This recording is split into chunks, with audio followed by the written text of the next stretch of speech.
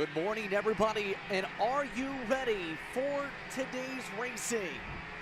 Once again, we are all set to go for Stars action as we begin what's going to be a busy day of heat races, motos, and for some classes, pre-finals. As we get all set to go for the 2026 edition of the King of the Castle, its second day here on Kart Chaser. Good morning, everybody. I'm Justin Prince. Alongside me is Nate Dean for today. Kyle Cuthbertson be alongside in pit lane throughout the day as well, as we get things off with your KA Masters. We're ready to do battle on the racetrack. After an eventful warm-up session, to say the very least, after what happened to the juniors, we look to find out which one of these drivers is able to come away with a strong start to the weekend. After all, it's been uber competitive between drivers like Pierce Baldus, Brad Estes at the top of the board so far. You have drivers like Mark Steele and John Bonanno who look to pick up spots on the outside of rows 3 and 4, 2 and 3 in fact. We're about to find out though, Nate, how they're firing off because they're just about ready for your start zone. That KA Masters ready to get us going for the first heat race of the weekend here for King of the Castle. Into the tram lines they go. You see them cross the finish line. It's a little bit of a ways until we get into the start zone. There you can just see the blue cones signifying the start and the end of that start zone. A nice crawl as Baldus will lead them in and set ready to go for Heat 1 action in KA 100 Masters. Looking towards the lights for the first time. I believe we will go green here in KA 100 Master.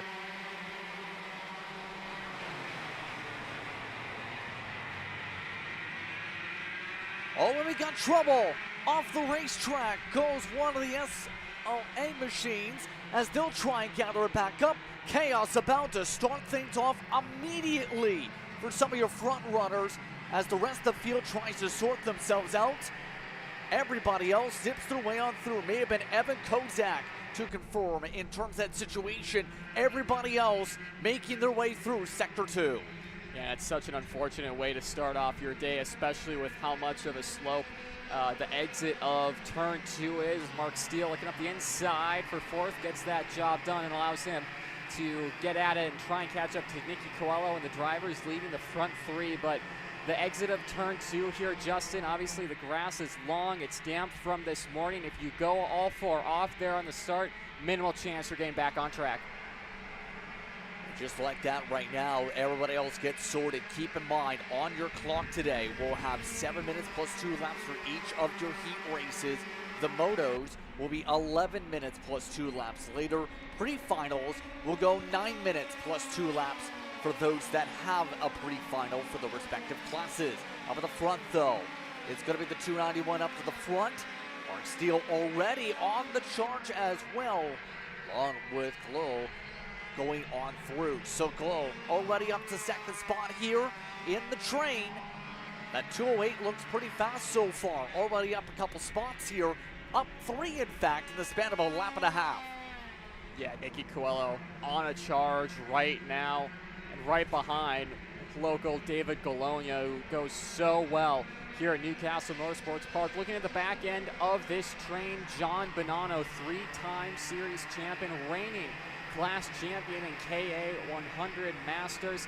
Of course, has not won a King of the Castle. He has so much to his resume in the Masters division. King of the Castle trophy is next up on his list.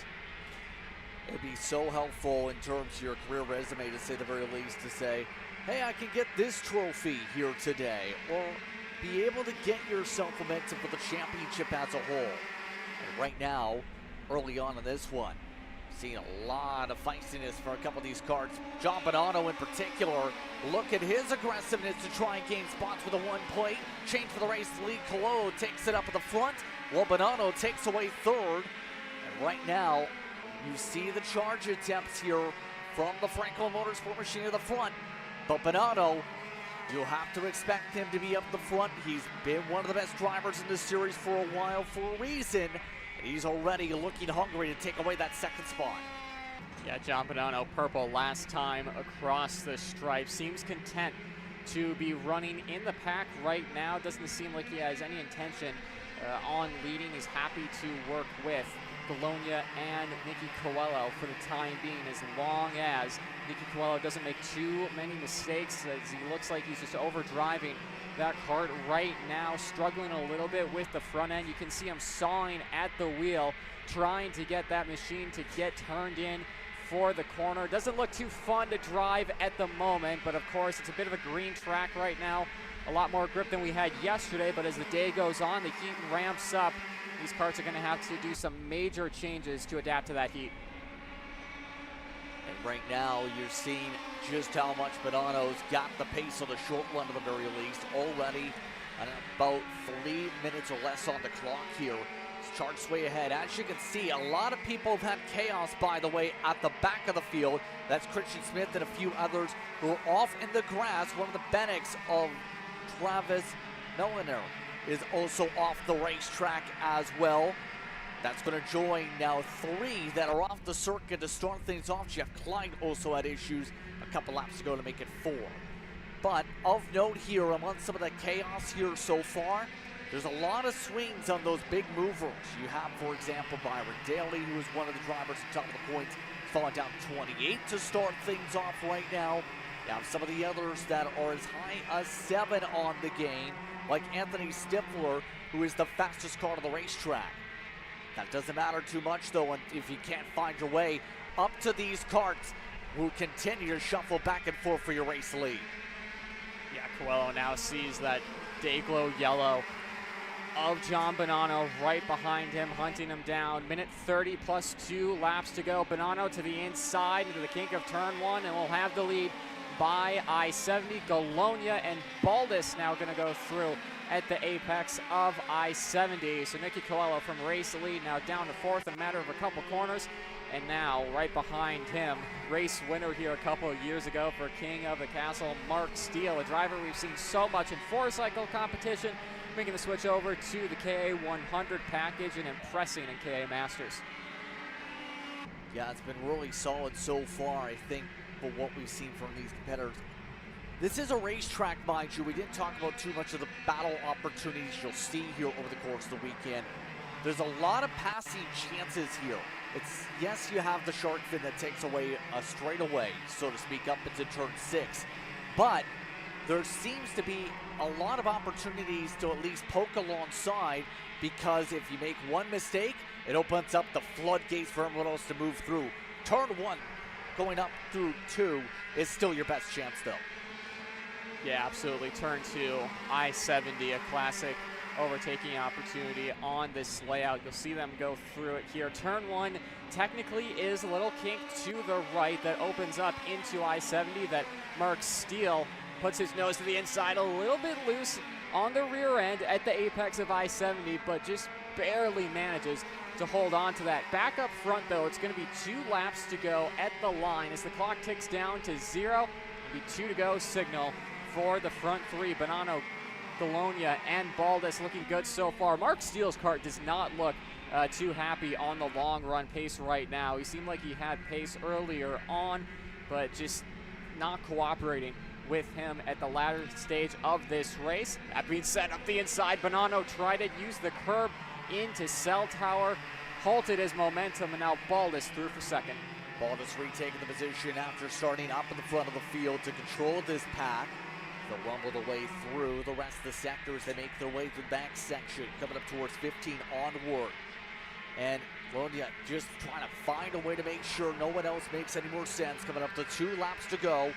It's been highly competitive, to say the very least, with these leaders. No one's had true command of this race, you can argue here. And when it comes to that 291 machine, Queen City Gambit looks solid there.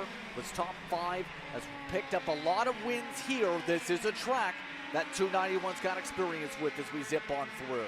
Yeah, he's one of the drivers we look towards every time we come to Newcastle Motorsports Park, and he's in a position that if you are Baldus in front, you're not going to be too comfortable with, because Bologna knows all the tips and tricks on how to get by and how to get quick here. 2 to go, so excuse me on that. They'll see it next time by. Fighting for the race lead is Galonia, holding off Baldus. More shuffling happening as Nicky Coelho and Horan further back are bringing themselves and really the entirety of the top 10, Justin, into this battle for the lead. If there's any mistakes here, there's going to be opportunities. Obviously, something going on in through 12 and 13 as crew members worked on that part of the racetrack. But everybody else coming up to what should be the white flag. Live time showing 2 laps to go on the boards. We'll see what they do see once they come up to the flag stand here. Bologna still controls the front of the field. Baldus trying to provide pressure. There they go. White flag is out. Final time around. Everybody going now to the inside. That includes Bonanno. He's on the back end of the leader. Side by side for second. Down to fourth goes Baldus as now Bonanno tries to find some momentum to catch up.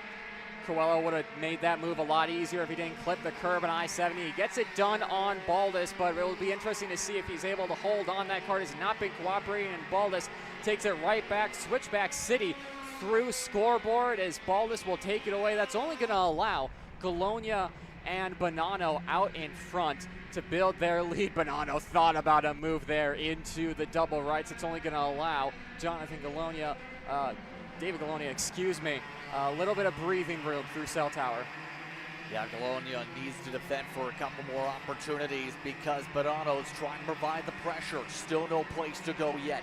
They make their way up through 14. Now they work their way up towards 15 onward towards where that pit area is.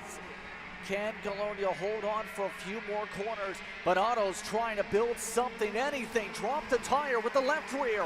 Checker flag waves. It's the 291. Galonia over top Bonanno. Coelho and Baldus inside the top 5. You also have Chris Horan, who picked up 2 over the course of the race to get up to said top 5 at the top of the checker flag. So the 291 showing taking experience for the club races that he's won a lot of them here this year so far, and picks up the first heat of the day. Yeah, hard to bet against David Galonia when we're at Newcastle Motorsports Park. There you can see unofficial results from Heat 1, the first heat race of the day here for King of the Castle. Galonia, Bonanno, and Coelho, your top 3. Baldus and Horan inside that top 5. Estes, Carapolati, Mark Steele down in 8th. Stifler, Montopoli, your provisional top 10. And so far, it's been uber competitive for the front of the field. Todd Shamble will be the next one out of the pages, by the way. Some notables down in the order. Paul Elfonte's down at 14th. Delmire still trying to find the pace down at 16th today. You have Kevin Semenelek, who is down in 19th to start off the first races. Byron Daly, second in points, Nate, 24th. Obviously, got a lot more to go on when it comes to that part. Who's going to be on top 3? Yeah, obviously, you can say less than ideal for that. That goes without saying. Prodigy Motorsports and Byron Daly definitely will be going to the data, making sure everything is right on that chassis and seeing what they can find for the rest of the heat races this weekend. And obviously, it's a very smart group of drivers and mechanics under that 10. Wouldn't be too surprised to see them make themselves further up the table, but really that entire 10 just struggling a little bit here in Indiana. Absolutely. So we start things off with a very solid race to begin the day. And on that note, the Micro Swifts will be the next ones to hit the racetrack. You see these youngsters prepare with their crew members for race number 2 of the day overall. Keep in mind, Micros had some solid qualifying efforts yesterday, as they will now look to try and battle out. You have drivers like Tristan Francisco looking to start at the front, and many of these crew members looking to see where they go. Machine Motorsports down in 8th position. Kipling Canals in 9th. You have Bo Wyatt that's going to have to put in the work in one of the Bennicks. You also throw some of the others in the line, like Jose Torres looking to join the conversation. Some of these TFRs looking to fight their way up front. And many others that are all in the line, or at the very least, trying to say, I like to look like Max Verstappen. Yeah, and a couple Formula One mock liveries there at the Red Bull, and the number 12, Bryson Barnett doing that. All nice ocean blue and white Scuderia Ferrari livery, but engines fired. We are all set for cadet racing action here at Newcastle Motorsports Park with our micro Swifts. You can see light at the end of pit lane there, flashing red, and the drivers will be staring at that, waiting for it to go green and head their way, hopefully safely, on to the tracks. Obviously, Justin, we had a little bit of a mix-up in the KA Junior warm-up, a little bit of adjustments made by Stars Championship Series officials just to make the pit exit a little bit tighter, force drivers to slow down even more through that section to make sure there isn't any pile-ups, make sure those drivers are safe. That's the biggest concern first and foremost, and there you see the rest of the field making their way through, led by, of course, Tristan Francisco. Pole sitter by 2/10, an impressive margin here in Newcastle Motorsports Park with how big the draft plays into things, but on track, warming tires, swerving left and right to try and get any bit of tire temp into the rubber. Be getting ready to go green just a few moments here. Indeed, and keep in mind, you mentioned the pole sitter. Once again, here today, going to be featuring Tristan Francisco. Liam Capitello in one of the RPMs is going to be up the field. Keep in mind, the 48 and the 33 both got moved up. In terms of your running order, Trey Saunders going to be up in third spot as a result, because Bryson Barnett and James Fox, we talked about their qualifying where it's got their top times deleted after reviews. That means they went to the second best. That sees them move back to 4th and 5th today in front of Dusty Strayer. Yeah, fortunate for them, but still in some decent positions indeed. 3-cell tower, rest of the field making their way a very long outlap here at Newcastle Motorsports Park. With the addition of the shark fin, it's just over a mile in length. Of course, running on the reverse direction that Stars Championship Series is coined here for King of the Castle. A few more moments, Justin, until we get going. They're going to make their way through the 90s that end the lap through Scale House. Of course, these corners, when we go to races later on in the year, like SKUSA Pro Tour or the United States Pro Kart Series, with how hot it gets in the summer, these 90s, you are barely moving the wheel. But for the first major national this weekend and how green this track is, some of these classes, especially the KA Juniors, from what I saw in morning warm-up, really having to go at the wheel and get that those machines turned in. As the weekend goes on, less and less wheel movement expected for these guys, and gonna have to really free up the rear end of the go-kart to get through there. Yes, we were talking about a bit yesterday. As the track grips up, the grip eventually does the work for you, if you will, because of how soft the tire compound is here this weekend. But we're just about all set for the micro Swifts to try and battle it on out. Get ready for a duel. The youngsters are off and away here once more at Newcastle. Oh, and contact! Couple karts going up for some hops. Some chaos about immediately. And just like that, Oliver Smith amongst those stuck in the grass, at least 7 karts stopped on the racetrack. Jack Katowski, a huge name out. The 92 TKG barrel art. You can see 1, 2, 3, 4, 5, 7 drivers out in turn 2. That is not the way you're going to be wanting to start your day. And I mean, a couple of those drivers having decent hits, having to go off into the grass, getting a little airborne. Some precautionary measures will be taken after that, going to the chassis table to make sure everything is straight. But for these front 4, getting through turn 1 and 2, nice and clean, and already a bit of a gap between themselves and P5. Dusty Strayer right now having a little bit of work to catch up to that lead pack. Couple drivers going extremely defensive and putting Strayer, I think, into the grass. Odd to see on lap 1 here, Justin, but smooth sailing thus far for Tristan Francisco out in the lead. Yeah, but the 48 machine, with all the chaos going on, is up in the second spot. Burned off about a minute and 20 plus seconds there. And it's interesting to see some of the various front runners here in particular, because when it comes to that 48 machine, Capitello, it's, yes, interesting name, but also has popped up in a lot of different races in terms of the competitiveness we've seen from that machine to join the fray. Right now it's just keeping the connection, but might become the bridge kart with all these others you see working together here. Yeah, I mean, working together there is key, but you can see just how spread out this field is right now. Obviously, that turn 1 and 2 incident on the opening lap causing that. Here you can see the replay. Getting through turn 1 fine. I believe someone on the inside, Fox, may have gotten a little bit of help from Katowski there. A couple of karts going airborne. Of course, everyone fighting for the same position. It might have just been Fox getting pushed a little bit deeper into the braking zone than maybe he is comfortable with. And Katowski, obviously a driver that has so much experience, just being more comfortable late on the brakes. It's million things could have happened there. It's all speculation. Main thing there, unfortunate way to end their Heat 1, but still long weekend to go and a lot of time to make those positions up. So again, the karts down the order as a result of the incident include Garza, Hanley, Fox, Akers, Katowski, Smith, Strayer, and Shane are all down the order as a result of the first lap incident. They're all going to have to work hard with the metric to help themselves for later to try and get a good starting position for Sunday. But right now that 33 trying to dig to close up the gap. Right now that distance is about a second between the second and third spots, but it's open up for drivers like Wyatt to gain 6. You see a lot of big movers taking advantage of that incident with the middle of the field.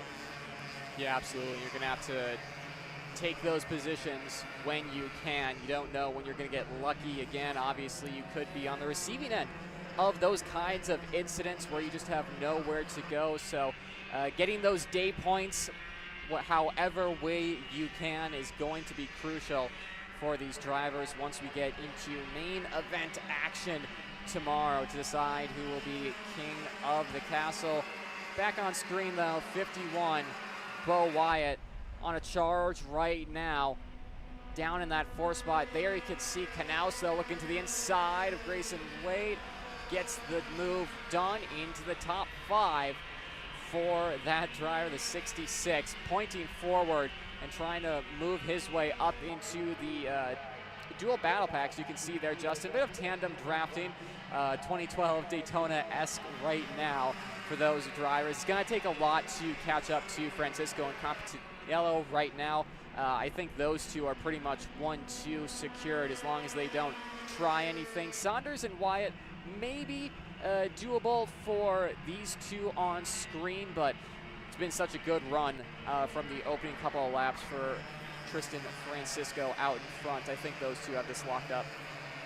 I think it's looking comfortable for them too with the RPM machines up the very front with about 2 minutes or so to go here.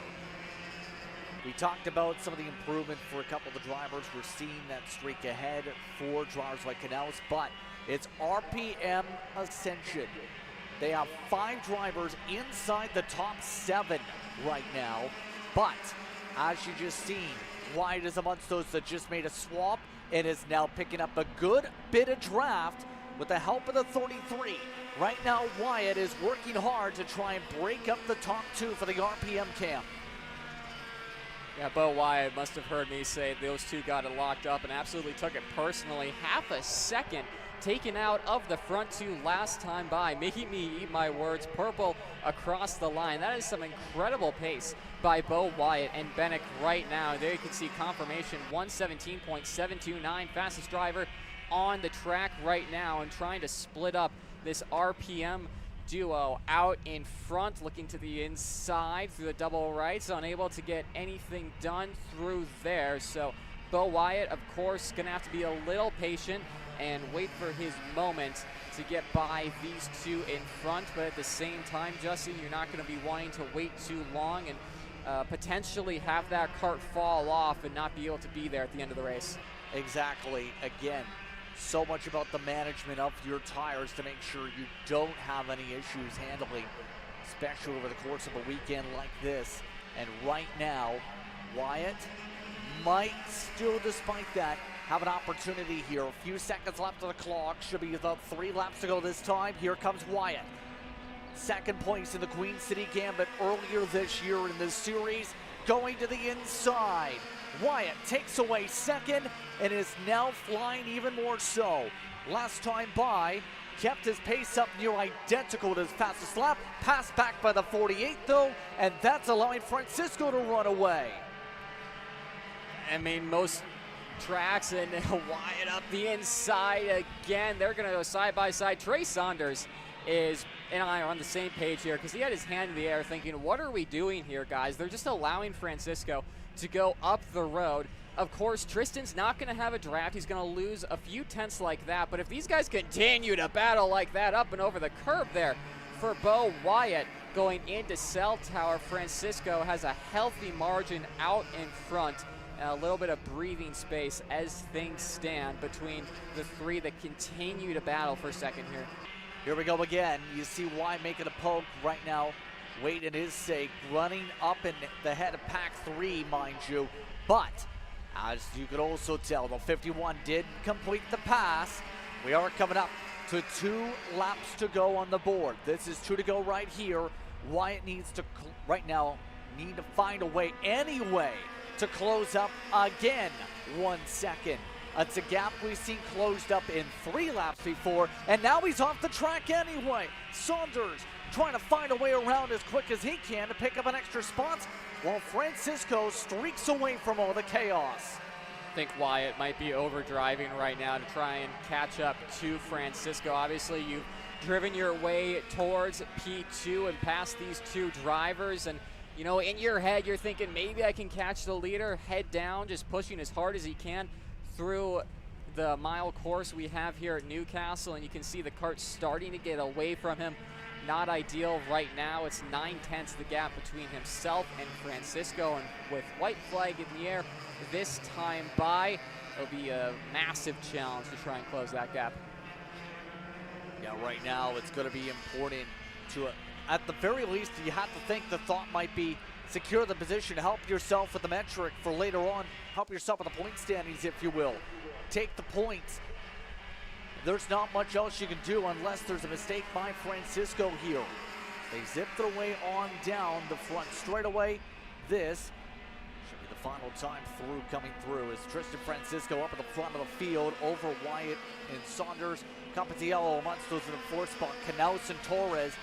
There's a good train forming up, though, around 7th on back. Some of the teammates from TFR and some of the others trying to battle with that 5 machine back there, while 2nd still remains calm for this final time around. Yeah, Sanders getting by through into I-70 a couple moments ago. Wyatt being demoted down into 3rd, of course, with heat points to factor in. Not a huge loss for those drivers. I think once we get to main events, they're all going to be right there on each other, so Wyatt will probably not be stressing that one too much, the loss to Trey Saunders. So there are less than half a lap to go here, Justin, for white flag in Micro Swift, and you can just see the results of Wyatt pushing so hard. Pushing way wide on corner exit. The kart's not handling too well on the exit of those corners and really losing it at the end of the stint. But out of the final corner, Tristan Francisco is going to take heat number 1 and Micro Swift by almost a second, just over 1.4 seconds. The win margin for Francisco over Trey Saunders. More battling happening across the line there. It is Trey Saunders and Bo Wyatt rounding out that top 3 for our Micro Swift drivers. And of course, with that lap 1 incident, a lot of drivers spread out, having to wait for them to come across the line. But there you can see unofficial results from Heat 1 of Micro Swift: Tristan Francisco, Trey Saunders, Bo Wyatt, Liam Campitiello, Kipling, Knaus. RPM 1, 2, 4, and 5 in that race. And you have Barnett, Brody in the 17 there, Torres, Wade, and Chavarro in 10th. It was impressive in terms of the run there once again. But we'll take a break because our next race is coming up. KC Masters, KC Supermasters up next.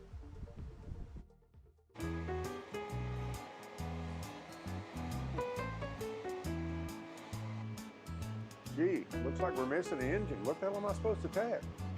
What do you mean? It's my Greyhound. It's all I need. Where's the rest of it? It doesn't matter. It's a Greyhound. You gotta make way. Okay, you're good. sitting by here with Kyle, our race winner. Tell me how you did it. You were blazing fast out there, and I mean, you don't even have a go-kart, man. Tell me about it. Yeah, you know, Norberg, Schmorberg, the Greyhound-powered Greyhound was great today. You know, it makes the difference. And the team's been working really hard back at the shop, and, you know, just shout out Greyhound. Thank you, Kyle.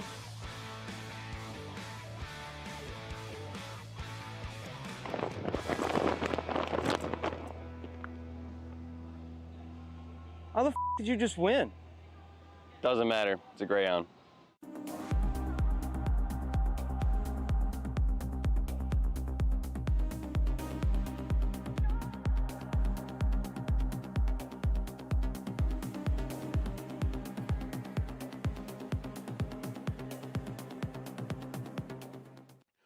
Motorsports builds champions every day, drivers who won on the world stage. The Tillotson T4 Series is pure spec racing. Same engine, same chassis. When you win, it's because you were the best that day. Your edge is not the kart. It's the setup, the strategy, and the race team. With our Arrive and Drive program, you simply bring your gear, we provide the equipment and the championship-winning support to every event. Stop wrenching, start racing. Your path to the T4 Nations Cup in Spain starts with us. For more information, contact us at macromotorsports.net.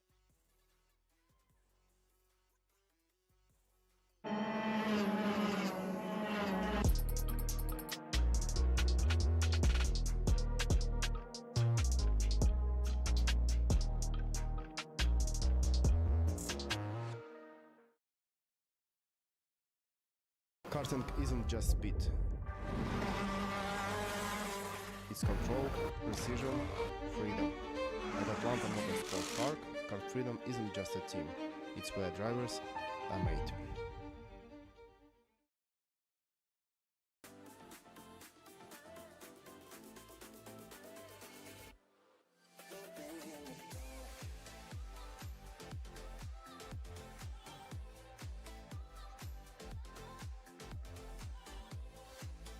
Are you looking to take the next step in your racing journey? Well, look no further than PitFit.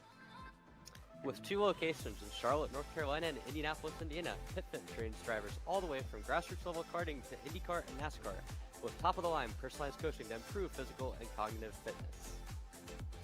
For more information on programs, check out PitFit on Instagram or Facebook today.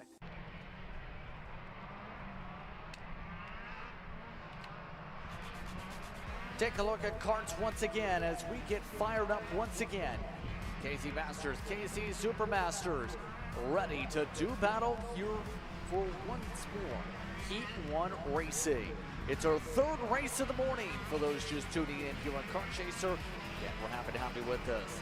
Jeff Prince alongside Nate Dean, Kyle Cuthbertson pit side here today as some of the drivers still trying to get their karts fired up. That was Hugh Templeman trying to get rolling. But Jordan Musser, once one of the top drivers in the field, ready to do battle as you see them make their way through the far side of the racetrack and make sure they're to the inside line. Keep in mind, 2 classes, 2 different types of battles as a result here, Nate. How do you do battle in turn when you have the different classes to factor on in the conversation this time? I mean, I don't think it changes the game plan too often. A little bit of a miscommunication there between Stars officials on track, as there is a bird on track. Unfortunate there, but it doesn't change the game plan too much there, Justin. Obviously, you're going to go head down. You're going to worry about your race. If other classes per se get in your way or affected, then I mean it's the same for everyone on track. So not going to change it too much. The pace between the Masters and the Super Masters are pretty similar, so ultimately head down, worry about your own race, and then figure it out by the end of the weekend. Yes, indeed, as everyone else catches up here and make sure they don't pick up any extra passengers with them, if you will. They'll all get lined up down to the tram lines to prepare for the launch here in this package. Remember, you have to work a bit with the gears here, so we'll find out who gets the best chance to fire off. Jordan Musser will start at the pole. Matt Machico will be alongside Cole Matthewson, Tim Hollowell amongst the first 4 karts here. Scott Presti and John Crow are sorted in your top 6.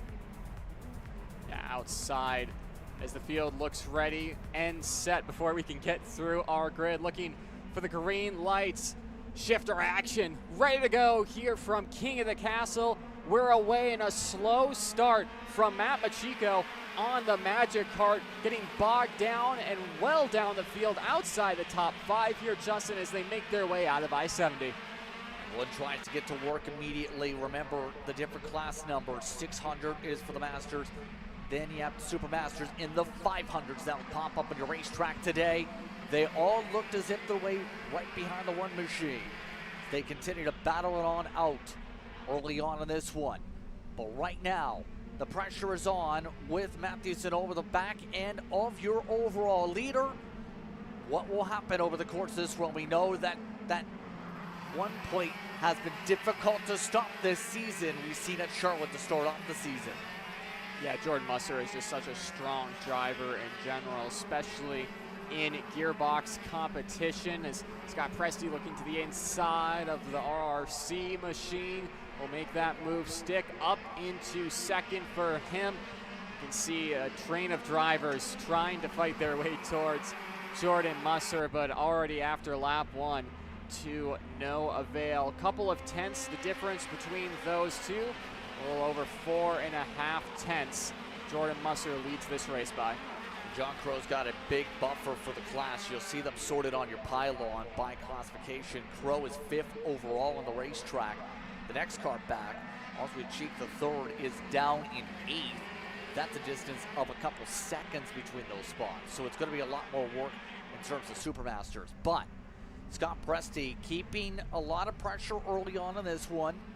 He's been a solid competitor in terms of the Florida scene as of late, taking part in some of those races over the course of the season. For Scott Presti, Croc Promotion Machine has been relatively competitive as well in the club scene. Has popped up tracks like Gateway in terms of some of the previous events we may have seen, as well as Florida. He goes for a send up to the 90s, doesn't complete the first attempt. That would have been brave.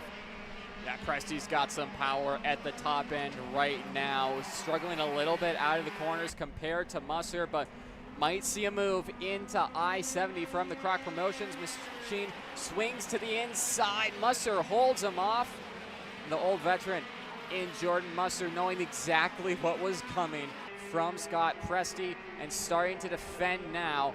Here with still 3 minutes 30 plus 2 laps remaining in Master Shifter. Out of scoreboard they go. Still everyone holding in line, but far from done here, Justin, between these two. Like we've said, Jordan Musser, Scott Presti, two of the best in the nation when it comes to Master Shifter competition, not only here at Stars, but in any other competition you see them running in. Just two veterans of the class and incredibly smart drivers behind the wheel there. That being said, they're not able to build a gap to third on back. The rest of the field is still pretty much there on the opening stage of this race, but Jordan Musser putting his barrel art exactly where it needs to be positioned to hold this race lead. Yeah, exactly. Needing to make sure there's no massive runs built up here by Presti. Already about past halfway, just about in this race. Got a little bit of a run actually going up to I-70, but holds on for now. What's been a calm race-ish for now. Presti, though, swooping down to the shark fin, couldn't get the momentum built up. Keep in mind, Matthewson's also in the conversation. Usually runs in walk shifters as well outside the series, as well as runs at AMR down in Florida in terms of club races. Picked up some wins during the Florida Tour during the winter time, in fact, in that series. So Matthewson does have good experience in his own right in a shifter as well in the walk and racing company machine, just waiting in the popcorn seat.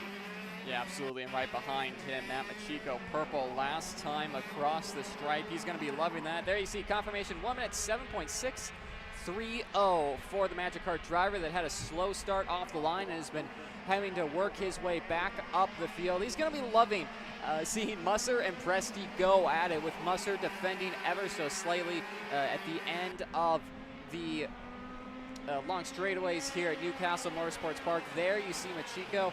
But in response, Jordan Musser resets fast time. He goes purple, 1 minute 7.1 for the barrel art machine, but continuing to defend here, Justin. That's going to allow Machiko on screen here, the number 2 plate, to catch up. Yeah, slowly but surely try and join back in the conversation, if you will, in terms of the fight. As they keep on zipping their way through, as you've seen fast lap set at 6:16 last time through, as everyone else makes their way on the pack. Right now, pressure is building to try and gain momentum in the three-plate for Machiko in the Magic Kart, still to keep away of Hallwell, as well as your top drop at Supermasters, the VTM of John Crow. Down to about a minute and a half, minute or so. Here we go on some fights. It's side by side for second. Mathewson says, enough's enough, I've got a strike. Yeah, he's obviously have some pace at the tail end of this run. Maybe Scott Presti using up all that rubber at the start of this race and overcooking his tires, showing his hand a little bit too early perhaps, and now Rocket Racing Company will give it their best to try and close in to the PSL Barrel Art with Jordan Musser behind the wheel. Obviously those Barrel Art machines have been in a class of their own in the past couple years in shifter kart racing, and Jordan Musser putting that on good display here at Newcastle Motorsports Park. Probably going to be a little over a second next time across the stripe between himself in the lead and P2.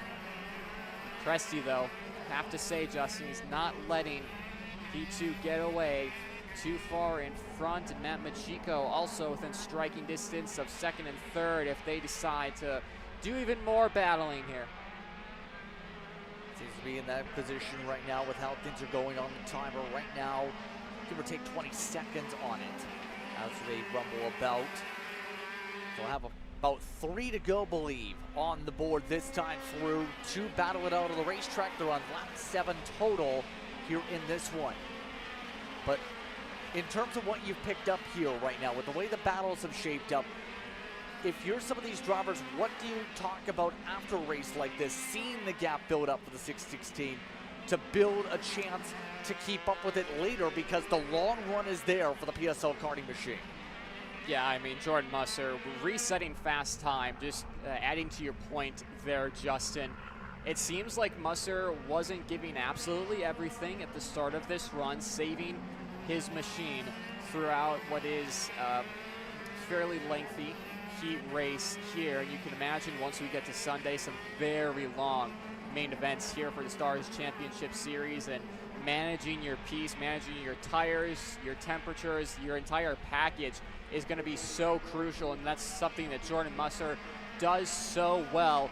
And you can see Presti, he had pace at the start of this race in the first half, and now using it all up and starting to fall into the clutches of Matt Machiko behind. You can see the rest of the field filing their way through here on what should be 2 laps to go. That time across the stripe. Battle for second is still heating up here, Justin, but the question that these drivers will be asking is how on earth do we keep up with Jordan Musser? And keep in mind in all of this too, you have Crow that's kept command in the Supermaster also. The lead has stayed upwards of a 2.5 second gap there. John Crow, in his case, it's looking like it's going to be tough to beat him also when it comes to that 5:31, because it's still top 5 overall on pace. Arguably, could be a contender for a podium overall if you were to score it that way. Yeah, I mean, absolutely. It all just depends on what John Crow's long run pace is during the main event, so we'll have to wait and see on that. Of course, no extra awards for John Crow to get on the overall podium, I believe. But white flag in the air this time by.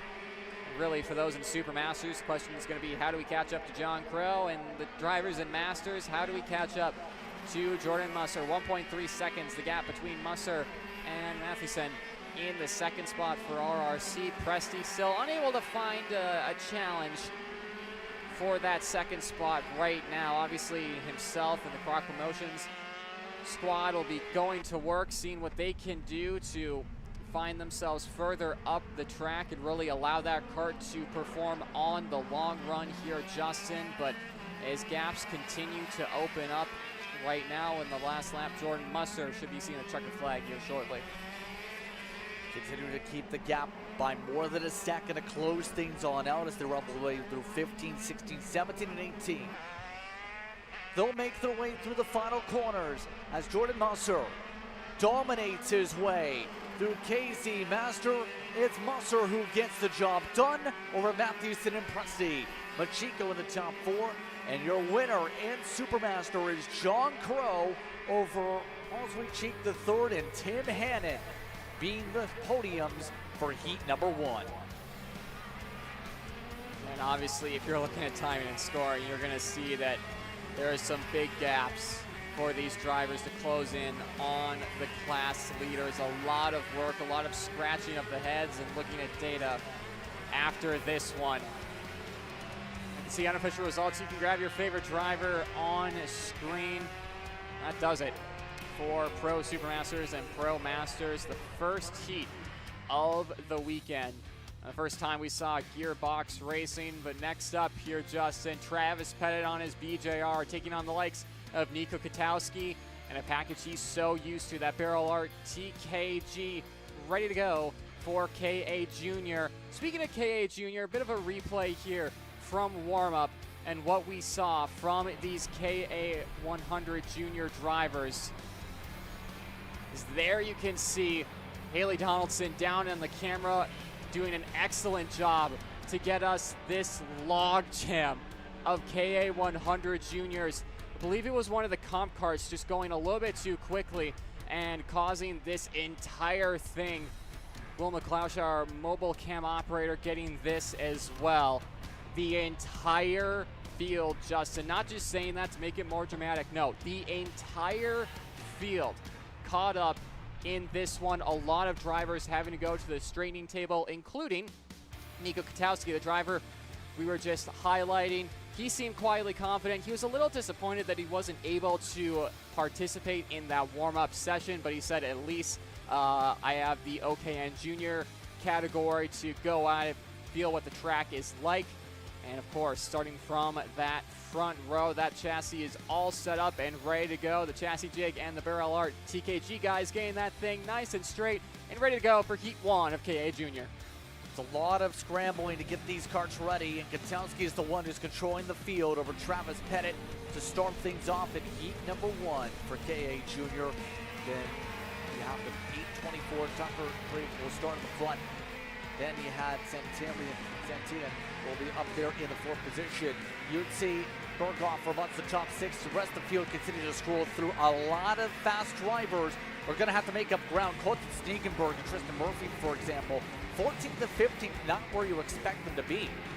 Yeah, absolutely. A lot of drivers out of position right now, Justin. It's interesting to see, like you said, Dominic Gaddis, who qualified down in 7th, was one of the drivers who actually leaked fuel after that wrecked Stars Championship Series, having to burn it off the track. So the MPG Motorsports crew having to go to work on that kart to make sure it is all set and ready to go. You can see Gaddis on the red kart with the white and gold helmet visor combo. That should be all set and ready to go with his MPG Motorsports teammate Benji Fernandez starting behind. But of course here at Justin, KA Junior competition at Newcastle Motorsports Park, a wrench is always thrown into the works here, and with 42 drivers set and ready to take the green, expecting chaos into I-70. This could get a wild start yet again as all the job from those juniors to get through I-70 is one of the rocket carts going up and over, and Jacob Scheile going off in I-70, but the front runners getting a good start. Travis Pettit looking for the race lead, gets it into scoreboard, takes it away from Katowski. And for the first time in his Brandon Jarsakrak racing career, Travis Pettit leads the way in KA Junior over Katowski. A little bit of a gap between those front two, Justin, as things stand, but of course it's only lap 1. They're going to have time to close in as Valentino Santien up the inside of the Speed Concepts driver, unable to get that move done and completed into Cell Tower. He'll have Yutzi right behind as well, and Marco Samet, another BJR machine in that 6th spot, trying to close in on these front pack. And all of them trying to figure out the best way to sort themselves in an opportunity to battle with one of the best young drivers in North America that leads the pack. But you have to think everybody else here trying to stay in the choo-choo train. So Marco Salmon already up 4 or 5 spots on the opening lap, by the way. Just outside the lead group, is trying to keep up because the battles are fairing out. There is the send once again complete. Santian amongst those getting uber aggressive to try and battle and have a chance to try and move that machine even higher right now for Hote's driver at the moment.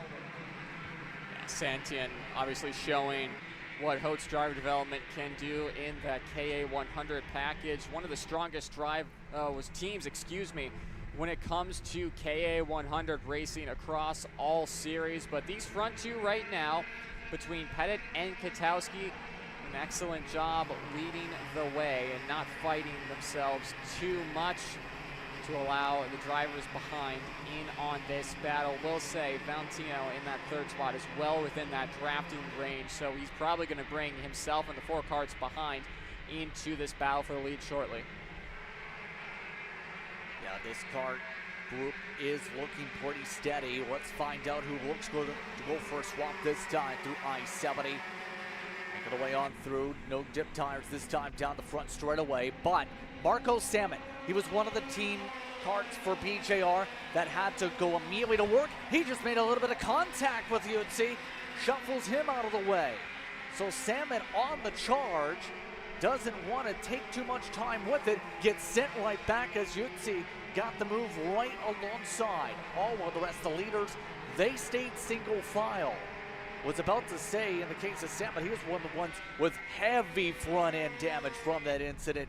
The team had to bring the front clip, bring him onto the kart stand, get that kart fixed immediately to make sure it was ready to go for this race.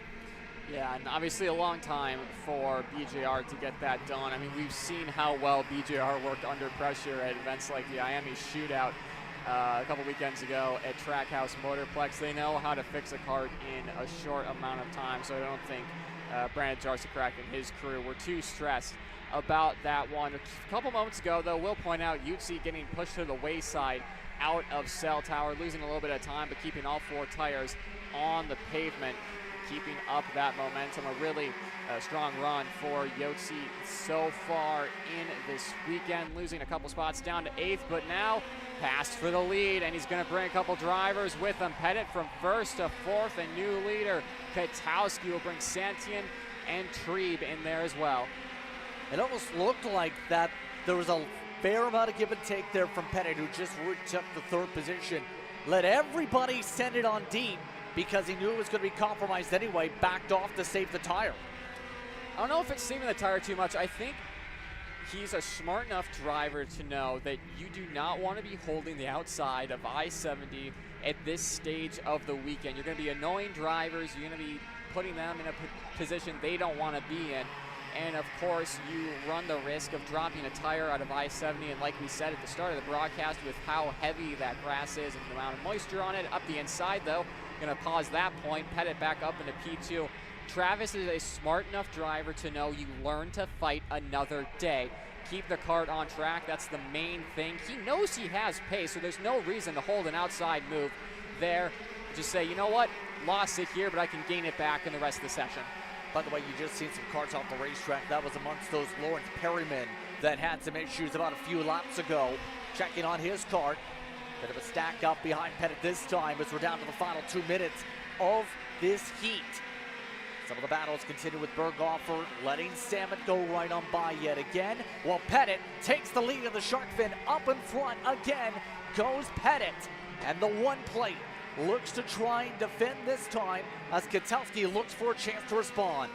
Yeah, it's got to be a little bit demoralizing for those drivers in 2nd, 3rd, and 4th to get by Travis Pettit into I-70 so easily, and for him to just effortlessly get himself back into the lead of this race. It's got to be scary for the drivers behind, but again, talks to so much of how much Travis Pettit has improved as a driver over the past 12 months. He's become the driver in the junior category, whether we're in the KA package, the X30 package. Incredible driver is Travis Pettit right now, only starting off his racing career. It'll be interesting to see where he goes with it. But less than a minute left on the timing table. Of course, we have those 2 laps left at the end of the race as Pettit gets a big shove there from Katowski going into I-70. Continues to lead the way. More passes happening further back. I believe that was Berghofer going on Tribe to get himself into the top 5 there. You can see a couple of drivers dropping tires on the exit of the final corner. That was Yotzi, one of them, but it's so easy to make a mistake there as more battling happening in that top 5 here, Justin.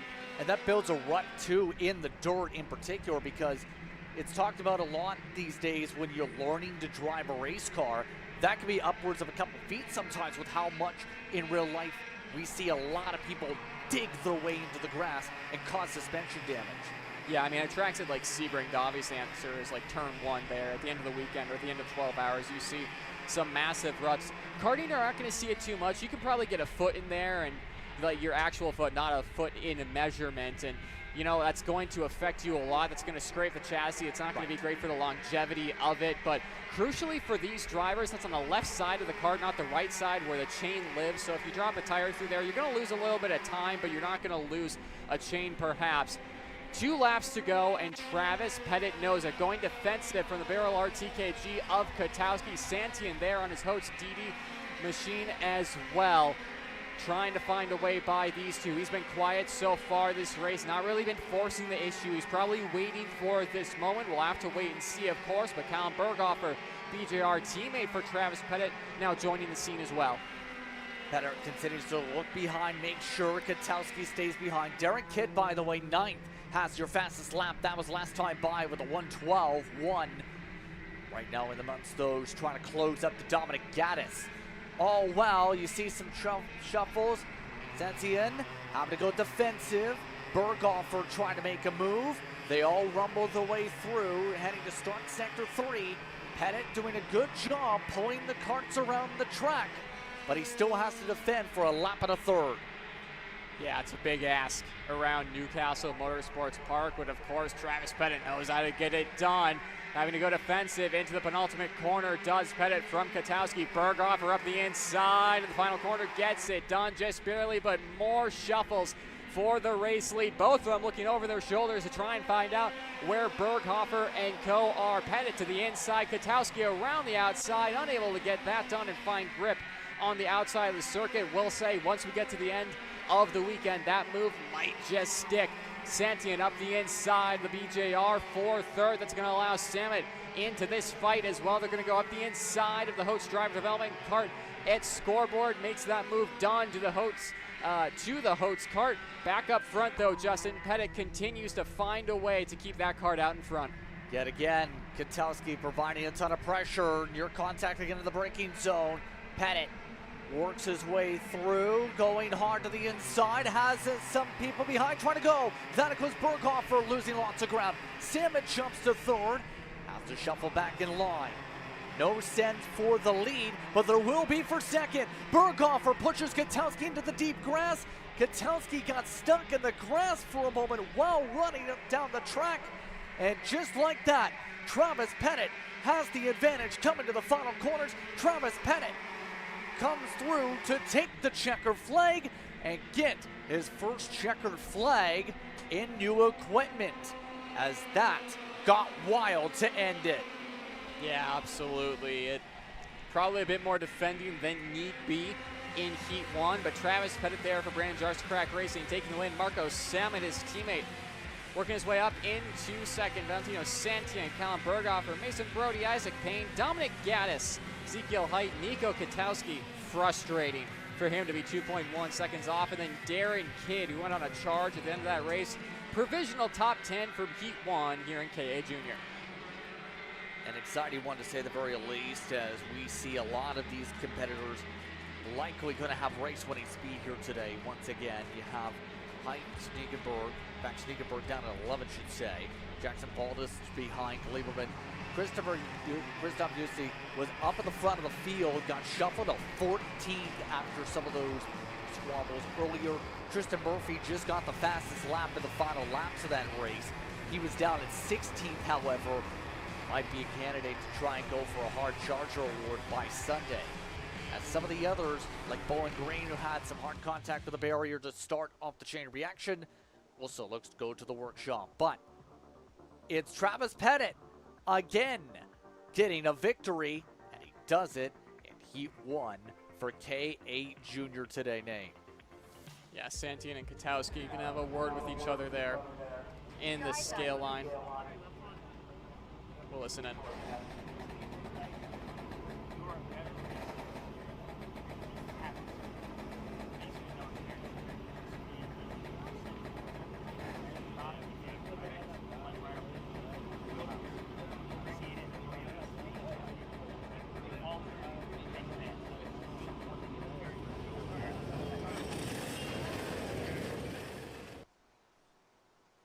At the end of the spectrum, you have motors that get fired up here because Swift Stars are due up on the racetrack next as we continue to swiftly make our way through the schedule in the early portions of today.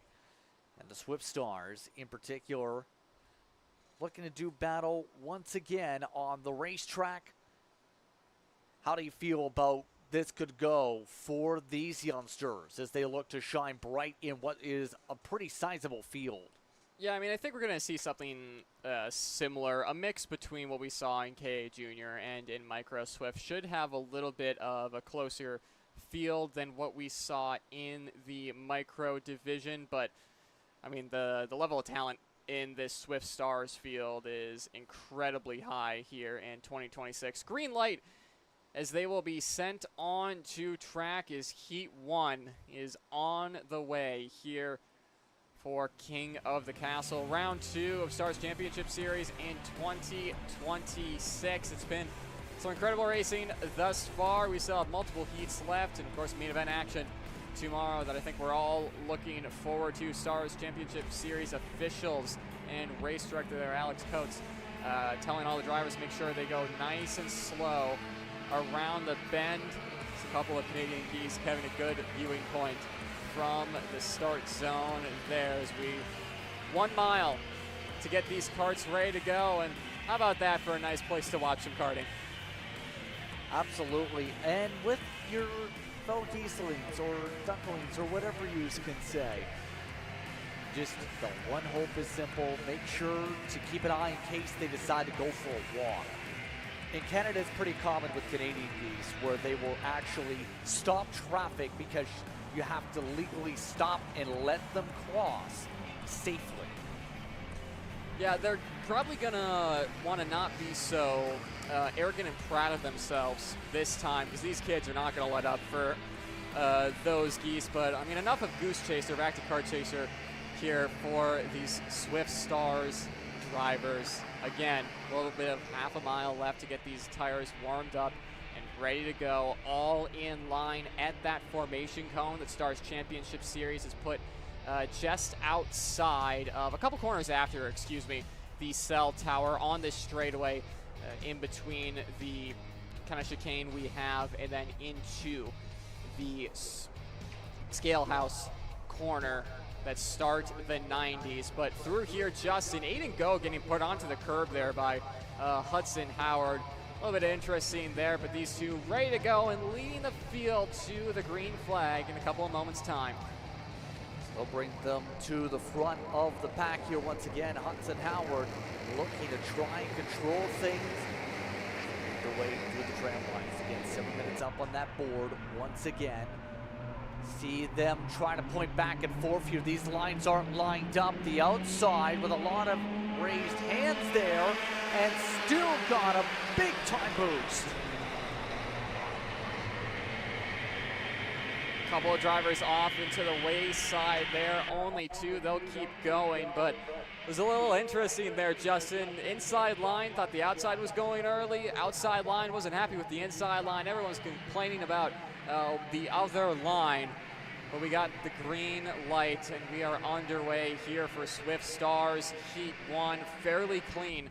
Couple of corners has to be said. Only a couple drivers going off to the wayside, like we said. But Aiden Go, Hudson Howard building themselves probably about 0.6 of a second margin thus far. But Aiden Go into cell tower already going defensive over the MPG Kart Republic of Howard.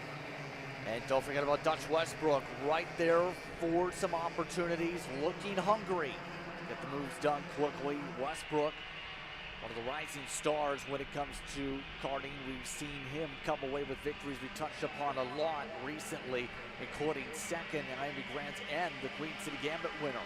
Right now, just waiting in the wings with everyone else, trying to figure a way forward like Colton Bruck. There's the move for second. Westbrook takes it inside, has to tuck back in for I-70 though. Instead, we'll try the outside for a swoop up to shark fin. One comes at the wrong time, had to back off. Battling like it's the last lap already here, Justin. Howard to the inside, gets the move done. Will bring Westbrook with him through the shark fin. It's a bit early to be racing this hard, lads. If you don't want to be compromising your chassis or really putting yourself further back in points than what you would like. Through green corner they come, single file, not for long though. Westbrook, one of the first drivers to make that move stick through the double, almost triple rights into cell tower. Again, having to go defensive from the rest of the field. Top 10, pretty much you can throw a blanket over them right now. They're all right there on each other, but still Hudson Howard looking left and right on the Bennett cart in front of him to try and find a way by.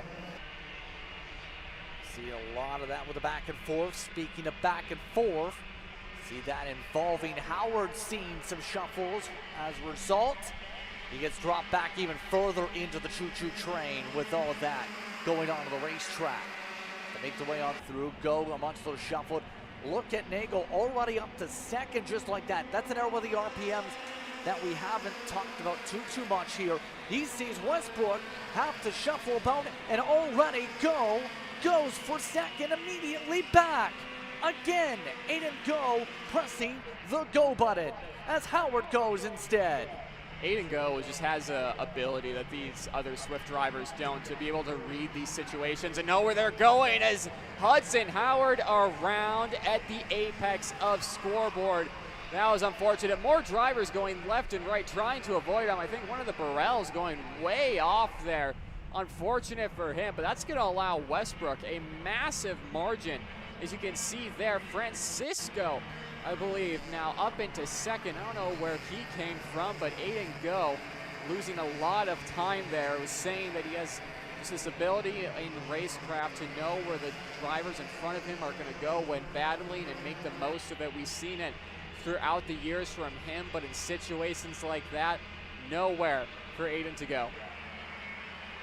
Pun intended, I'm guessing, but absolutely. Absolutely indeed. But we are at about 3 minutes to go. Let's watch what happened to Howard here.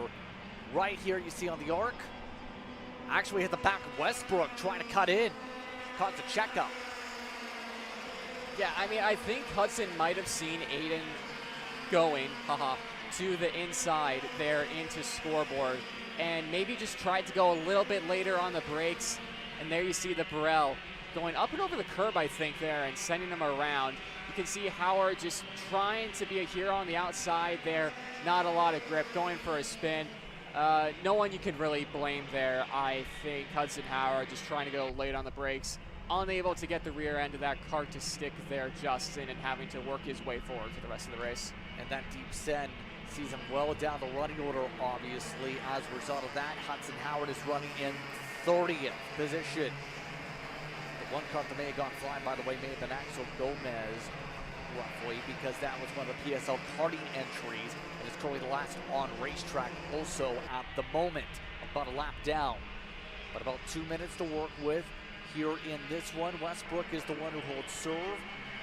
Right now, at the very least, is one of those running away from some of those cutting ahead, like Francisco and Go. They're going to have to find some work quickly because Westbrook has absolutely flown away all of a sudden here. Yeah, Venzo Ramos, by the way, flying with the fastest lap in one of the Paralympics that's joining into this conversation also. In that 141, that's now amongst the top 3 or 4, with Francisco getting shuffled.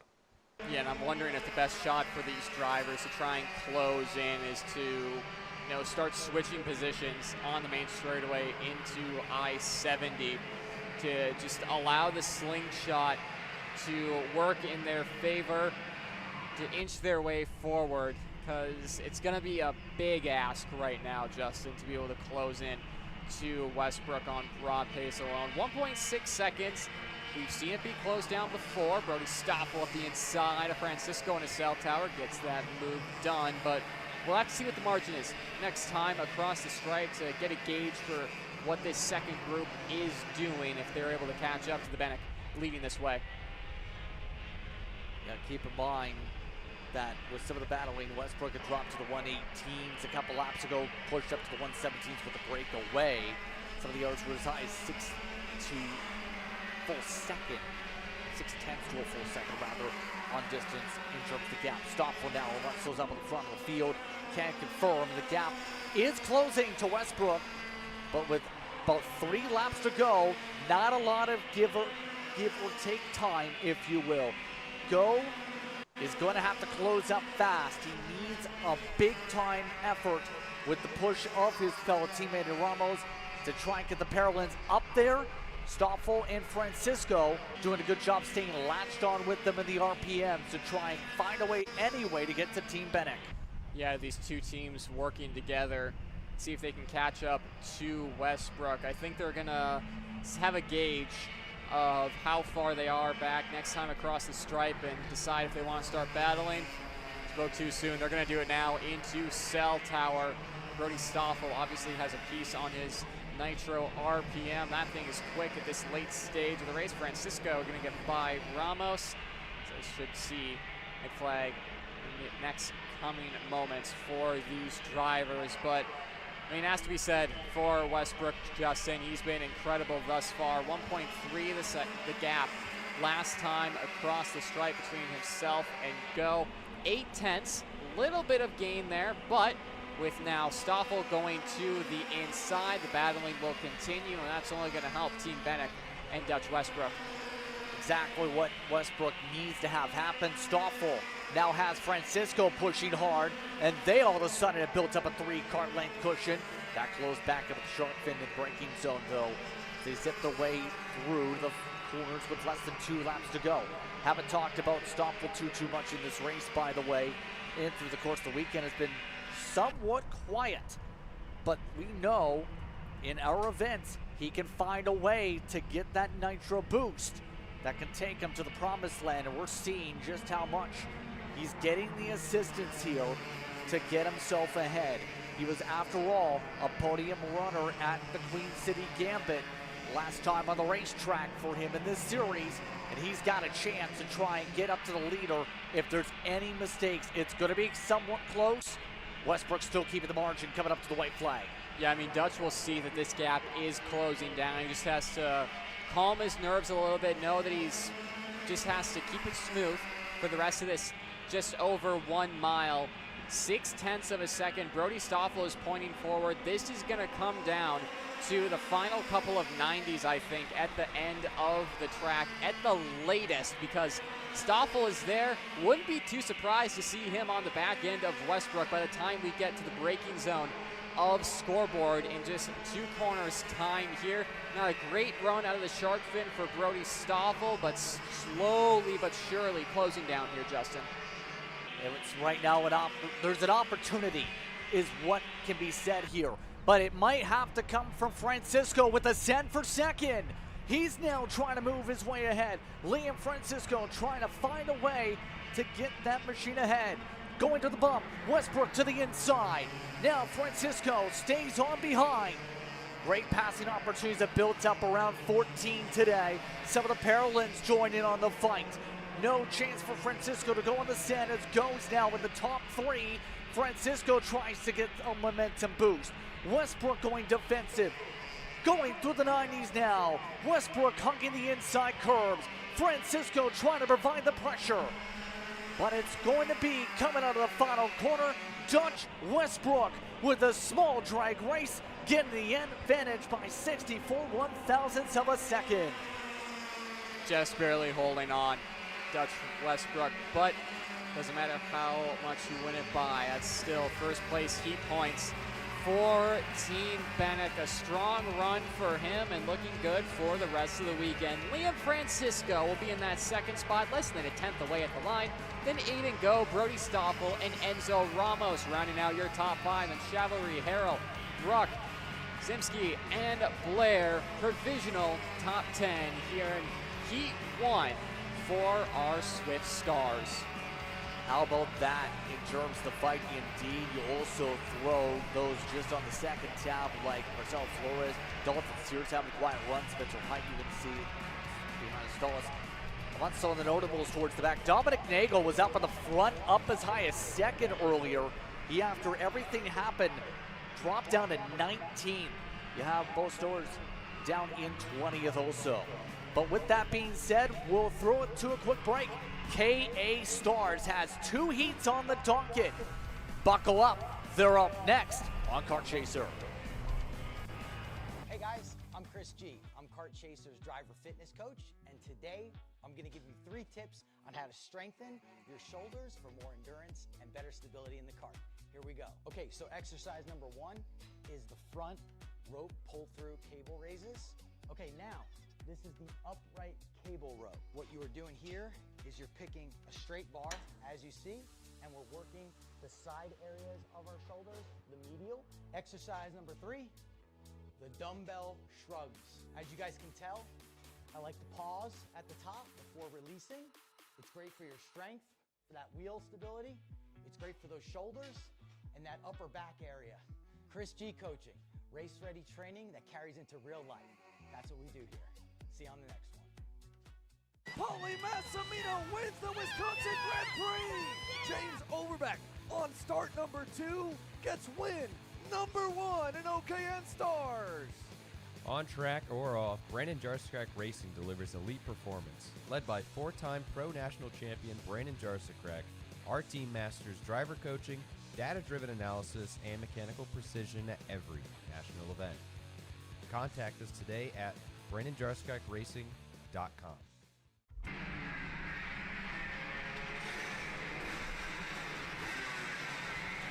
Karts are zipping around for KA Stars. Let's take a look how things get sorted in the next moments or so, because keep in mind we have a Heat B and a Heat A in terms of how they're going to get sorted up, A and B specifically.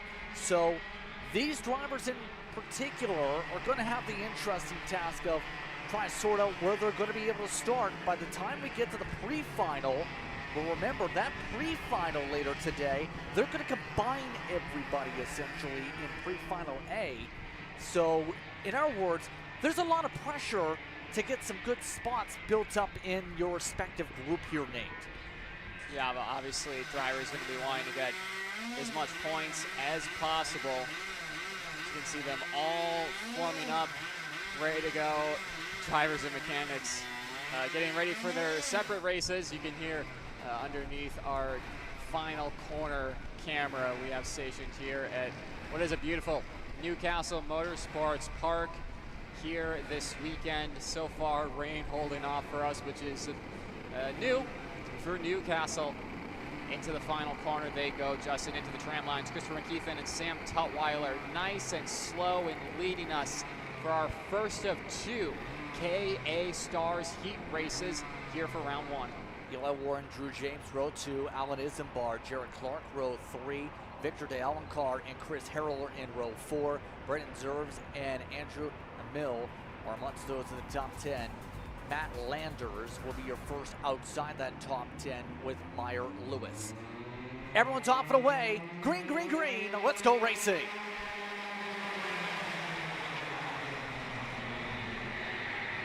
McKeithen getting a great run. Eli Warren coming through as well out of I-70, but Brandon Jarsekrak Racing leads the way as they make their way through the shark fin for the first time in anger. Eli Warren looking to the inside, gonna have to deal with the defensive Christopher McKeithen there, who goes a little wide in scoreboard, side by side into green corner. Sam Tutwiler and Alan Isenbard are gonna help out Eli Warren on the Hoach driver development machine, and McKeithen gonna drop down into third.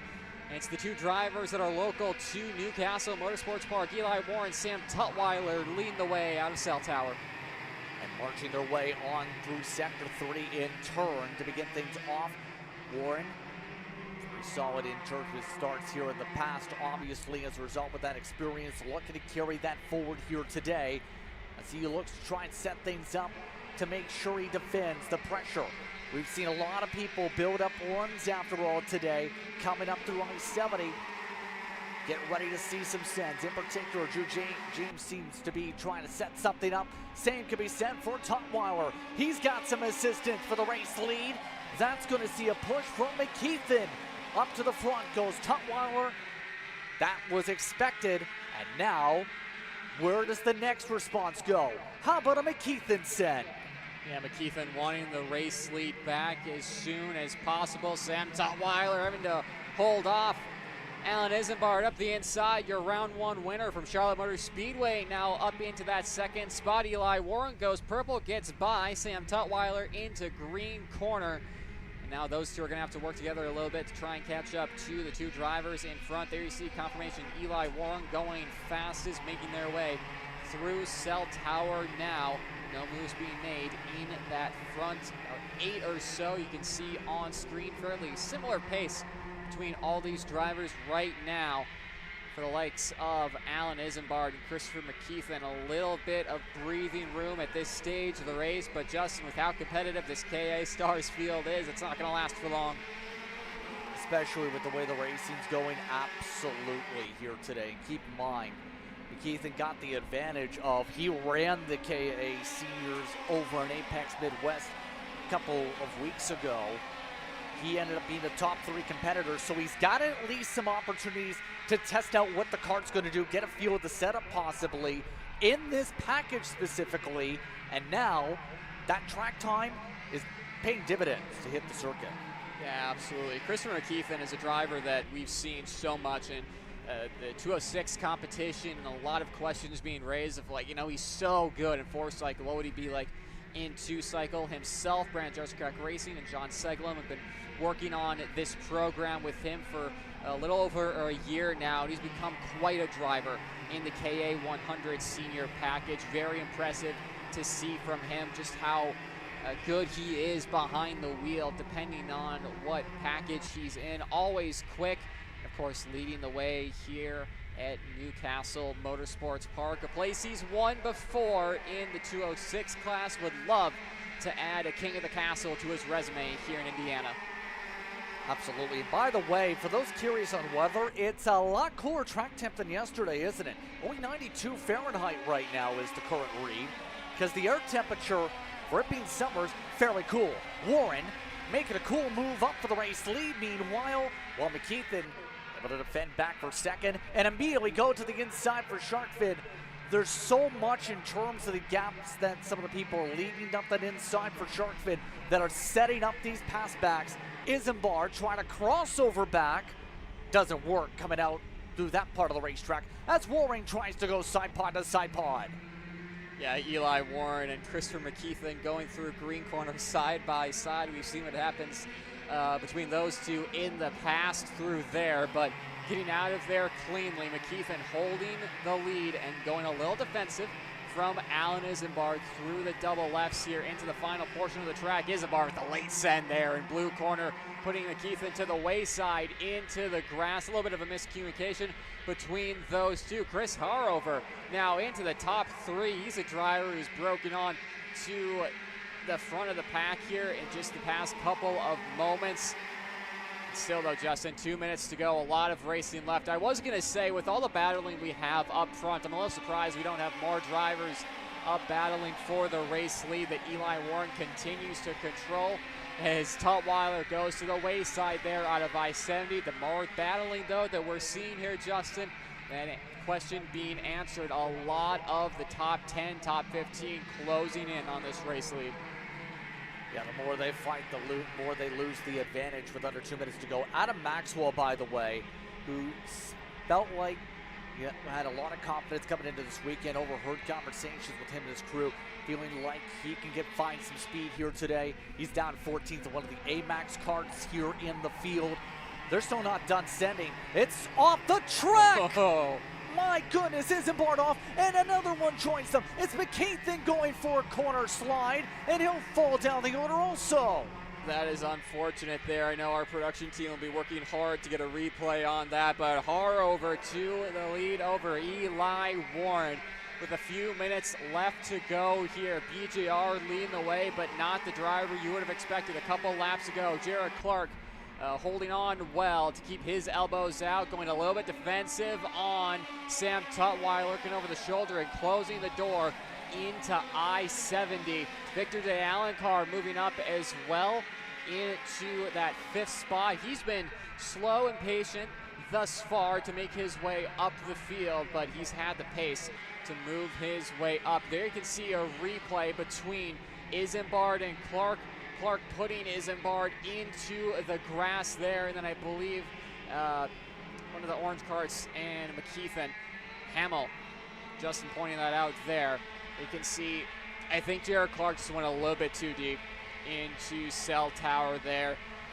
It's unfortunate for those two. We'll let Stars Championship officials decide who is at fault there as we continue to call the action here. That Chris Harrover leads the way over Eli Warren by a couple tenths between Warren and Clark, about half a second last time across the timing loop there. Justin, we'll have to see if that closed up this time around.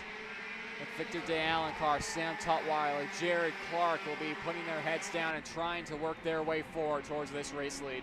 This will be a good momentum builder for the 962, who last time in the series was only down in 13th at the end of the final when it came to Charlotte Motor Speedway. And also, Ivy Grands was very rough, to say the very least, for your leader. Dead last in the KA 100 senior race. How big would this be, even with just the heat wind, to start off your day with a great sense of momentum after it's been bad luck?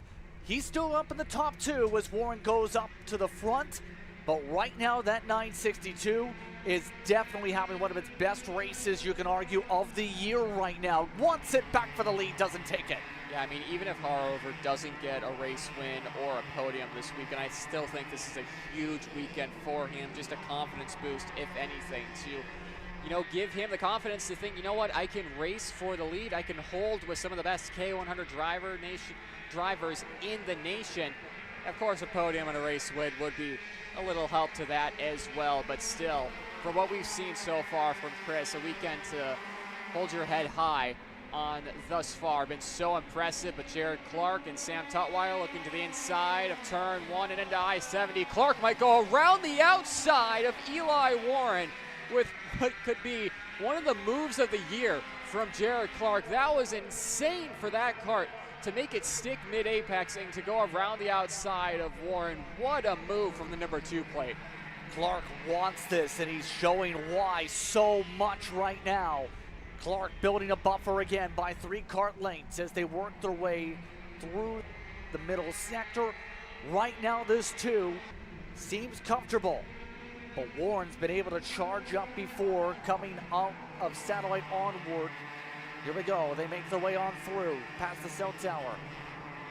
Warren sets things up, coming up towards 14. No sense this time. Harwood has the advantage to push, but Clark's got the advantage to keep the edge over everyone. They're fighting hard for second. That's perfect for Clark. They go back and forth for P2. Oh, wow. Checker flag. It's Clark who gets it done over Tutwiler on the recovery. Yeah, Tutwiler holding on strong there. Jared Clark with a move and a half into I-70 to get that win. How about it for him? Teammate Christopher McKeithen down at 16th, setting fast time last time across the stripe, but unfortunate for him. There you can see unofficial results from the first heat and the B group of KA Stars. Jared Clark, Sam Tutwiler, Eli Warren, Christopher Harrover, Victor De Alencar. Your top 5 with Matt Landers, Braden Zerves, Adam Maxwell, Drew James, Alan Isambard. Top 10, Connor Corsi, Andrew Hamill, Meyer Lewis, Jordan Klein, and Nick Mercer in your 15 spots. Sets battling up at the front of the field. Christopher McKeithen, no doubt, in 16th, by the way, over Hunter McKeown and some others. But look at the others. You have Colin Lloyd, for example, looking to keep to the mottos, if you will, while others look to intentionally steer back and say, I can charge, like Sell, one of those looking to get ahead, and many others. It's going to be some intense battling in the A group here today. The B group, already some words exchanged. Excuse me? It'll be good this time, because you're outside. You can't blow people off the fucking track. Dude, you went so deep. I was already on your inside. You Dude, went so deep. You knew I was there. That's why you went so deep. You can't blow someone off the track. It's good it's the same grid for the start. You went so deep. I go deep every lap. I made the fucking corner. If you go side, you're not making the corner anyway. You go that I make deep. the corner. No, you don't. All day I make the corner. You with the wheel straight at the apex, dude. you don't make the corner. Say whatever you want. You get a penalty all day. Jared Clark, obviously hard-fought battle. Just take me through the battle with Alan there in the end, and try to get yourself to the lead around the outside. Dude, at the start of that race, I fell back so far. I thought I was out of it, but then they started fighting. I picked them off one by one. Alan went. I went to go past Alan. He went so deep, I had to match him, and even though he went that deep, he wasn't gonna make the corner anyway. So I matched him, and he just. I'm turning the wheel as much as I can. He's just going off track, and I can't really do much about that. So, but yeah, I try my best to get to the lead. I got it done. What an insane move around the outside. That's probably the craziest move I've ever done. But yeah, it got me a little bit of gap, and I was able to just run the normal line on the last lap and get it done. Yeah, I believe they called it pass of the year so far. Just take me through your weekend so far. You said you came from the back to get here. Just take me through the weekend so far. How's it been, and how are you feeling going into heat number 2? I'm feeling really good going into heat 2, especially after this. But the first part of the weekend, it's just like the kart wasn't there. I wasn't there. I wasn't driving that great. I mean, I felt like I was, but just something was a little bit off. But I knew that once we got in this race that it would all work out, and thankfully it did for me. Thank you, Jarek. Congratulations. Thank you.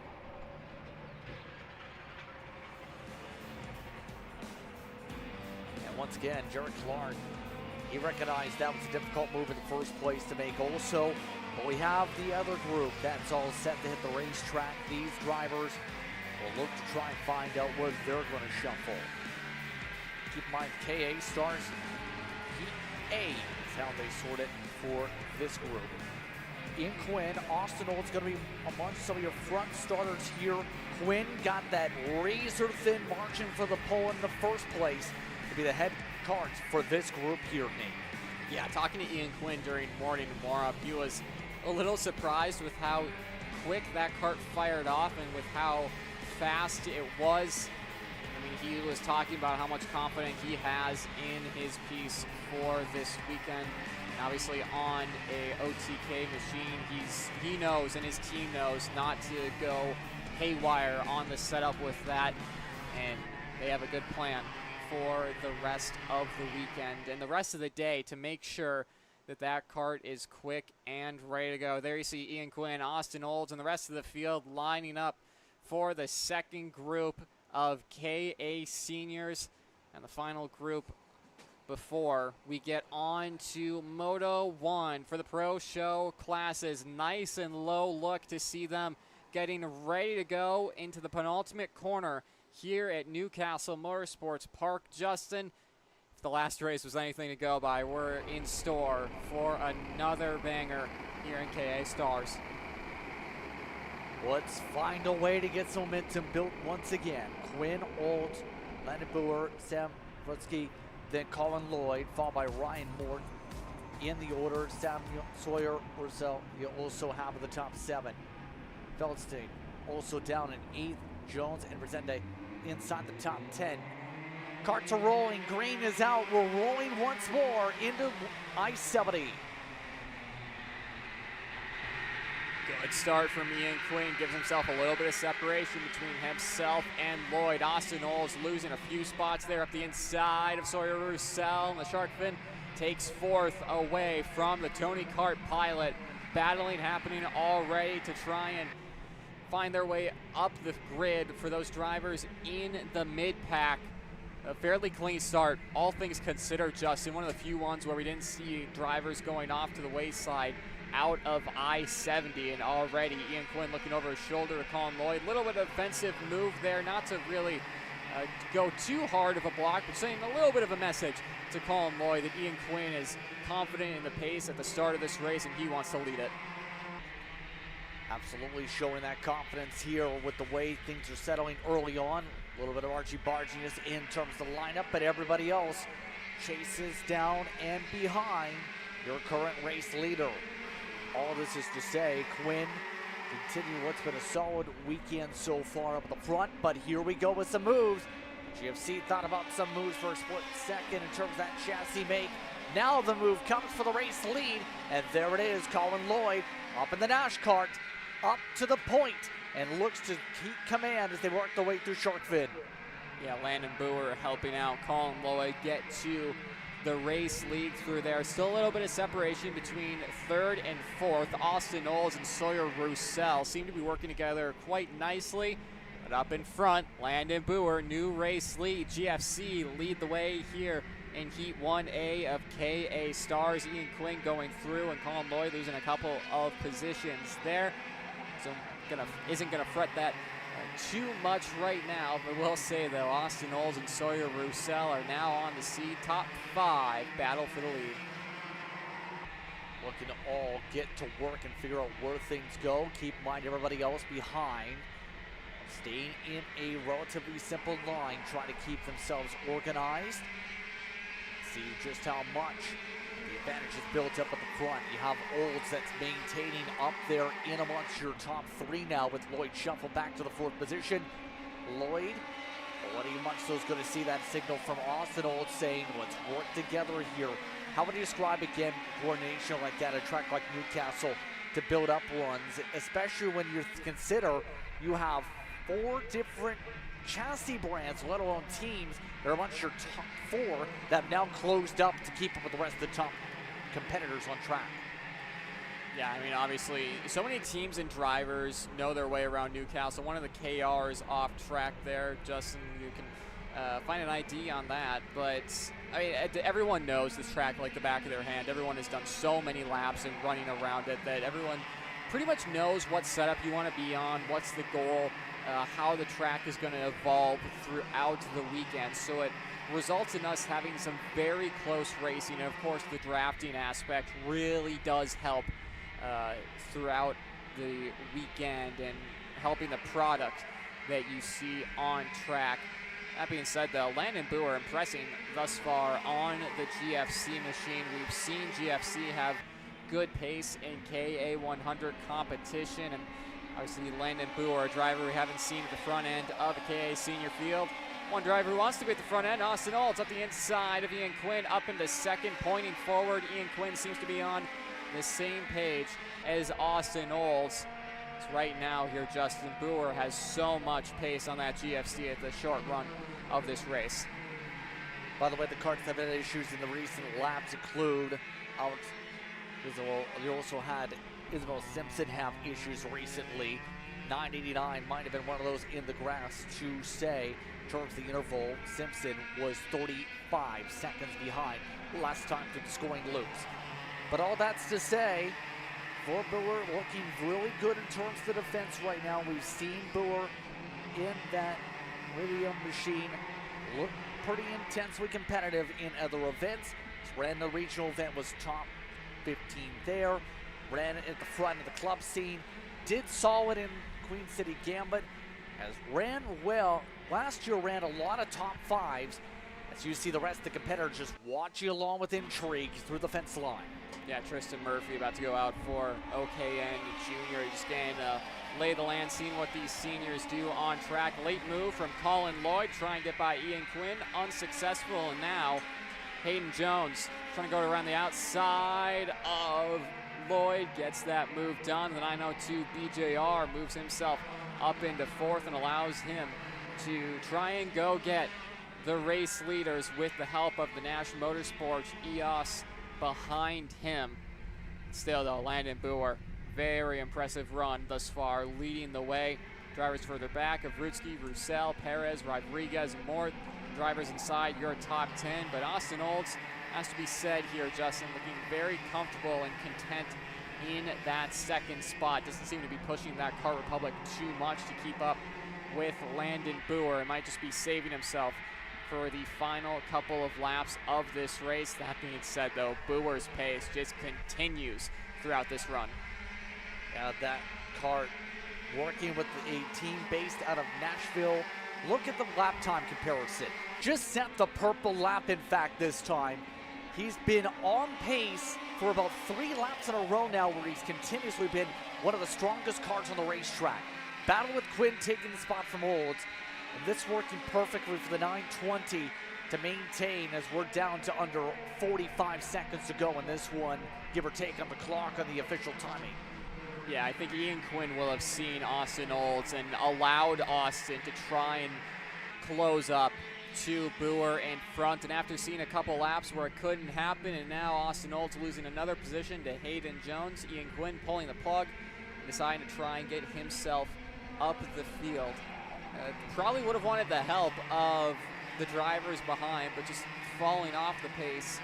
A couple of laps to go here. Hayden Jones might be on a tear right now. He's got a lot of pace on that BJR LN that he's piloting at the moment. We'll have to wait and see where this ends up for the drivers in 3rd, 4th, and 5th. Right now, Ian Quinn tracking down race leader Landon Boer. They'll zip their way on through with Jones now up 6 over the course of this race. With 2 laps to go, Boers remained confident, made poised, but Quinn, I should rather say, about to get an opportunity pretty soon with him getting the purple lap last time by. Was able to pick up an extra 10th on your race leader in terms of fast lap, 3 tenths total. Now Quinn looking to bring that 979 up to the point. Can he get an advantage on overlap as they come up towards Cell Tower? That's the huge question. Already taking a look back to make sure there's no pressure, no sense yet. Quinn stays on behind, but has a chance if he gets enough of a run, especially down the main straight. Yeah, Ian Quinn still got time, and he knows that. He's a smart driver. He'll wait for his moment. Might honestly be in a better position just a couple tenths back than being right on the rear bumper of Boer. Might be able to slowly make his way up to the back end and use that as a bit of a slingshot when he gets to Boer, who goes defensive here with the white flag. Into I-70 they go. Quinn tries it around the outside. Just make sure Boer doesn't open up for the corner. Puts him at a disadvantage. Into Sharkfin. Boer goes defensive again. Might see a move here from Quinn into scoreboard if he gets a good run out. He does not. Jones is on the scene as well. Same too with Lloyd up the inside for 3rd, but Boer holding on in front. Yeah, but for how long with how Quinn's keeping this up? Quinn over the rear end looks again for some opportunities. Boer with an initial look back. Now through Cell Tower. No poke for Quinn yet again. Lost ground on the exit. Quinn's trying everything possible to find any chance at overlap. It's not happening. Boer has the advantage up through the final corners. With the 90s to work with to hold on in front. Coming to 16, 17, off towards 18. Landon Boer starts off the day with a victory for him. It's KA Stars Heat 1A to the 920. Big win for Landon Boer, not only in points, but just for his mentality and his career right now. For him to be able to run at the front of this KA senior field, mighty impressive. Same too for the GFC that he's piloting. You can see their unofficial results from KA Stars, the final race before the Pro Show Moto 1s. Ian Quinn behind, and Colin Lloyd on his brand new National Motorsports EOS. Hayden Jones, Austin Holzer, top 5. Daniel Perez, Edgar Rodriguez, Sam Abruzzi, Sawyer Roussel, and Rosende in that 10th spot for Rocket Racing Company. Some good battles amongst those in the front line. Morton on the second tab amongst some of the notables. Bryson Morris, we talked about him before. He got the 15th after his qualifying effort multiple times. He was a champion back from 2020 where he won those titles. Going to be putting in some work. Isabel Simpson amongst those that's down the order with some of the off tracks, one of the privateers marked on special scoring, but Isabel was the driver who finished dead last behind Gonzalez and Baker amongst those on track along with Ethan Gonzalez. But Landon Boer does the job, gets himself a win, N might be having a lot of smiles after holding off the pack and running away from the rest of the group by 2.3 seconds, P2 to P3.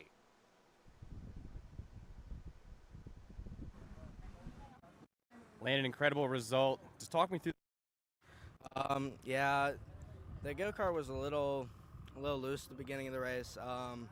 We were a little slower than I'd like to at the beginning, a little low on pressure, but all good. Picked up some speed in the middle of the race. Towards the end, just kept getting faster. So go-kart's dialed, I'm dialed, so I'm ready. How are you feeling going into heat number 2? You think you're able to keep it up? Yeah, just depends on the track. I mean, it's going to get a little hotter throughout the day. Just depends on the temperature and how many laps get put on it. But other than that, I think I'm ready. Yeah, the track's been a big talking point. It's a bit greener than it was last year, a bit greener in recent history. So how do you kind of keep up with that? Honestly, we just gotta, if it's like a super hot weekend, you just gotta make sure the track doesn't grease off super big time. But honestly, this weekend's like perfect weather, perfect Indiana weather. So. Well, amazing. Congrats. Thank you. Thank you.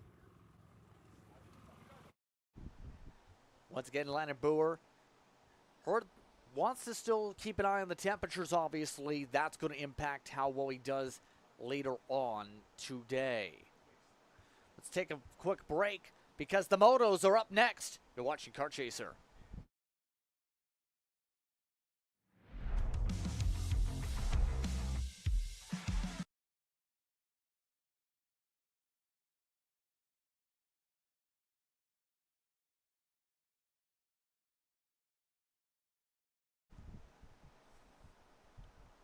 As you can see, karts are starting to get rolling. This is about on the original schedule, keep in mind.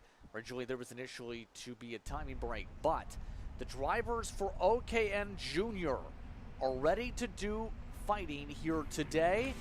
As crew workers immediately get to work to make sure they get to the infield, while the rest of the karts get to work to make sure they are ready to fly for the first of the motos. And keep in mind, these are longer races than your other classes. For the OKN Juniors, the OKN Stars, and the Pro Stars, for those who have never watched Stars Championship Series competition, these drivers will have these longer distances by 4 minutes in comparison for each of the races and no pre-final. Yeah, I mean, faster engine packages, of course, for all these drivers, but also Stars Championship Series, Mazda Motorsports, wanting to give them a little bit of an extra challenge. Of course, tire saving and management of your package is a huge part of racing when you get to the 125 category and shifter racing. So helping these drivers build up that skill set is huge in Stars Championship Series, allowing them to do so. These OKN Junior drivers be getting set and ready to go for Moto 1. First pro show race we'll see here for King of the Castle, looking for the red lights on the starting gantry to go out and looking for the green flag. Into the tram lines we go. Cameron Johnson will be leading them out of it. Should be green flag here, Justin. They get it on the first time of asking. Off and away we go as about 5th or 6th on back, having some checkups coming out of I-70. But everyone else makes their way on through. Parker Ives, quickest and final warm-ups, keeping the pressure up immediately to try and find a way forward. But everybody else going bumper to bumper. Colton Snegenberg already getting plenty of spots to start. And more moves being made there. Colton, one of them at green corner. Allowing Parker Ives to get a little bit in front of him and really allowing Cameron Johnson to walk away with this on the opening lap. Macha having to go defensive from Katowski. Vitor, I believe, there as well. Yeah, William Vitor, good run from him a little bit further back on the J. Howard MPG machine. But already a little bit of separation here, Justin, to be expected with the higher horsepower classes. Not a lot of separation, though, between Cameron Johnson and Parker Ives after lap 1. Ives is fast on the opening stage of this race and is tracking down the National Motorsports driver leading the way. Gillies, by the way, went from the front of the field to the back of it on official scoring off the jump. So the 108 to the back of the field, all while Johnson no longer your leader. It's Parker Ives with the send at I-70. Now it's going to be Ives looking to keep command, and we've talked about his speed in Charlotte in particular has been his place to try and beat him for a couple years in this age bracket. But now in Newcastle, he's been able to find the speed he needs here this morning, it looks like, to have a chance. Right now his looks steady at the start of this one. It's going to be interesting if he's going to prevent any fall off like we've seen in qualifying yesterday. Yeah, I mean, we'll see who has a good long run package in the next few minutes here. Obviously, Parker Ives and the RPM team know how to get those karts to fire off quick, as you can see Colton Schniegenberg also there as well. Getting by Cameron Johnson, I believe, dropped a little bit of a tire there out of the Scalehouse corner and allowing the RPM duo to go 1-2 at the early stage of this race. But if you're the likes of Cameron Johnson or Maxwell Macha in fourth there, as Murphy and Katowski go at it to add another RPM OTK into the top 5. The rest of this field having to be managing their equipment throughout this race. Of course, we'll have to wait and see, Justin, if Ives and Schniegenberg fall off too quickly after pushing so much on the opening stage of this race, or if they just have that much pace in their package. Now, right now, Ives doing a good job building a buffer even over the teammate here. Again, has affiliation family-wise when it comes to those in NASCAR, has some experience in that case. Looking very good so far here in this one. And of course, Parker Ives gonna see behind him though. Johnson providing pressure, drop tire for Schniegenberg. A dust pad, if you will, sent up. As they continue to battle hard for second. This builds the buffer. Right now, Johnson still remains in the popcorn seat to try to rip it away from Schniegenberg, who continues to very push wide on some of these exits. Yeah, Colton's pushing hard, trying to catch up to his teammate Parker Ives.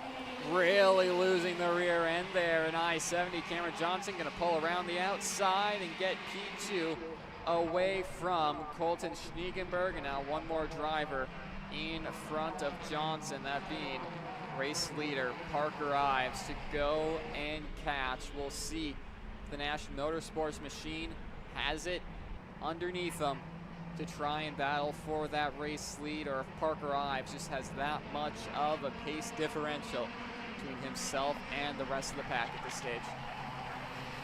Absolutely, and right now we've already zoomed away just about through the first 5 minutes or so. It's been somewhat of an interesting one in terms of the strategy play, if you will, in terms of speed difference. Ives, by the way, did drop down to the 109 flats for his personal best. 108s are still the personal best of anyone else in the field. That being said by Tristan Murphy previously on the racetrack. So Murphy, at the very least, is on a hard charge over the rear end of Macha, trying to go deep to the inside, forcing Macha to give up the line. Side by side again. Macha still gets the pass back, heading up towards the shark fin. Murphy wanted that in badly. He had a huge run initially, wasn't able to complete it. Yeah, and back up to the front to Cameron Johnson, dropping a tire out of shark fin, allowing Schniegenberg to close in a little bit. As Cameron Johnson, of course, switching to National Motorsports over the past couple of months has been crucial to the driver development of Cameron. Well, we speak to Blake Nash, who's seen this driver development throughout his career down with Kyle. Well, Blake, brand new suit, on the pole by half a second. Must feel good. How are you feeling? Yeah, I feel great. Ever since practice one, I feel like we've been super fast, just dialing in some small stuff, and yeah, ready to go racing. So I kind of asked this question to AJ yesterday. You know, you've been on the EOS kart for a while. You've raced at Newcastle, who knows how many times. You know, what do you go into a weekend like this, you know, to learn and to prove? Yeah, I mean, we always take a baseline from the year before, so we kind of knew where we were at last year for setup and stuff like that. So we had a baseline on where about the directions that we should go if I'm feeling a certain way with the go-kart. And yeah, right away we made those changes and it's taken off really good. So Yeah, I mean, I love this track. Every time we come and race here, it's always like one of my favorite on our year-long calendar to come and drive here. So, yeah, loving the track, loving how the kart feels, and I'm ready to go racing. Then lastly, I don't know if we've asked you this yet, but how cool is it to see that #1 on that go-kart? Like, that can't get old, right? No, it never gets old. I mean, it's been a dream of mine to be, competitive like this and in a top-tier category. So, to be able to have the opportunity to run the #1, it's something that's really cool, and hopefully we can keep it on there for longer. Yeah. Thank you, Blake, and good luck. Thank you. Again, Blake Nash wants those coming up in some of the racing action up on the dock in the next bit, of course. Got that one number with last season's OKN Stars Championship run, indeed. So, he did mention an important note, though, of course, that drivers have had, the more data you have from last year in particular, the more it helps you in terms of helping this year. But obviously, with the evolution of this track this weekend, it's definitely been to one where some might obviously have to go and find different things, as we've seen work out compared to even yesterday's practice and even qualifying. We've seen some big differences on swings, on pace for some of your top battle packs. Yeah, absolutely. And I mean, for the likes of Nash Motorsports, they have enough drivers on the full-size kart package between the juniors and the seniors. They have a large net they can throw in terms of what setups work. Obviously, it's not rocket science, essentially. They're all driving OTKs. You come to the track, you put the thing at neutral, and it's going to be fast. And then it's some minor adjustments here and there. As Macha and Murphy really going at it further back here. But, of course, having a lot of drivers under your tent does help. More quickly allows you to find that setup. As we go back to the junior racing here, these two are really going at it on track. And, of course, talking about OKN Stars drivers, and the stars of the future, the rookies like Eric Doan, Kyle Cuthbertson down on grid with them now. Here with Eric Doan, a true debutante this weekend at the Newcastle Motorsports Park. I was talking to you earlier, this is your second time here, and the last time was not really transferable at all? Yeah, the last time I was here was 2024 for the USPKS race here. They ran it the other direction without the shark fin. I was on the KA. Nothing compares. So being able to learn this track is, for a fresh start, is new, and it's fun. I enjoy it. It's just a struggle kind of to pick it up so fast, because at Stars we have kind of a lack of track time compared to most series. So being able to pick it up as fast as I normally would is quite difficult. So I don't think our pace represents where we start. I think we should be long higher up on the grid, and we're going to go do that in the series. Yeah, starting P9 in a 15-kart field with 2 motos today, what's kind of the mindset? 'Cause, I mean, you pretty much have free range to get a lot of testing going through the next 2 motos.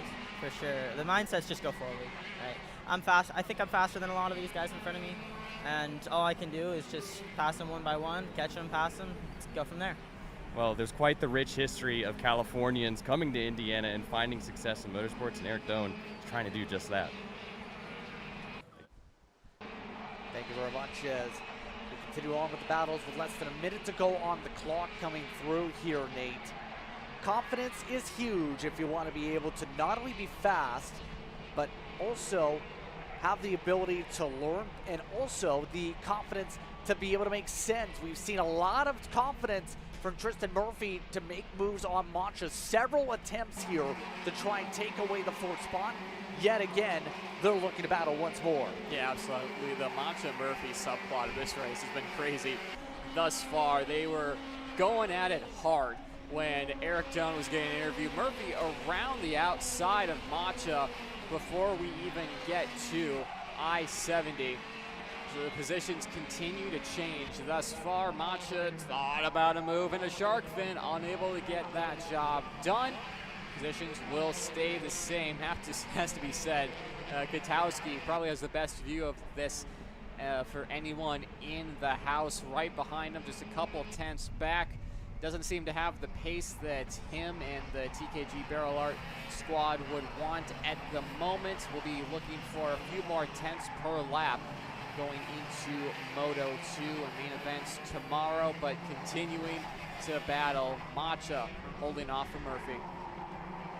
This has been impressive from what Macha's been able to do here It's 5 seconds back the leader, yes, but it's definitely been intense. Nico Kwiatkowski looking to see is there going to be a mistake from either one of these. A little bit of contact that time. Murphy had to check up. Kwiatkowski waits on behind yet again. Run comes up. Murphy side by side, 2 laps to go. And then again, down even before they get to I-70. They make the move, and just like that, Murphy is holding on for now. Mancha seems very good in Sector 2, though, through the more technical, harder, slower braking areas. Like right here, and Murphy recognized it, went defensive. Now it's side by side yet again. Yeah, Mancha on that parallel, having a lot more mechanical grip, it seems like, in the tight and technical sections. As Kwiatkowski he's seen all of these battles so far. I think he's not trying to poke a nose in there, potentially bend another chassis, but he knows he's got drivers behind that are coming to the battle quickly here, and he's probably going to have to get a little aggressive to not lose any more positions here from the drivers charging on his rear bumper. Final couple of corners on the lap here, Justin. Murphy seems to have a little bit of breathing room, the most he's had in a while from Mancha. White flag already out, final time around, by the way. Parker Ives has set the fastest laps of the weekend for 2 consecutive laps up at the very front. Some of the drivers like go on the recovery currently is caught up, at least trying to battle at least with Vitor. But all this to say, as they work their way out through the shark fin and work their way through the technical parts of the racetrack. It's been some intense battling in the heart of the field, but Parker Ives has dominated it up at the front for RPM. Yeah, absolutely. Parker Ives has been so fast and so fun to watch over this 2026 season with him in the junior class. You think back a couple years ago to when he was running Mini Swift and how dominant he was in that category as well, and now it's like seeing the Parker Ives of old in junior. A 2.7 second gap to Cameron Johnson. It's going to be a race win in Moto 1. Parker Ives takes it for RPM by 3.7 seconds. A statement to the rest of the field. Cameron Johnson in second. Tristan Murphy will end up in third. See Schneegenberg dropping down the order there. Something must have happened to the Ryan Perry Motorsports machine on that final lap. You can see him just going under screen there. Not sure what happened to him, but totally sure what happened to Parker Ives. A dominant performance from him. 6th place, Jackson. Just born on the kart track. At SimShop, we deliver professional-grade simulators with the best performance-to-price ratio in the industry. Founded by racers who understand what you need, our SimMagic and Moza equipment is powerful enough for the pros, yet affordable for everyone. With unmatched customer support and a thriving community, we're your racing partner. Visit simshop.com today.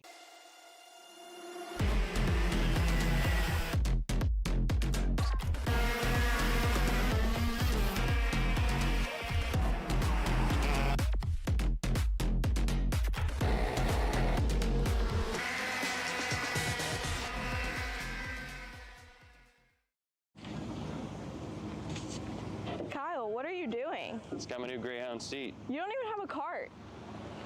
Doesn't matter. I have a Greyhound. Who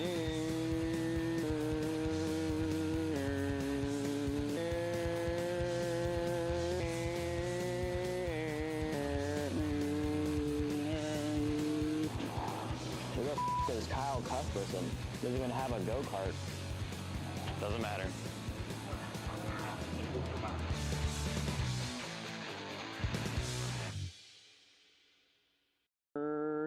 Cuthbertson through on Turney. Turney in the dirt. Are you ready to get behind the wheel?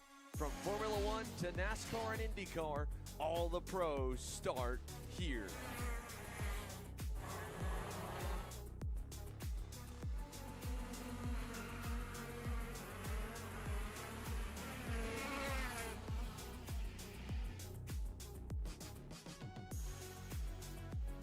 For more information, check us out online at mcckarting.com or call us and go racing today. When it comes to innovation on the track, Odenthal Racing Products leads the pack. From the highly popular EasyGP camera mounts to our tough case to GoPro case, racers everywhere trust ORP for strength, reliability, and precision. We're proud to be the #1 engine mount manufacturer in the USA. And with our new Easy Bumper Retainer System, you won't get caught out with a failed bumper bolt again. Odenthal Racing. Karts are rumbling, karts are rolling, karts are racing. We continue on with today's coverage as OKN Stars is underway. Blake Nash, the leader of this pack, as everyone else tries to figure out the way to get ahead. Paulie Massimino shuffled back. Nash immediately under attack by Diego Ramos, who goes up. Now it's Massimino in front with the squabbling.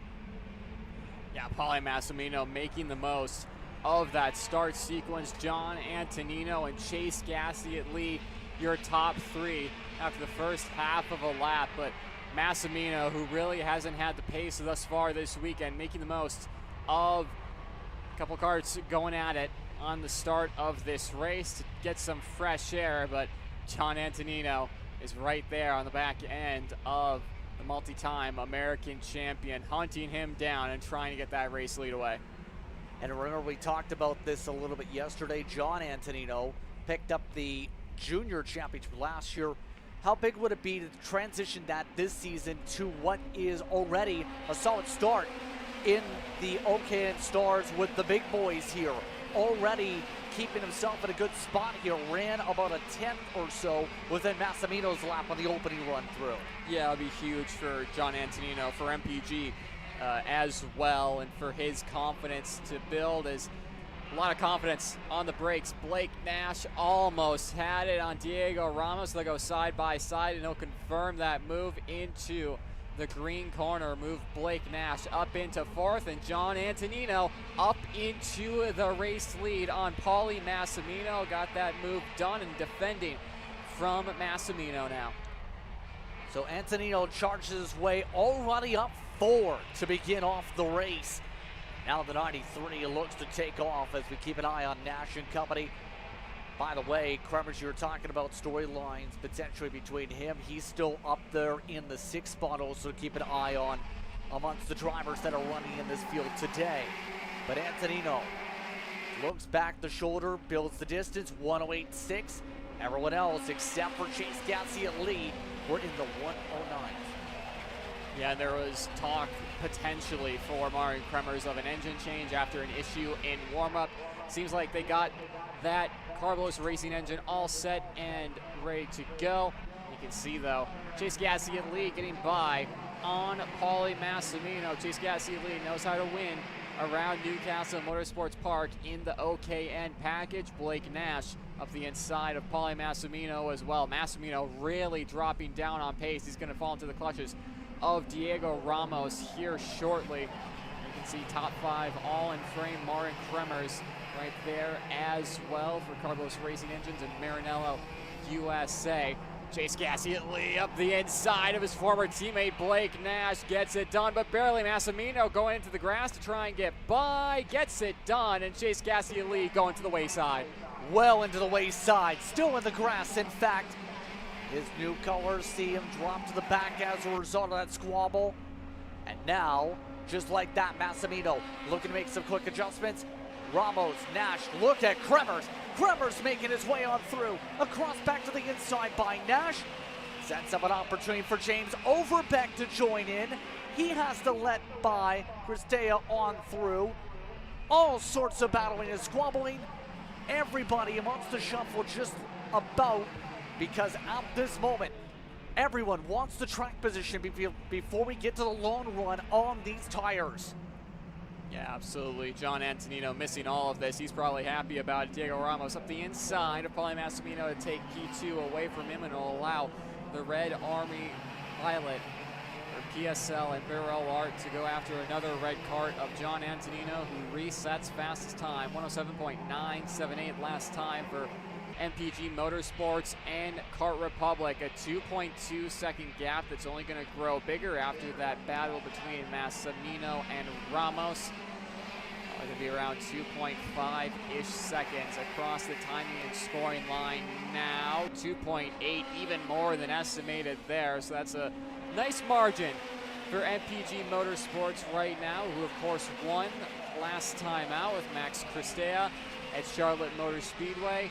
That 125 program is on a roll right now. Also on a roll, Blake Nash at the inside of Paulie Massimino into the shark fin, gets that job done, and now has Diego Ramos to try and get by.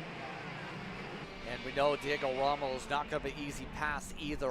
Whenever he's up at the front, he's usually one of those that can be a bit more on the aggressive side in terms of the moves and how much he really wants to get that set position held on to. He's coming off a second place run in OKN Stars, the Queen City Gambit. They'll open up the door for Nash, and Nash actually went pretty easily on through that time, but the pass is on back. Ramos again with the crossover, immediately taking the move right up the inside as you'd expect from him. Well played from the Brazilian to hold off Blake Nash through the final corner. Again, red lights on track, red flag from Stars officials. So we're gonna go quiet here on the airwaves for a little bit, Justin. Allow the Stars Championship Series workers and medics to get to work here. Red flag, once again, here we do council.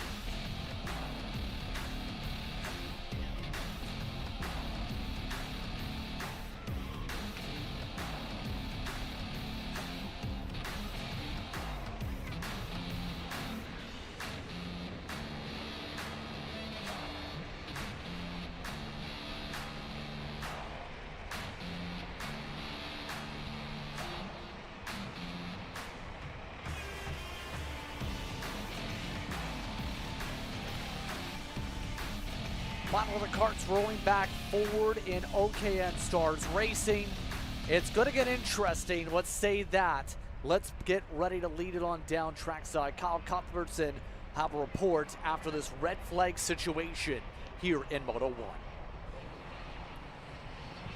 Yeah, thank you, Justin. Driver Eric Doan was awake and alert and got up under his own power to get to the ambulance to be checked over. Just got caught outside of green corner.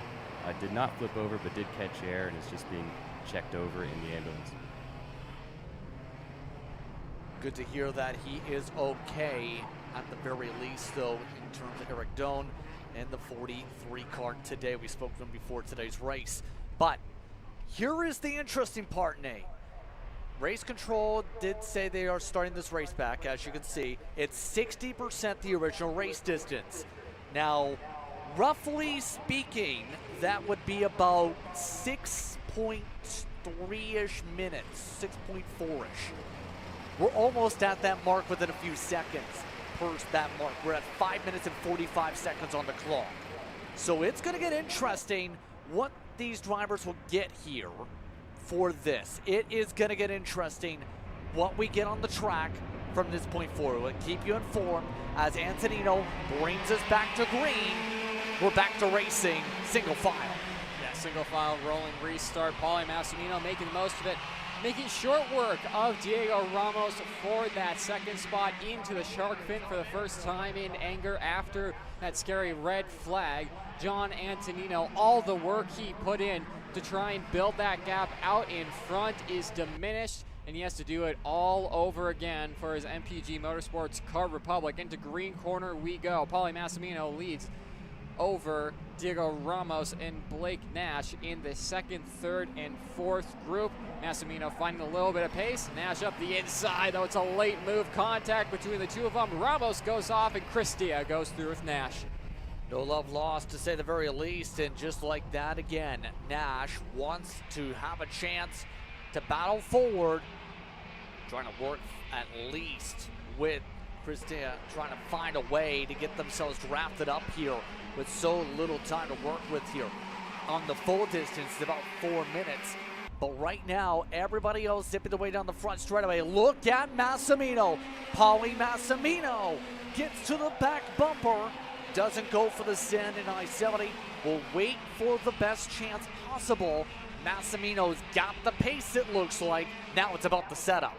Yeah, we'll see if Paulie works with John Antonino for a couple of laps here, or if he has the pace to try and go by. Last strategy in these Pro 125 races that we've seen all year long. Paulie Massimino knows that all too well. Gap starting to form between himself and John Antonino, leading the way again for the rookie who made his Pro 125 debut at Charlotte Motor Speedway in the Stars Championship Series. He has been so impressive. Like we said, already has a Pro 125 win to his name in 2026, and this is only his third start. With 3 minutes to go on our tower, of course that might change with the 60% rule that Stars do have in their inventory if they choose to use it. We'll see. And we'll also see Paulie Massimino to the inside of Antonino, who goes defensive. Nash will make it 3 wide on entry as they will go into the corner. They'll exit the corner as they went in. We'll say, though, Max Cristia is joining the party now. 2 MPG Motorsports Kart Republics are sandwiching the OTKs that are up the inside. Blake Nash gets the move done on Paulie Massimino as Cristia continues to fight. Kyle Cuthbertson down trackside with Eric Doan. Down here with Eric Doan, who's been seen and released. First of all, are you okay? Luckily, I'm completely fine. Huge thank you to all the medical staff and the track workers for helping me with that. But yeah, I'm good. I don't know how I'm good, but I am. So what happened there? Obviously in green corner, 3 wide, just a hairy situation. Honestly, until you said that, I didn't know it was 3 wide. So I came out of the corner. I was on the outside. I was ahead of everyone, and then next thing I know, I'm looking at the sky, looking at the ground, flying out of my go-kart. Yeah, when I came back down, I landed on my seat, hit my tailbone pretty bad, but I'm okay. We're going to continue racing. Race tomorrow. We're at PSL's going to get this thing fixed up. Huge thank you to everyone over there, my mechanic, Anthony Freeze, for that. And we're going to go from there. Thank you, Eric. Glad you're okay. Eric, don't take the time to speak with us there as we're down to, it looks like after the initial discussions from what we received from race control, they've gone to the full distance either way with how close that was going to be regardless. So, Antonino was going to say, is still holding on, but it's not Massimino that's challenger in that discussion point now. It is Nash, who is flying, who is running about the same pace your race leader right now, was with the 4/1000 last time, has been turning laps as high as the 2s on the close. Nash is there. Can he get it done here as we're coming up to what will probably be 3 to go? Yeah, 3 to go, and Blake Nash has shown he has 1 lap pace, and now showing again that he has long run underneath that Nash Motorsports EOS that he is piloting. I mean, if you remember back to last year, he was quick throughout the main event, but wasn't able to get to the back end and passed James Overbeck, who ended up getting career win number 1. Blake Nash takes the number 1 spot away from John Antonino and leads the way through shark fin. It's unfortunate for John Antonino. This was probably going to be a race win for him if it wasn't for that red flag out of his control, but still second place points here. Justin, if he holds in this position, will be a good points haul after Moto 1. Definitely so, and right now as the clock reaches zeros this time, Nash looking to continue his rocket away from everyone. There's a reason he's got the 1 plate. Keep in mind, he only got the 1 win last year. That was in Ohio, that he got that done previously. Now today, looks to at least have a kart that at least start off with the pace needed to potentially set up for a good Sunday, but still has to keep it up for a couple more laps and has to make sure that he didn't push past the limits to allow Antonino, who pulled away with some dominant wins in Junior, back into the fight. By the way, Cristea has found a way and kept his way ahead of Ramos for the 4th spot. They're the tail end of this loosely connected lead train with 2 to go. Yeah, Nash up the road, purple last time by, just showing how much pace he has in that kart at this stage of the race. Top 5 separating a little bit from what we saw before the red flag. But really, Justin, all of these drivers have shown enough pace that I think all of them have a serious shout at being crowned king of the castle tomorrow afternoon. You're not going to want to miss that here live on Kart Chaser. But in the here and now, Diego Ramos is putting the pressure on Max Cristea, another one of the drivers who put himself on the wall of winners for Pro 125 competition in 2026.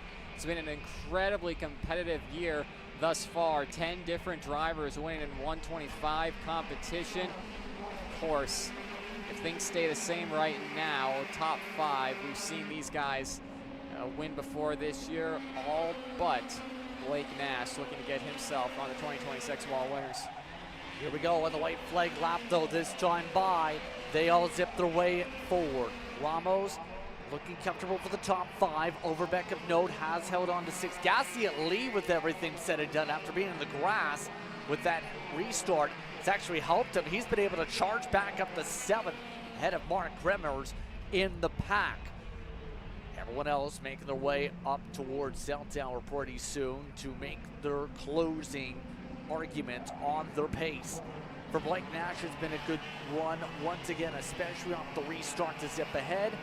Cristea at least showed the team for MPG will have 2 and 4 pace in Moto 1. Well, we're coming on through the final corners here. Battles have been intense throughout the race today here when it comes to OKN Stars. But for Blake Nash, the speed out right there to close. It's Nash in front over Antonino. Nash gets it done, showing the pace he did in qualifying. Big win for him. Antonino, Massimino, Cristea, and Ramos coming across the line.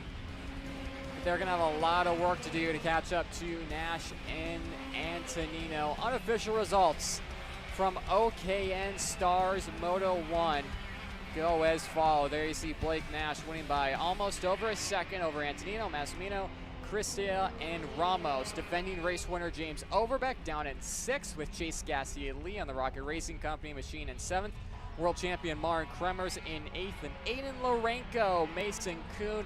The drivers inside your top 10. Remy Andrados, Theo Corelli, Dante Rodriguez, got Kaiser, and Eric Doan behind as well. 15 drivers taking to the grid. Of course, Eric Doan with that scary wreck in green corner. Glad he's okay and in good spirits after that one, and hopefully we'll see him in Moto 2 later on today. But of course, one more race after this one. John Antonino pulling into the scale line. I believe he'll be with Kyle Cuthbertson shortly.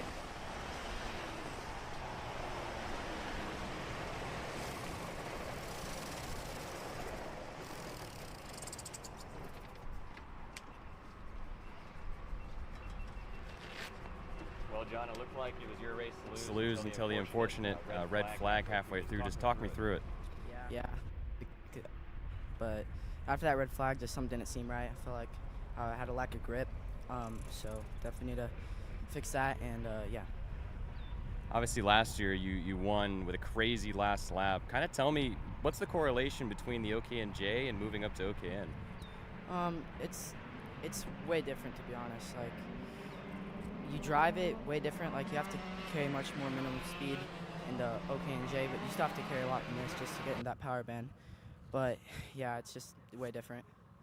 Still one more moto to go. What do you think you need to get up to Blake there? I don't know. I just need to figure out what he's doing different than me. Look at the video and all that. It just his cart looks really good right now. So if we can fix a couple things with the car, I think we'll be really good. Thank you, John. Good luck. Thank you. John Antonino coming away second. It's going to be interesting if he can find the adjustment back later. But the Pro Stars will close things out. Pro Stars is our final moto before we get to lunch break here at Newcastle Motorsports Park today. Keep in mind, these drivers should have some intense battling also, as per the standard after all. But if you throw in a field with AJ Myers, who's going to be at the front of it, or Jay Irwin or CJ Bowman, or anyone amongst this pack, there's a lot of heavy hitters that are hungry to get a win. A lot of heavy hitters that are going to see the Magic Man, AJ Myers, out in front and know the challenge that they have set before them. The Magic Man has won here twice in Pro Stars competition for the Stars Championship Series and is looking to make himself a 3-time king of the castle. And there you see the number 2 plate, who barely got beaten to the championship last year by Mateus Morgado when he was with PSL Karting and Barrel Art, that is now spearheaded by young Jay Irwin on the outside. Justin, we've seen these two have issues before in 2026 with their start procedure and just making mistakes out of the gate. We'll see if that continues again today. There you see the starting grid for Moto 1 of Pro Stars action. AJ Myers, Jay Irwin, CJ Bowman, Vincenzo Saracino, and Noah's Ark front 2 rows. Then Eli Fox, Cooper Becklin, Ocasio, Annie Rule, Carmody, and Rist.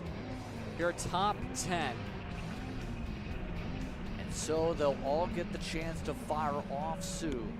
In 15 carts, the others could Pedregon, Enkel, Lowry, Poles, and Cheek. Let's listen to the start. Here we go.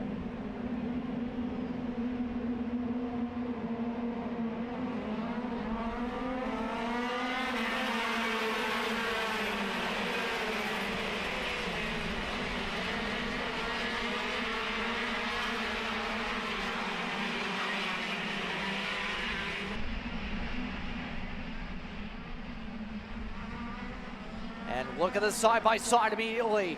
Battle is on. Irwin coming out fishing yesterday. Myers fishes his way back up to the race lead. Here comes Irwin back up through green. Back and forth we go. The Magic Man shuffling a little battle for second. We're already using our side pods. It's the first half a lap of Moto 1 here, fellas. You don't want to be making enemies too early. Massive lockup from CJ Bowman in 4th on board the Magic Kart. He's had an impressive run thus far. An impressive run last year in the Stars Championship Series, really showing off his talents. And of course, Rookie of the Year in the KC Awards for 2025 in the shifter division. Will we see him on the podium this year? Potentially a maiden race win for him. He's got to get by his teammate AJ Myers in the 2 barrel arts, with Vincenzo Saracino making the move to PSL barrel arts, and Jay Irwin, the Kiwi, leading the way here on lap 2. A massive send by CJ Bowman to get into third. Bowman tipped the opportunity, immediately gets the chance to pull away. Now we find out if Myers and Bowman have the long run pace, because Irwin on the fire off, looking pretty solid on the distance so far. Irwin's been strong wherever he's raced across the globe, whether it's here stateside and other countries. He's been busy. Speaking of busy, Fox amongst those who drops a spot. Yeah, Eli Fox and Vincenzo Saracino right there. Annie Rule not too far back. She's been on a mission the past few years to try and turn King of the Castle into Queen of the Castle on board her Magic Kart. Has a lot of pace to find if she wants to get to the back end of her teammate of AJ Myers and the Kiwi Jay Irwin, leading this race by 3/10 over the number 2 plate. Of course, Justin, still 7 minutes plus 2 laps to go. A lot of management will be happening in this race. We'll see if AJ Myers is holding something for the end of this portion. Will be said. CJ Bowman, the 228 on screen now, as Vincenzo Saracino off in turn 2 at I-70. Heartbreak for him so early on in the weekend. Back up front though, CJ Bowman is closing down the gap between himself and national champion AJ Myers in second. There's the work to get this 210 off the racetrack in the middle of the infield, all while the rest of the drivers zip their way ahead. Keep in mind, towards the middle of that group, you mentioned Rule back there. You also have Gazio down there also. Jonathan actually does a little bit of sim racing commentating these days when he's not busy with school and the karting scene. It's been a busy time for Jonathan. He's amongst those in the mid-pack, but up at the front, Irwin keeping busy on the wheel. You can see how much that chassis is chattering a bit in the corners. Yeah, Jonathan is one here at Newcastle Motorsports Park for a Stars Championship Series. A different engine package, has not won here in Pro Stars yet. He'll be wanting to get that trophy and again crown himself at the end of the weekend. Back up front though, in the battle between the Titans thus far of AJ Myers and Jay Irwin. Gap last time by was 0.6 of a second, with Jay Irwin resetting the fast time over AJ Myers by 0.2 of a second. Jay Irwin is looking strong at this midpoint of the race. There you can see confirmation, just over 0.6 of a second between the Barrel Art pilot and the Magic Man in second. Yes, and now it's going to get to where I think it's to where your Irwin's going to start hitting that equalization point, if you will, in terms of pace, or Myers will not have that chance to chip. It's going to be down to the next couple, if you will, in terms of actual consistent marks. Watch Irwin this time through. That interval this time went up another 10th. It's back-to-back purples. Still flying is Jay Irwin, who continues to try and slowly but surely run this gap away and make it as much as an insurmountable gap as he can with a 105.7 after all. Magic Kart's going to have a lot of work to do for Moto 2 to make their karts quicker on the long run, because, I mean, AJ Myers still a couple of tenths down per lap at this stage of the race, but for Jay to be able to push in the way that he does throughout this stint and not fall off is really incredible to see from the PSL camp, to have that kart so dialed in. There you can see the lap comparison, just chipping away at the times by a few tenths per lap. Of course, once we get to the tail end of this race, we'll have to see if Jay Irwin falls off at all, or if the men and women at PSL have really put together a rocket for the Kiwi this weekend. Yeah, this time by, he went up another half a second, just about. He went up to the 105.2s. That's by far his fastest of the race so far. That was 0.4 quicker than Myers, why the gap's grown to 1 second. What do you think Myers can do adjustment-wise to try and find a similar tempo to this with how big the fire-off is to at least get a bounce back for Moto 2 at this point. Yeah, I mean, it's a number of things you can do, and honestly, with how complicated it is to tune a shifter kart, the Magic Kart team will know a lot more than I do about obviously what's happening to AJ in that kart. He has so much success around Newcastle Motorsports Park. He's going to know exactly what he needs out of the kart to try and bring it to another barrel art this year, though. Jay Irwin being the one that he's chasing down, trying to take that win away. I think the AJ will have known this is probably a second place finish at this point, just really focusing on what the kart can do better, and he'll be relaying that information to his mechanic and the rest of the team. A very smart squad there at Magic Kart, knowing how to make the most of this chassis, especially the one in the shifter competition. Indeed, and right now, we'll stay with some of the other drivers as we chart about here. +3 for Rule up in the top 5. You also have Henkel has gone up +3 among some of your big movers here. Of note, Magic Kart has a majority of your top runners as well here today with less than 40 minutes to work with. And of course, you see just how much the gears have to be worked about here. It takes a very different approach compared to a one-speed in terms of the chassis, in terms of just how you have to drive this place, because you have to constantly make sure you're in the right rev band, especially with the shifter here. Yeah, absolutely. You are busy on the wheel and on the shift knob throughout a lap here at Newcastle Motorsports Park. Never done it IRL. I've driven here before in 100cc competition. It's already a little busy then, but I can't imagine what these guys and girls are doing on the shifter package. Of course, being able to drive it a little bit on Kart Sim in the shifter they have on Sim, and it is a challenge. And of course, if you want to try that for yourself, use code CHASER20 at checkout for the North America package that has Newcastle Motorsports Park in a handful of different layouts on that as well. Back to the action on track with just under 2 minutes left remaining. There you can see positions gained and lost. Andy Rule up 3, biggest mover thus far, excuse me. And speaking of drivers that we've seen have success over the past 12 months, Josh Conker not on track this weekend, but trackside with Kyle Cuthbertson. Yeah, thanks, Nate. I'm up here on a ladder with Josh Conker. Josh, give it to me straight. How badly do you want to be out there right now? I mean, I'd love to be out on track. Whenever you're, working and not being able to race, it sucks. But at the same time, I get to work with a great young driver this weekend, Sebastian Rist, and help the start of his shifter kart career. So happy to do that as well. So when you're out here trackside watching rather than racing, what are you kind of watching for and learning with the viewers? Like right now, I'm just kind of watching Sebastian. I think we're up to P9 now. So kind of learning, watching what other drivers are doing. Obviously, AJ and Jay are kind of above the field right now. So kind of watching what they're doing and just trying to give them tips and tricks on how to be able to extract the most out of it. And it's always good to take a little bit of knowledge when we come back in July for Pro Tour. All right, well, thank you, Josh, and hopefully I can get down safe. Please do. Please do.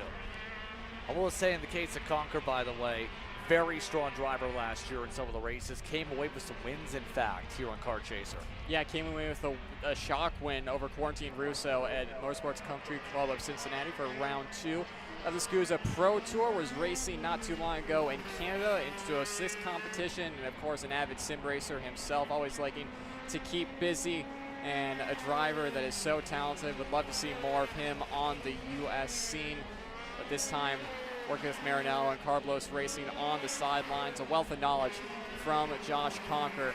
Out in front, though, back on track, Jay Irwin leading the way by 1.8 seconds now here, Justin, over AJ Myers. Really nothing to add other than to reiterate that the Magic Kart team will be looking at how to find that pace. A little further back, you can see on track Annie Rule having a battle with Ocasio for the 5th spot, is losing that position. There goes side by side out of green corner, Rule around the outside, can't quite get it done. See that Kentucky blue on the helmet now for Ocasio as he holds on the fight. 235 continues ahead of Rule, now amongst the top 5 here as a result of the shuffle. We're coming up to the end of the clock this time by. Coming up towards 2 to go. If not, the leaders have that mark. It's going to be close, in fact, can tell you. Based on the mark, it is 2 to go per the live timing. But everyone else works their way on through. Been impressive, though, for the 204. Good drive, one of your big movers to start off the race. Pace seems to be there. Solid and consistent pace is going to be critical. Speaking of which, Irwin's pace only now just equalized to Myers because he just fell off the past 2 laps. He was improving every lap until the end of lap 8.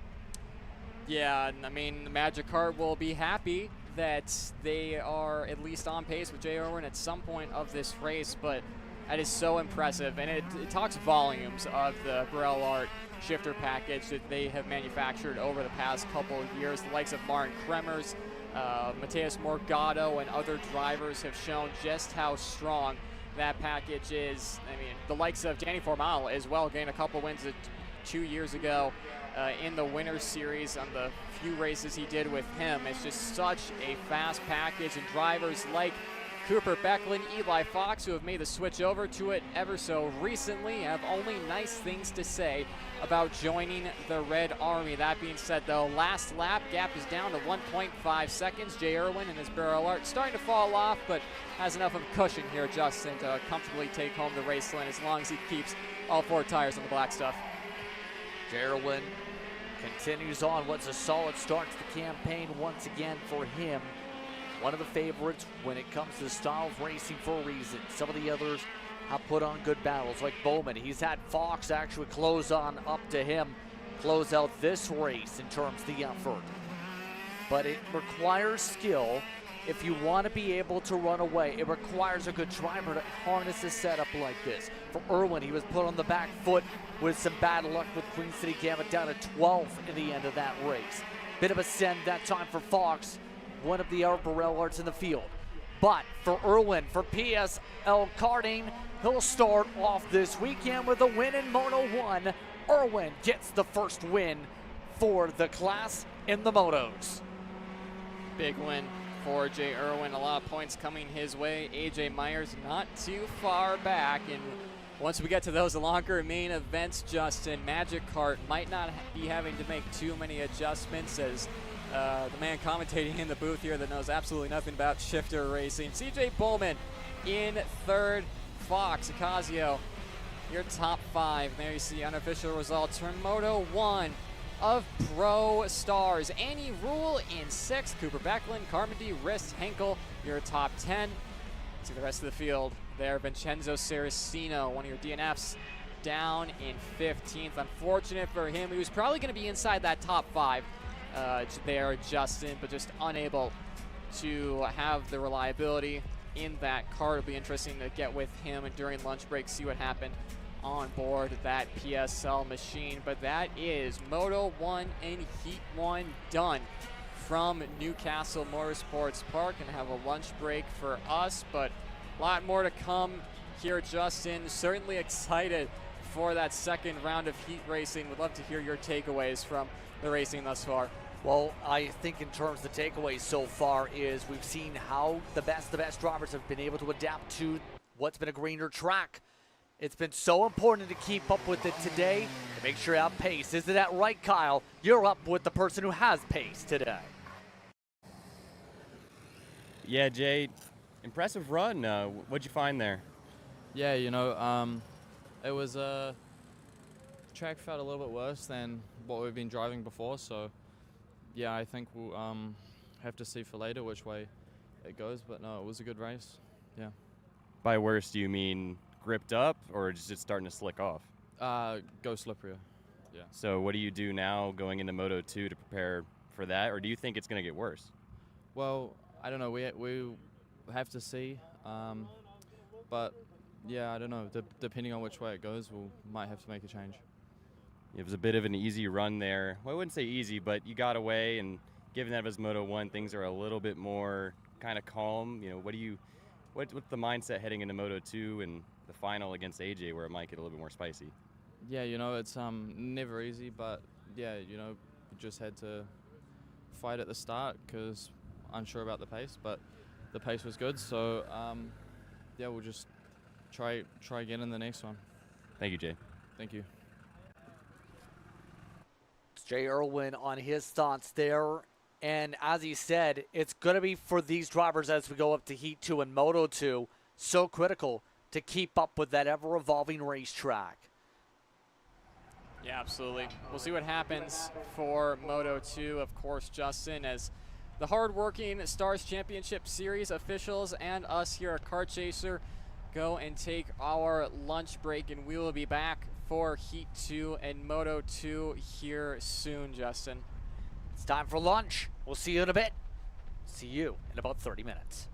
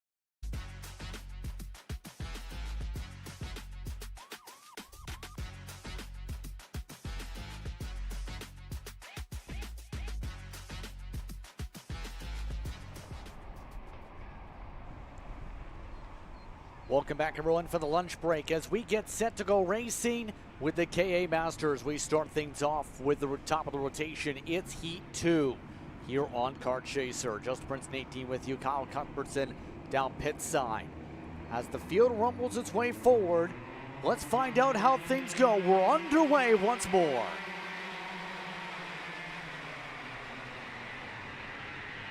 Second time we see these Masters on track today for Heat 2, and Baldus gets the jump into shark fin for the first time in anger in Heat 2. He'll lead us into scoreboard over Galonia on that barrel art right behind Mark Steele. You see him there down in fourth. A fairly clean start this time around, Justin. One of the cleaner starts we've seen on this Saturday. Yes, and right now, it's going to be the question, which driver gets the edge here? A lot of drivers were talking about how it was getting slipperier, if you will, with how things were looking out there. Now today, we'll find out who's going to be able to get the best advantage, if you will, as we move about here today. So on that conversation point, Baldus, one of those that got shuffled early, not getting too much pressure this time about per se, but everybody else is going to try and see if we see Galonia again find his way to the front like we've seen earlier on, already to second. Yeah, Galonia being patient thus far. Estes behind, Steele, Coelho, top five. Spoke too soon to the inside. Galonia takes the race lead away from Baldus at this early stage of the race. Of course, if you're joining us for the Pro Show, shorter heat races than what you saw for the OKN, OKNJ, and Pro Shifter, the Shifter Stars, excuse me. Baldus back to the race lead over Galonia. Estes still there in third, being patient thus far. Coelho looking to the inside of green corner, unable to get by for third, and he's going to get demoted down another position by Mark Steele getting by. Yeah, just like that, more shuffles indeed as we go about. As you can see on the order, though, a couple drivers looking to try and get back gathered up here as we go about. That includes some of the others that we'll touch upon in a little bit. But that being said, as we're way past near halfway in this one, you have to keep in mind Estes has been pretty solid here today. Right now, just waiting for the chance to pop out. Nothing doing amongst your top three. A lot more calmer than heat number one, just like that as they roll their way down the main straight. Yeah, Galonia now looking to the inside, retakes that race lead. Estes gonna try and take it as well. Side by side to the apex, 3 wide on the exit, and somehow Baldus stays in front throughout all of that. Cool head from him, and then one of the magic carts getting all sorts of sideways there, Justin, at the apex of the shark fin. And Mark Steele finding his way by. Blake Deester as well. A little bit of contact with another driver, the 206. Deester on top of him. The 257 top cart is out of this one early. One of the Carapalates, that's Scott, that went around in the heart of the corner as well. And now, with Baldus back up in front now, Galonia feeling the pressure from Estes, takes it up through South Tower, and up to P2 again, goes to 212, just like that. He is a bracing machine, looking to steady themselves here over the course of this race, because in race number one, earlier on today, it was different players up there, like John Bonanno. Pierce Baldus was down the order. Brent Estes was down the order. Bonanno, for his sake, as you can see on your official pylon, is scored 31st. Yeah, not good for John Bonanno. A track that hasn't been all too kind to him in ways here with about 2 minutes to work with. Estes' first time up the race lead here on the day. Mark Steele would really like to join the fight. A lot of sand pickup that time coming out through, we've seen. All this being said here as they make their way up through the 90s. Now, Estes needs to be careful on the send. Expect to send this time through. There is Steele with the red at the back of the order. They remain in line. Nobody stepping out. In fact, Estes going a little bit defensive there for a moment. Make sure no lunges come through, as the best they got is Galonia getting shuffled to the back. Yeah, Mark Steele getting by for fourth there, Justin, as Nicky Coelho up the inside of Baldus for that second spot, allows him to be released and try and fight for the race lead that has to chase down Brent Estes first and foremost, of course, but Nicky Coelho, of course, looking for a national race win, one that he's been looking for quite some time, is Coelho, currently sitting in that second spot like you see on screen. Been a little bit more calm, should say, Justin, than what we've seen at the start of the race. A pass here and there, yes, but these Masters were really going at it at the opening stages and the opening couple of laps of this one. Is Mark Steele, little mistake there, drops a tire out of blue corner. Yeah, Estes in particular has been a driver who in the Apex Southeast has looked solid in division, has picked up wins there in terms of those runnings. Today would be a big step, to say the very least, was in the top 10 of the Queen City Gambit. Last win outside of Apex competition, you have to go down the order a little bit in terms of his history marks. There are some shuffles going on once again with Baldus moving ahead with Coelho as Estes now gets shuffled back to third spot. Coming up to 2 laps to go. Coelho now has that advantage here in the heat, but Baldus has the chance going this time through side by side. Yeah, side by side out of scoreboard. Baldus unable to get alongside, but Golonia up the inside of Estes, not quite there or thereabouts, and he will stay in fourth for the time being. But those front two starting to break away here, Justin, through Cell Tower. Yeah, all of this to where Baldus just looking for the place to poke again. Not going to come in through Sector 3 maybe with the way things have gone here outside of some overlaps here and there. But as they work their way on through, coming up with the clock reaching zeros this time through, you have to think you have Golonia, who's going to be hungry to pick up spots as soon as some of them start to scrap, especially with the win in the earlier heat. Now with the 2 to go mark taken, top 3 are all bumper to bumper. Actually a little bit of pushing there. This time, no send coming from Baldus, although he likes it out of the shark fin. Absolutely does. We'll see what kind of a run he gets on Nicky Coelho, who seems to be stronger in this second heat compared to what we saw in Heat 1. Seemed like he needed battling from the drivers in front for him to be competitive. Further back, you see the 77 of Miguel Mir up into the top 10, somewhere he's more familiar to running, but we'll see if him and the Orsilon crew can find even more pace and get him up into race winning contention. Into Cell Tower they go. Coelho, all sorts of sideways on entry, keeps it underneath them. Coelho's aggressive driving style, you can see him sawing at that wheel, continues to work out for him as those front 3 starting to break away ever so slightly from Golonia, Steele, and Horan behind them. Should be white flag in the air next time by Justin. One more lap to go, and they cross the stride to the side. Who's going to take Heat 2? Here we go. We've seen already a lot of shuffling in through I-70. Will we see it this time as the leaders make their way through for the final time through? Well, looks to hold on. Baldus looks to go aggressive. Side by side leads to a pass through 2. They head to the shark fin with Baldus with one of the larger gaps through that section and a battle pack yet. Baldus has the advantage. Now he looks to just maintain it. A little bit of breathing room is definitely going to help. Baldus out in front is Estes and Coelho side by side, and Estes gets the move done in scoreboard. Golonia is there and ready to pounce if these two continue to go at it, but I think at this point, Justin, as we make our way through Cell Tower, as long as Coelho can, hold on, I don't think he's going to be able to catch up to the back of Estes right now, just with how he's been getting through the 90s thus far. I think it's going to be third for him. Out in front, though, Baldus looking strong as ever. Jackson Baldus just has to make sure no major tires off into the final corners. They rumble it through 15, coming up to 16, now up through 17 and 18. Jackson Baldus with a last lap pass through I-70, gets the job done, will take a checkered flag in heat number 2 for KA Masters. Estes and Coelho amongst the top 3. Golonia Steele in the top 5 as they all cross. Nicely done by Baldus, who's able to back up some of the speed from qualifying and get himself the advantage here in this one. Pierce Baldus gets the advantage here in this one.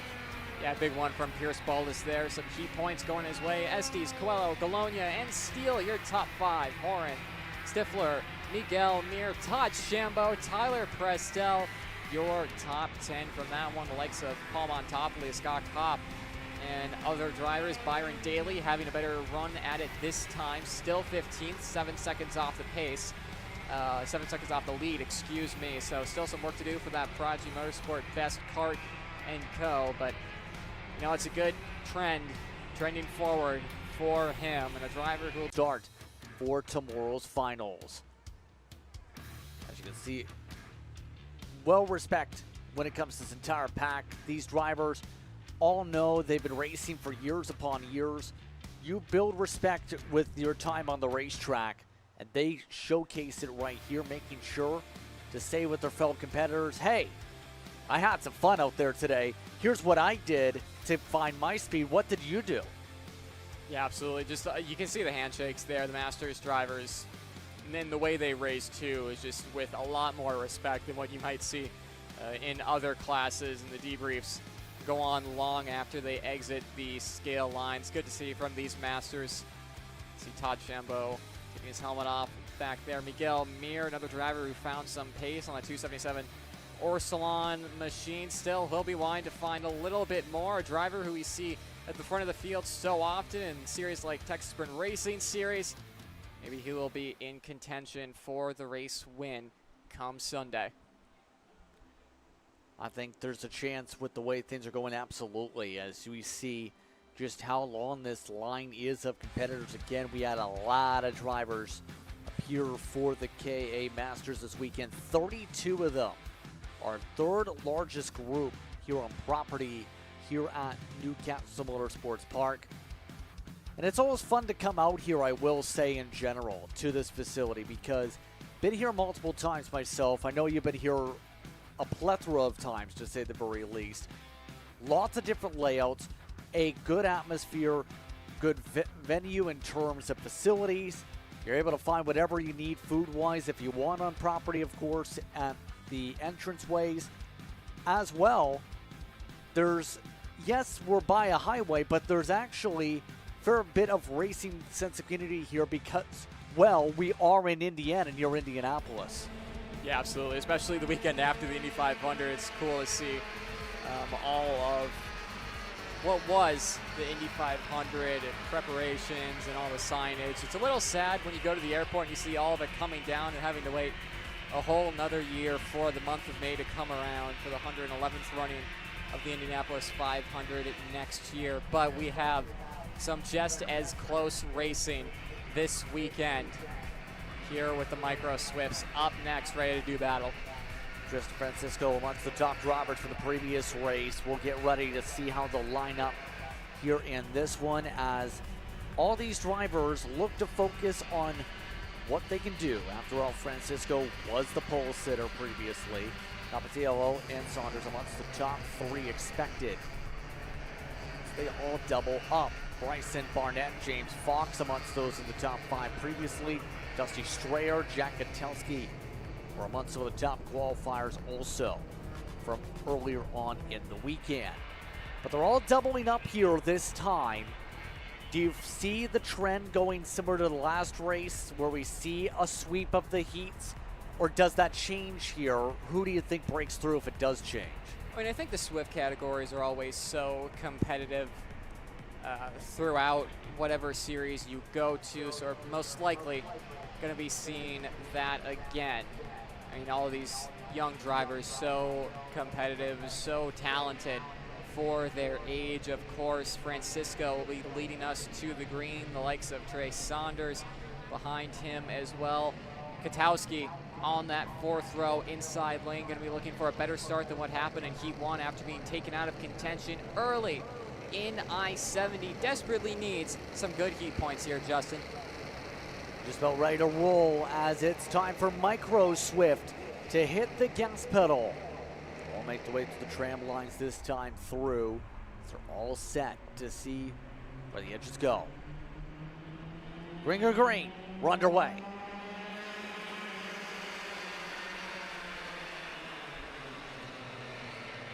A lot smoother for the front runners out of I-70. 12 going for a ride. That's one of the Burrells getting caught up there in a Kart Republic.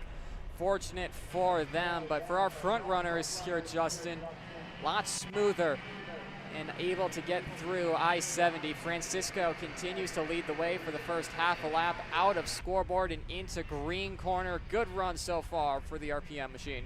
Alonso's around was Willie Lee, by the way, at the back of the field as the front of the field sees a top two breakaway yet again. Once more, the 20 and the 48, similar to what we've seen in the last race, able to get a small march ahead, but as we've talked about, it's a little bit hard to establish a full breakaway per se because we've seen gaps like this get reeled on in as much as 2 seconds back over the course of 7 minutes. Yeah, absolutely, especially in these Swift categories. Very hard to break away from the peloton per se. No, the drafting is so important around Newcastle Motorsports Park, and to break away you need some serious pace we haven't seen thus far. That being said, Francisco and Campitello, first and second, might have a chance to do that. They've been good so far. About a little over 7/10 is the gap between second and third at the moment. So we'll have to wait and see if those drivers are able to pull away from third on back. Yeah, that's the huge part of this step to make sure they control this race. They were 3/4 quicker last time by. Jack Kotowski, Trey Saunders, Dustin Strayer are all in that respective pack, by the way, all tied up together at the moment. But for Liam's sake, was thinking about those stat lines when it comes to him from earlier on in the weekend. He's one of multiple Liams on property, interestingly enough, here this weekend. Working right now with Tristan. Liam, in his case though, was the top 5 runner in the Grands, has been in top 10 speed all season, including his club races, the uber competitive track house. He's made some appearances in Scoots in the Winter Tour, also was a top competitor there. He's looked pretty strong. He's also balanced that out with some appearances in NKC competition, where when he was in Mini Cadet, picked up some wins. Now, he's already getting shuffled because Kotowski and company closed up that gap and immediately joined in the fray.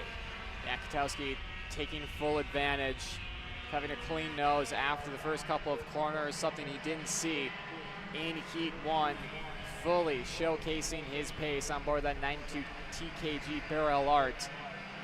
In second, closing down, doesn't need the help of the drivers behind, to Tristan Francisco. We'll have to see how many laps it takes for Kotowski to close up, because I think with the pace he has underneath him right now, it shouldn't be long. Not too long at all, I think you might expect here with the way things are shuffling, absolutely. But we've seen wilder things happen in here, and happen at this track, I should rather say. Give credit to Fox, you're happy with how he did qualifying run-wise. He's still in the top 7 also. So it's on the board. Machine was amongst those in the incidents earlier on. Running in the 6th position, they're just outside this main group right behind Bo Wyatt. But as we can tell with less than 3 minutes to go, Francisco getting the chance to build a small gap again. The Francisco's good on speed whenever we've seen them. We talked about this yesterday during qualifying. Tristan doing a phenomenal job here today, holding back the pressure. How long will that last is the question. Yeah, how long will it take? Bo Wyatt, I will say, in 5th right now. Purple of anyone on the track. We'll have to see if he can close in to these front 3 leading the ways. There you see confirmation, 117.705 for the Benek driver, closing down on these leaders. It's still Francisco leading the way over Kotowski. Barrel Art pilot seemingly okay with running in 2nd right now, giving Francisco a little bit of time to try and pull away from this pack. However, you know just how hard that is. There you saw the Benek driver cutting back to the front 3. Clean race thus far from these guys up front. So it'll be about a minute and a half plus 2 laps remaining as they come across the timing and scoring loop. Francisco, Katowski, Saunders leading the way. None of them showing any major squabbles per se now that they've established their own breakaway again. And of course, the Katowskis, we've seen them be strong, whatever they've ran, in terms of whether it's Nico, whether it's Jack. That signature 92 that's popped up when it comes to the Katowskis has stayed up at the front usually in a lot of races. What do you have to say about the Katowski lineage, a part of TKG? I mean, it's so cool to see them progress as a family between Nico and Jack. I was able to see Nico get one of his first race wins here at Newcastle Motorsports Park when he was in the Swift division, and to see them progress from drivers who were in the midfield at national events to becoming some of the best drivers in the country in their respective categories, whether it be in the Swift or junior division.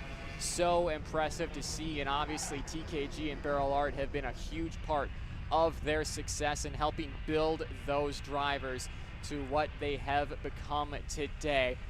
And on track, finds himself in second, does Jack Katowski, with just about 30 seconds plus 2 laps remaining as they cross the line yet again. And still Francisco leading the way for RPM, a team that has been so dominant in Swift in 2026 between Francisco, Sanders, and so many other drivers, not only in micro, but again, in the mini category as well. And it's been left to drivers who have kind of been on their lonesome, like Katowski, like Wyatt, and others in the mini category, to try and fight back against what is becoming an emerging super team in the Swift class. Definitely so, absolutely. And right now, as they tick away here, this question, can the SCUSA Winter Tour champion of Jack Katowski find a way forward? So has picked up some Florida Winter Tour championships like Nico has. Now, Jack looking hungry, but Francisco, champion in his own right in terms of family lineage, still playing on up at the front of the field, a little bit of moments at the back of the field, but everybody else zipping their way to the white flag this time. White flag in a couple of corners time through the 90s. They will go yet again. Penultimate corner, and then the final one, a short shoot in between it. Francisco has had clear air pretty much this entire race, and he will go defensive to the inside, holding off for the race lead. 2 to go as Katowski thinks about it into I-70. A slick move from him, but he's still side by side with Francisco. Into the shark fin they go, 4 abreast at the apex. Katowski's going to go down to 4th. Saunders got to go and run. Even better run for Bo Wyatt. Bo Wyatt, you were talking about, would he catch up? Well, he's caught up in a big way all of a sudden with the 2 to go mark. Right now, Wyatt looking to try and find a way to get somewhere around. Defensive for Francisco, the Canadian champion. Still no runs built up yet to get alongside again. Francisco now has Wyatt to the outside. He gets shuffled instead. Now Francisco opens it up for Sanders. There's the zoom with Katowski going to the outside. Katowski makes the move going from the outside line. Back up to second, but look at that. You swap out 1 RPM for another as we zip around with about a lap and a third to go. Yeah, Sanders enjoying that clear air, but he knows that he has a target on his back for this final lap of the race, and Katowski is going to have to try and do it again on another one of the RPM Nitro machines. White flag in the air, this time by 1 more lap to go. Sanders has a bit of a gap going into I-70. Wyatt and Francisco side by side, race lead change. Katowski takes it away from the RPM crew and will lead going into the shark fin on this final lap of Heat 2. Holds it at the apex, no one getting by there. We'll probably have to go a little defensive into scoreboard, and he does with the RPMs right behind and breathing down his neck. Into green corner they go here, Justin, with Katowski still leading the way. Here we go again. Sanders try to the outside. That was not the line. Francisco and Wyatt zip on by. They're still side by side for second.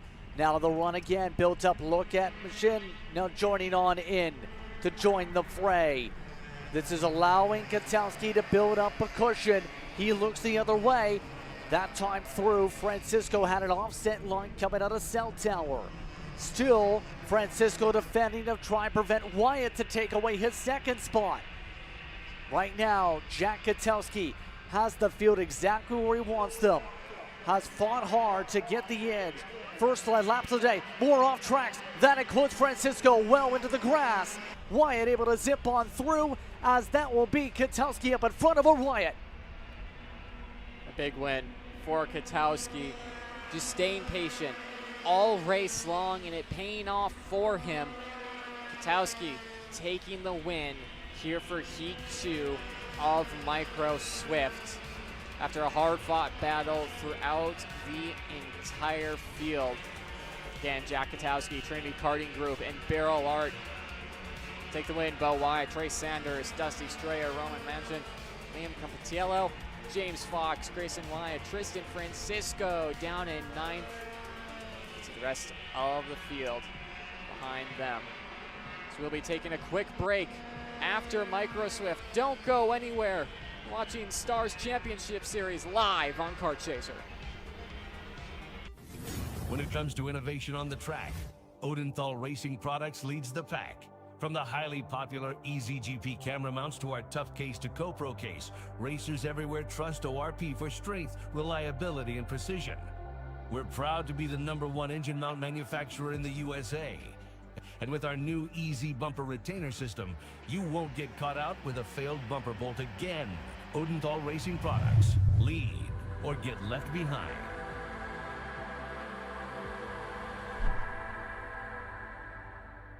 Are you stuck with your kart racing? Not sure the ideal kart setup? Or going to a track for the first time? Well, Kart Class has the answers for you. Our online portal has a wealth of experience and knowledge to help your kart racing.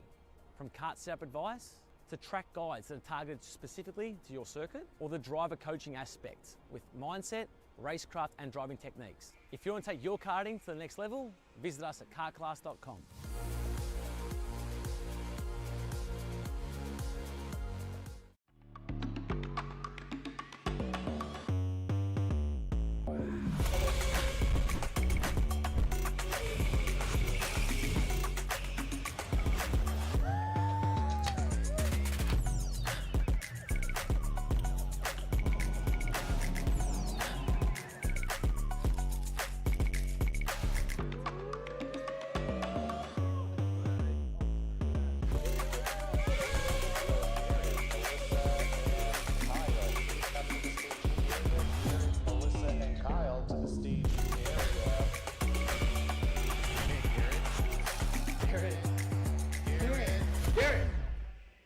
Let's go race.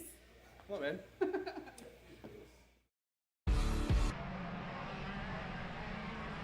Stars Championship Series presented by Mazda Motorsports continues on with today's action. The KZ Masters and the KZ Supermasters, if you will. This is going to be interesting where things go for them, because earlier today, things were dominant for your drivers who were winners in the last races. Musser, like John Crow, they're looking to back up that same exact type of pace in heat number 2. Yeah, going to be difficult for the rest of the field to try and respond to what was a dominant performance in Heat 1 from both classes of Masters. We'll have to wait and see what the rest of the field has in store for them, if they can try and take it away from the drivers we saw taking victory. Of course, Jordan Musser in a dominant win in KZ Masters. Of course, KZ Supermasters went the way of John Crow. McQuaw and Hannon, Cheek the third, and Runco. Let's get ready to go. It's time to go racing.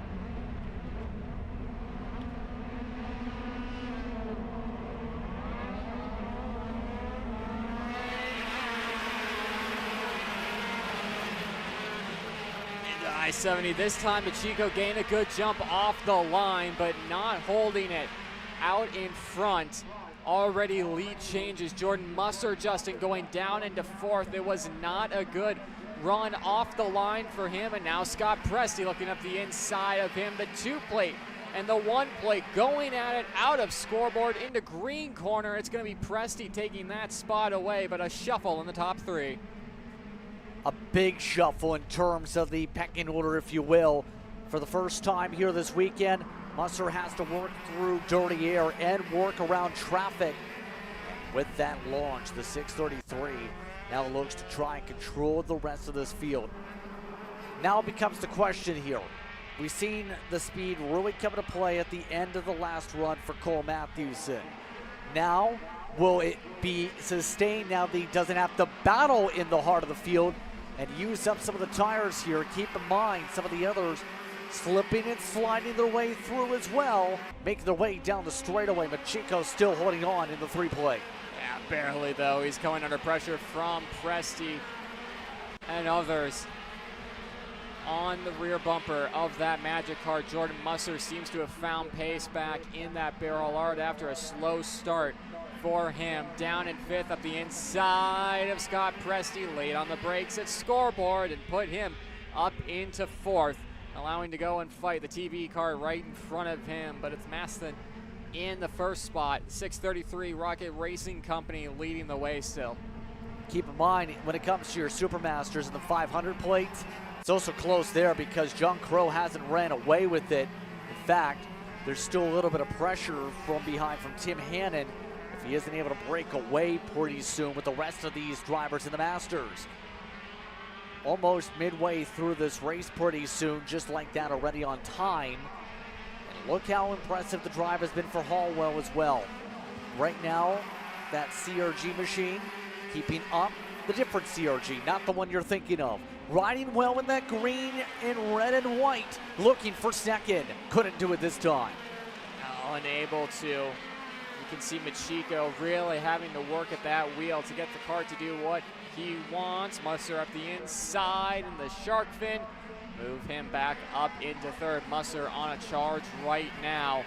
Closing in on the driver went purple last time across the stripe. Matt Machiko, Magic Kart USA pilot out of green corner. Presti also giving pressure to the 631 of Hollowell on that TV into cell tower. No moves being made for the time being there, Justin, as we go back to the top 3. Doing solid right now in terms of the battles, but Musser is going to be pushing hard pretty soon to try and get away to second. Machiko on the eyeball test is losing about a 1/10 of a kart length every little bit of the corner. Musser is a little bit stronger center off right now and is looking for the run. Make their way down the front straightaway. Musser has a run built up, but isn't close enough. No, will go deep, in fact, in the braking zone. He got the fast slap of the race last time. This time, he's got himself to second. Big run from Musser there. Of course, just showing how good of a driver he is. No matter what you throw at him, no matter if he has a bad start, put him to the wayside, he'll find a way to get pace underneath that PSL and charge towards the front of the field. Now Matthewson, the only driver standing between him and another heat race victory here today. Of course, heat 2 for the KZ Pro Masters on track right now. And Supermasters as well, still led by John Crow, down in 7th overall over Tim Hannon and Cheek the 3rd. Those guys running 1, 2, 3 in class and overall on the standings there. You can see Machiko on the Magic Kart with Presti right behind the TV kart. But Justin, battle for the lead brewing up here. Matthewson now has the number 1 plate, Barrel Art PSL machine of Jordan Musser, only 2/10 behind as Musser goes purple. And Musser goes deep. He sends it right to the inside. Spooks Matthewson up the track. Talk about pressurizing a mistake. That time he pressurized the gap to exist. That was a crazy move by Jordan Musser to be able to make that kart stick and get it slowed down to the apex. Have to give kudos to him. Between him and Jared Clark, it's going to be hard to pick move of the weekend thus far, making our job hard. Absolutely love to see it. Jordan Musser now back to the race lead. Check out this replay. Late on the brakes, almost 3 kart lengths back under braking. Matthewson having to give way to the Barrel Art. Jordan Musser holds the lead. And keep in mind, That was with the tires basically at about a 20-degree slide, if you will, for Musser. How difficult is it to make the kart stick like that when you're that deep in? Usually you see people lose time when they're sliding that much on the entry. Yeah, I mean, usually it's hard to keep the rear end of the kart from turning around. Of course, with the shifter karts, they do have the 2 front brake calipers on the front axle, which will help stabilize as Presti up the inside of Hollowell on a TV kart moves him up into 4th. But still, with the additional help and the additional braking power of those front discs, it is still an impressive move as more contact there between Presti and Hollowell. Got to be careful with that one. That could have ended poorly for them as John Crow, I believe, is making his way onto the scene. Yeah, at this point, if you're Crow, give space. You have a 2-3 second gap in terms of the cushion for the class. There is breathing room if he wants it, and they're starting to lift each other off the ground with some of the near contact there. This is going to get to where you just have to march about. Tim Hannon has fallen behind Kevin Lacroix, who is now the buffer car. Last time by, at the very least, was in that mark. You see right there the little difference on the racetrack for them. But again, Crow is going right back where he left off. Works with Morten Van Talk in terms of the team side in dynamic, after all. And Davis Supply, Morten does a whole class in the FLKC with this division, or some of the Masters drivers that run this type of racing out in Florida. Usually they have to run and are running part of the VTM category with the team or the engine package when it comes to one of the Super Masters you see here. Yeah, a lot of these Masters and Super Masters we've seen in many other categories in Stars Championship Series, but Stars giving them a platform to show their stuff, and obviously they're doing an incredible job of it. Some great racing thus far this weekend, just showing the package that Stars Championship Series brings to these competitors. Of course, should be about 2 laps to go at the line here, Justin. Starting to wind down, a little bit more spread out than what we saw in Heat 1. At least the battle for the win. Still have had some very good battles throughout the field, but Jordan Musser, 1.3 seconds. Now the gap between himself and Matthewson, not making it easy for the rest of the field is Jordan Musser. Presti up the inside of Machiko, unable to get alongside enough by the apex. Had to back out of that one, and we'll have to look at number 3 plate in front of him for at least a few more corners until he can muster up another charge. Jordan Musser again resets fast time at the tail end of this race, 106.9. Just showing the long run pace he has underneath him. Yeah, I think this is, again, going to be one of those points building days, if you will. Chance to build up your points championship lead, get some distance in the standings. Pacheco was second in the points coming into this weekend to start off the season. And that's, again, redraw since it's only round 1. That's on point categories here. The errors amongst those in the championship conversation included Kevin Lacroix, who is still down in 6th amongst the category right now. But Scott Presti, who is amongst those with a 0 coming into today in the points, only has a lap to work with amongst some of the others. They're on the final lap. Jordan Musser in dominating form. In typical form for Jordan Musser, showing how good of a driver he is. Still on this pack for 3rd and back with Machiko, Presti, Hollowell continuing to fight. John Crow in this as well in the Supermaster division. No gain of points for him. He gets by these drivers in front of him, so just keeping a clean nose and getting him to the end of the race. Machiko should have enough of a gap over Presti as well to hold on for a 3rd place finish, as Hollowell thought about a move up the inside of Presti, unable to get that done.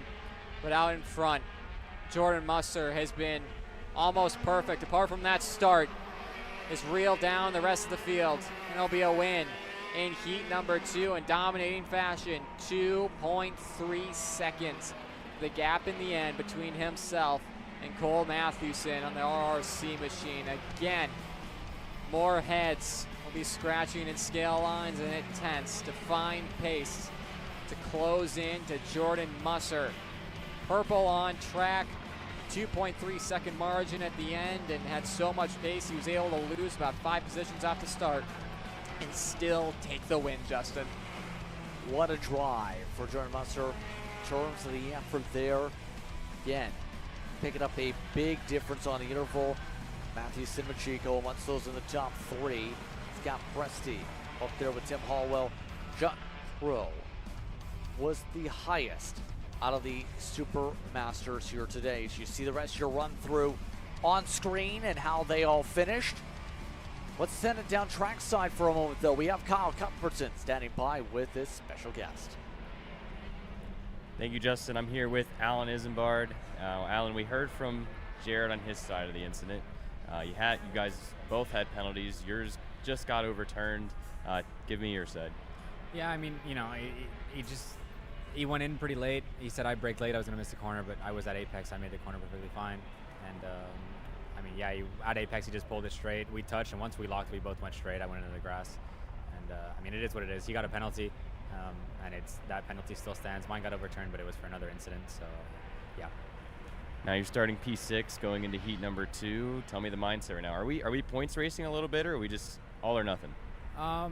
Yeah, I think it's more points racing than anything. I finished with how I went off after that. I finished 9th, and Jones also finished 9th in his heat, so we're tied on points for the weekend. So I still have the lead that I had going into the weekend, and just hopefully I can not go off and finish a little bit better. How much experience do you have kind of being out there in a championship battle, like knowing the guys you're racing against, P2, P3? How much is that on your brain? I mean, everyone I'm fighting in the championship is in the other group, so there's not much I can do. I can just do the best I can in my group, and you know, just hope they have some misfortune or just some bad luck, and have a rough ride through the heats. Cool. Thank you. Good luck. Thank you. Cool. Thank you very much. And let's talk about some context with that, because there are some penalties that came on through. Jared Clark, he did mention, is currently scored 12th on the KA Stars from Heat 1B from earlier today. Amil also picked up one for DPC Motorsports, and as he said, Isambard gets to finish 9th as his got overturned. But to bring attention to those on the racetrack now, KA Junior gets the chance to battle next on the circuit. Earlier today, it was Travis Pettit that put together a very stellar drive. Looks to do it again, though, as the field warms up its tires. Yeah, Pettit first heat race victory for him on BJR equipment. Of course, not too much to get used to between the switch from Ralston Performance Group to Brand Joseph Crack Racing. Still an OTK chassis, still the equipment he is used to, just in some different colors for this weekend.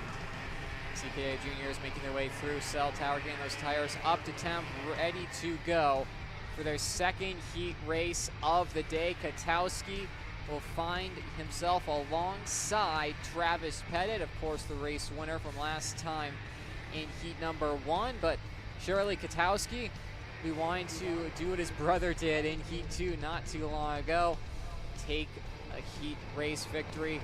Getting all set here, Justin. He'll be heading into the tram lines and hoping to get the green flag on the first time of asking. Tucker Trebe is going to be in the top 3.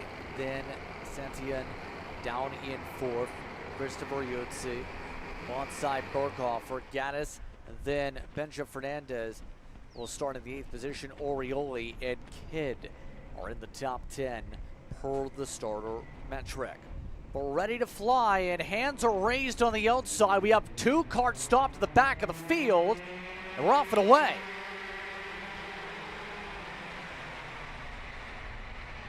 Well, some way, somehow, everyone gets rolling, but just like that, front of the field single files out.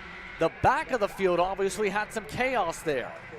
Yeah, just a little bit of a misunderstanding between 2 drivers getting on top of each other, but there you can see those 2 just getting untangled. Back out in front, though, Katowski with a very good jump through the opening couple of corners, having to defend and get by Travis Pettit out of scoreboard and into green corner. Santillan in that battle as well.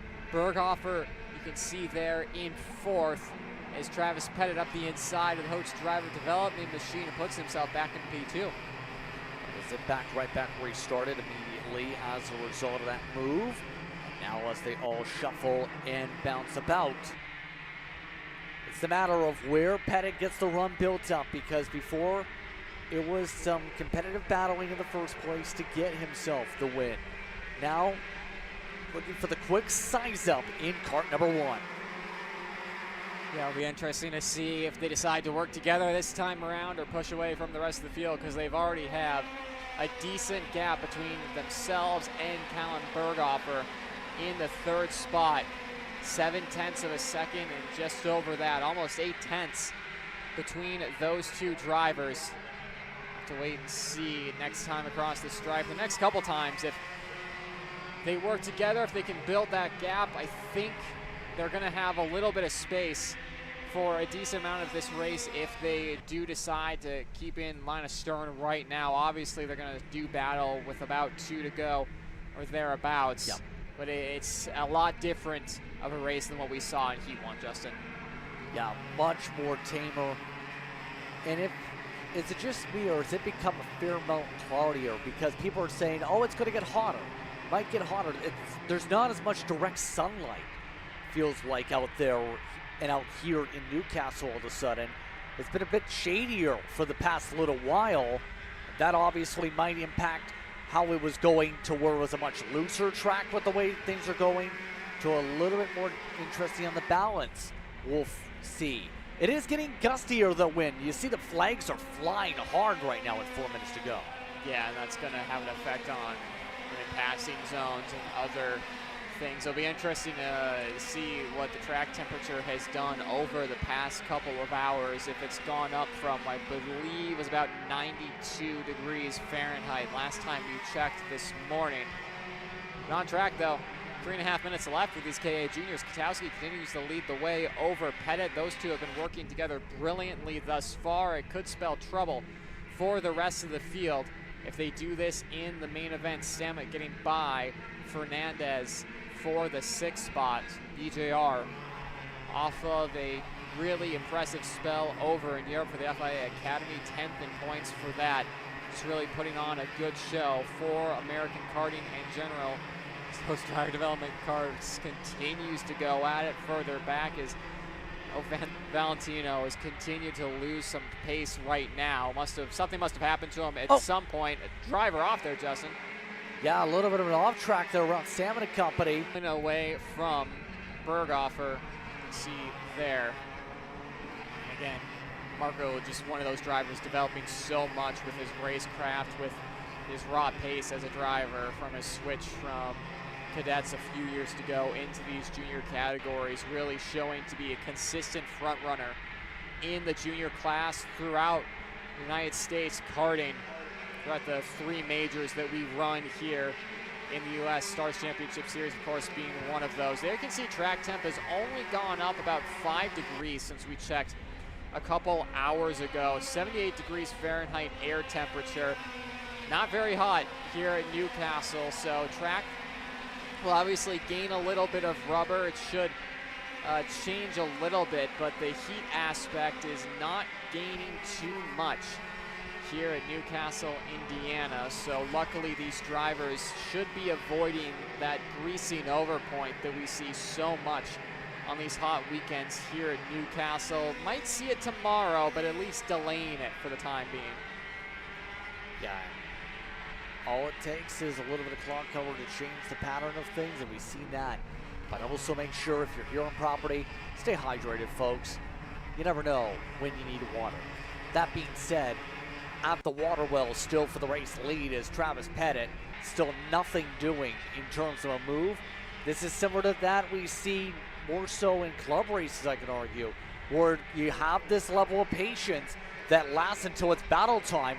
Make sure it's just the two of you. They've done exactly that. A great job of coordination to make sure it's only them, with now a 2-second gap on everybody else. But how long does it last? Nothing going for Pettit yet for a move. Yeah, I mean, compared to what we saw last race, Justin, where we were pretty much defending on the opening couple of laps, it's a very Briggs 206 mentality of going racing. Do a lot at the start, make your way up, work together throughout the mid portion of the race, and then once you see 2 to go, then you can start to battle and try and break away from the drivers behind you during that mid portion of the race. I will say 2 seconds is impressive around Newcastle Motorsports Park, but the second we start battling, that's all going to disappear in probably half a track. That's what I was about to say. Blind Pettit's got to choose this wisely when he wants to go, because if he leaves too much time where he goes late, he might not get the pass done and then possibly lose the spots. If he does it too early and doesn't complete the pass, he then has to fight everybody else and loses a lot of valuable time that way. He has to time this up perfectly, make sure he gets the pass done and or gives himself a chance to get another attempt done. They this time only gained a 10th on difference, by the way, with a couple laps to go on the board. Yeah, they're going to need these two to start battling if they want a chance at the race win. That being said, though, I think Katowski and Pettit are well aware of, just getting some decent points would be good for them come Sunday and setting the main event grid. Of course, both of them are going to want to win this, but I wouldn't be incredibly surprised to see them not put up too much of a fight against each other. The inverse, I can definitely see them throwing some hard blocks on each other like this one into Cell Tower to try and ensure a win and some more points for them to set the main event grid here. Justin, Katowski not going full defensive yet. He's just blocking a little bit to the inside. Pettit's pointing forward. He wants nothing to do with these games that Katowski have started to play already, but Katowski has not looked back to see Pettit pointing forward. Not going to have to see it anymore. Pettit to the race lead. Took advantage, made it easy in an area we haven't seen too many passes at today, but now we're on the final time around, and Pettit's got the best case scenario. Clean space, and they haven't really necessarily let the third place on back group into it. Pettit's got the advantage, and now there's another argument you can make. If you can defend, do you try and back Katowski into the traffic? You're not going to try that at this stage. I mean, you don't want to bring more drivers into this. Maybe come championship Sunday at night fight, if the points allow it, then you can play those games, but it's too early on in the season to be doing something like that and making enemies early on here at what is round 2 of 4. A really good run for Katowski into Cell Tower, gets by Pettit side by side into the double lefts. Katowski will have the inside line, holds off from Pettit, so we'll be headed into the 90 shortly. Katowski trying to set things up to defend. Pettit looking to try and get aggressive on a move back as they zip their way down the straight. Down to the final few corners. Pettit looks to build the run up through 17 and 18. Can Katowski hold back Pettit? Pettit, no place to go. It's Katowski up in front, and a thumbs up from Pettit, who gets second.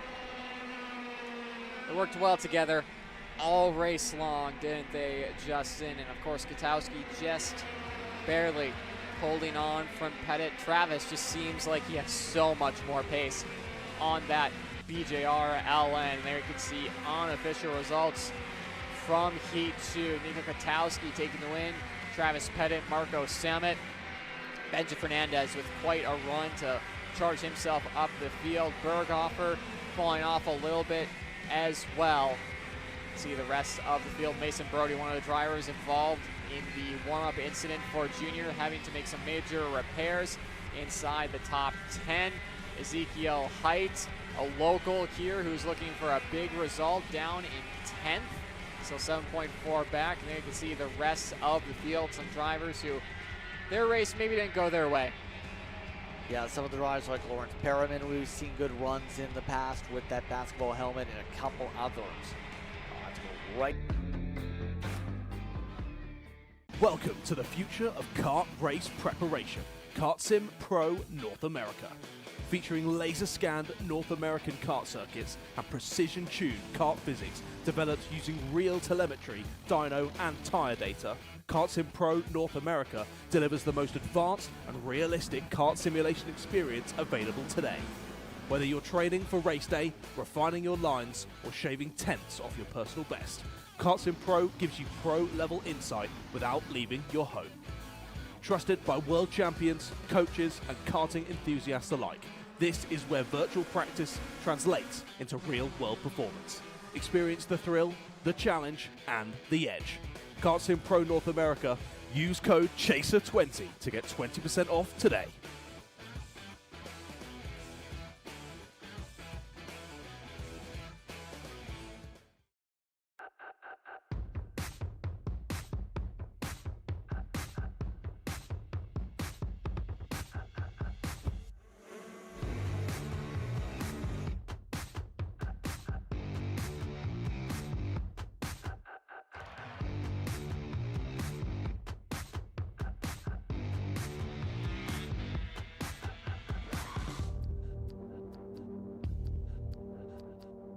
Brooke, Stasio would also throw Westbrook in 5th.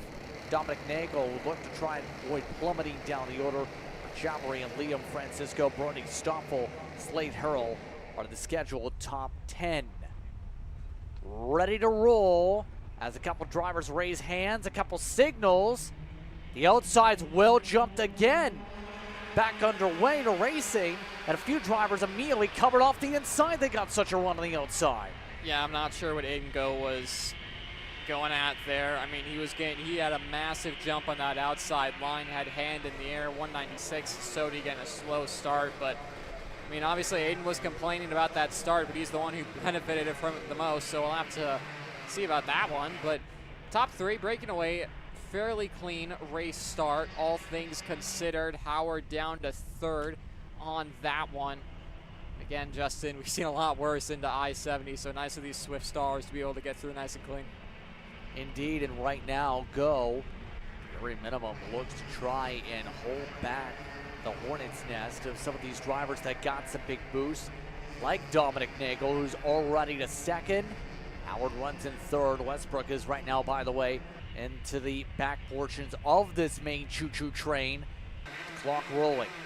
Speaking of troubles, though, fell teammate for him off the racetrack. 166 having to get the roll off as a result. So a little bit of chaos for some of the drivers as they try and get themselves regathered. Yeah, some misfortune for those drivers. Dominic Nagel going purple last time across the line. Gonna make the most of it up the inside. Aiden Go from 1st to 4th for Aiden.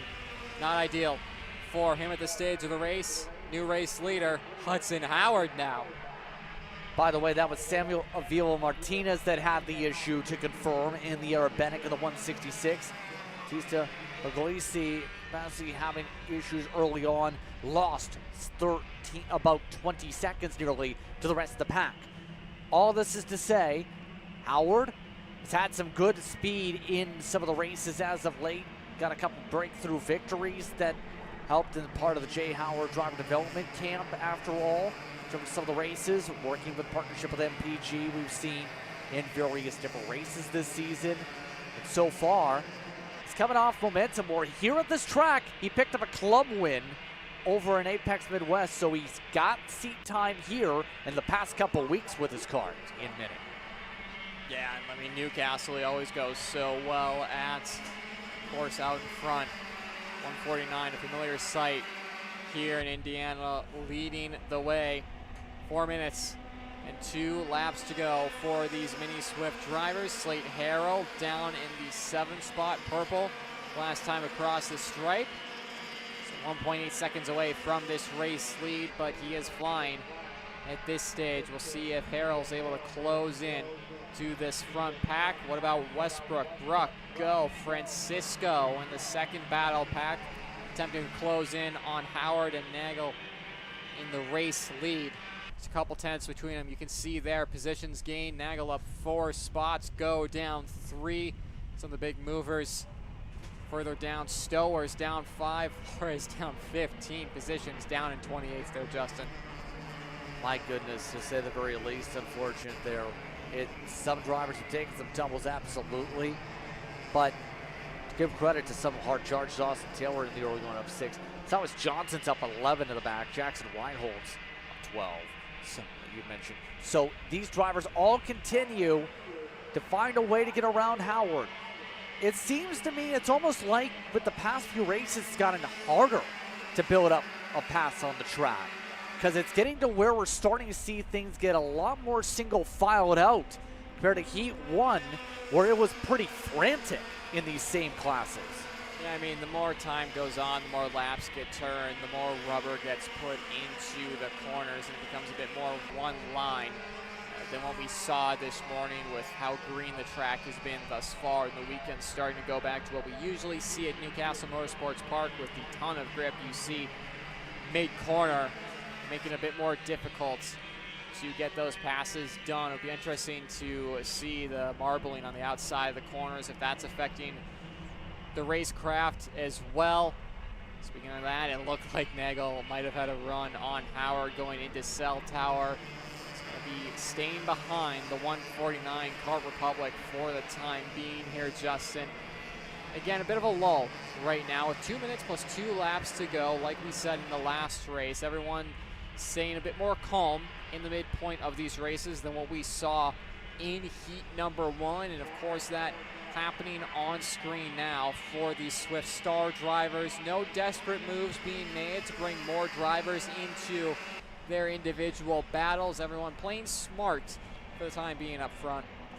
Very smart, if you will, when it comes to Dominic Nagel with his line behind, but now gets the chance to lead in front. As you can see, first time up in the front this entire weekend for him. Highest finish of the year in any race has been a club race. Now he shuffled back to second. Here's Dutch Westbrook. He's right into it and looking for second and takes it.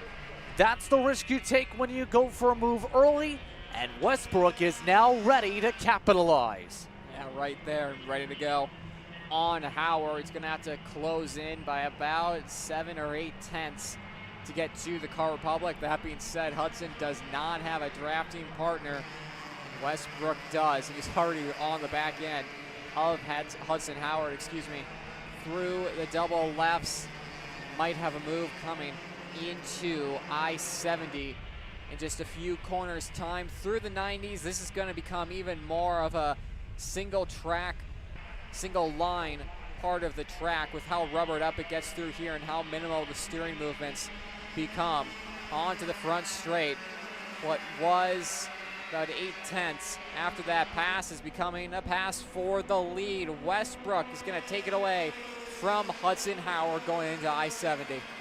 Dutch Westbrook again up to the front of the field and now looking to settle down. Can he keep himself up at the front of the thing? The answer is no, of course. Shark fin. Anytime someone's gone to the lead in I-70, there's been a pass back attempt at least attempted in shark fin. Now it's Howard that's able to take serve. And now the orange gloves of Howard look to wheel that kart in front with Westbrook all over the bumper with a couple of laps to go coming up. Now, Howard's been in this position before. He knows how to defend for a race win.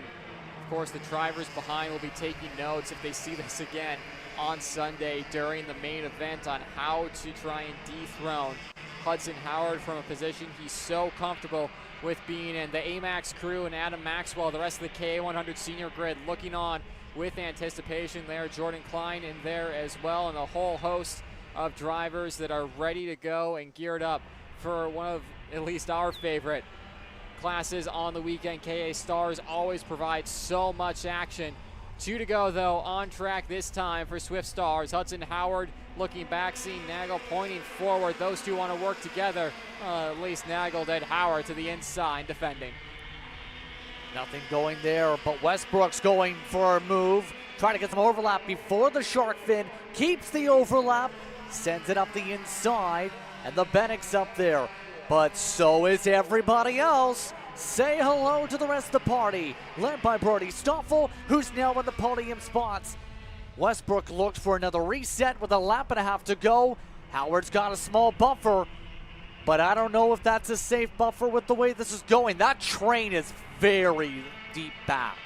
Yeah, it is, and Hudson's got to be very careful not to bring them into a battle for the lead. A couple more blocks and some spots on track, and he could be bringing them in. That being said, they're having their own battle for 5th on back as things stand. So a lot of questions they'll be answered in a few minutes here once we see the checkered flag, but it will be white flag in the air this time for Hudson Howard. Westbrook in second, trying to track down the Kart Republic MPG Motorsports, driven by Howard. White flag, 1 lap to go.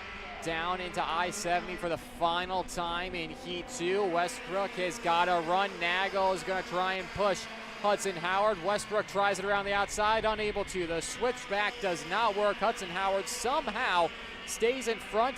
Into shark fin they go. He goes to the inside. Westbrook trying the over-under again, unable to. To the outside, contact between the two of them. Westbrook into the grass and out of race winning contention. So unfortunate for him, not even able to get going. He is out of this race, period. While we were watching that, Hudson Howard giving away the race lead to Brody Stoffel, Justin. And it's not done yet either. Howard looking for another send, side by side to the wheel. Now brings on through Nagel again. Here comes everyone, 3 wide for second for a moment. Right now, Howard with the edge as they work their way up to the final sector. The chance is there for a lot of these drivers to fight for second, but Howard's got the gap he needs. Just needs to maintain it for 3 more corners. Hudson Howard having to take the right moves and be aggressive at the proper times. On track, he'll come away with a checkered. Hudson Howard gets the job done over Dominic Nagel, and Slate Harrell charges the third. Good run there from Harrell, there in third, like you said there, Justin. Again, the MPG Motorsports drivers bringing it to the RPM camp. Parolin up there as well. Hudson Howard, big run for him to hold on to that race win. Dominic Nagel, Slate Harrell, Colton Bruck, Aiden Go, Liam Francisco, Samuel Shalvery, Brody Stoffel, Enzo Ramos, and Spencer Height. Your top 10 unofficial results from heat number 2. And a lot of drivers are going to go back to see what are they going to do with the pre-final, where we're going to have an extra 2 minutes to work with on the board. Keep in mind, some of those that are not on that main tab, for example. Jackson Reinhold's had some great speed, going to be in an interesting spot, you'd have to think.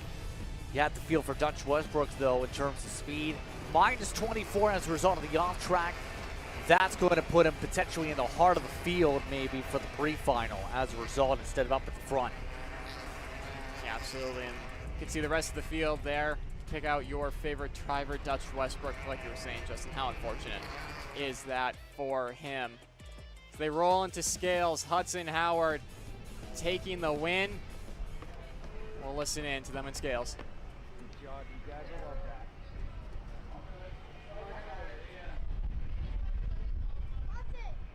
Hudson, great job.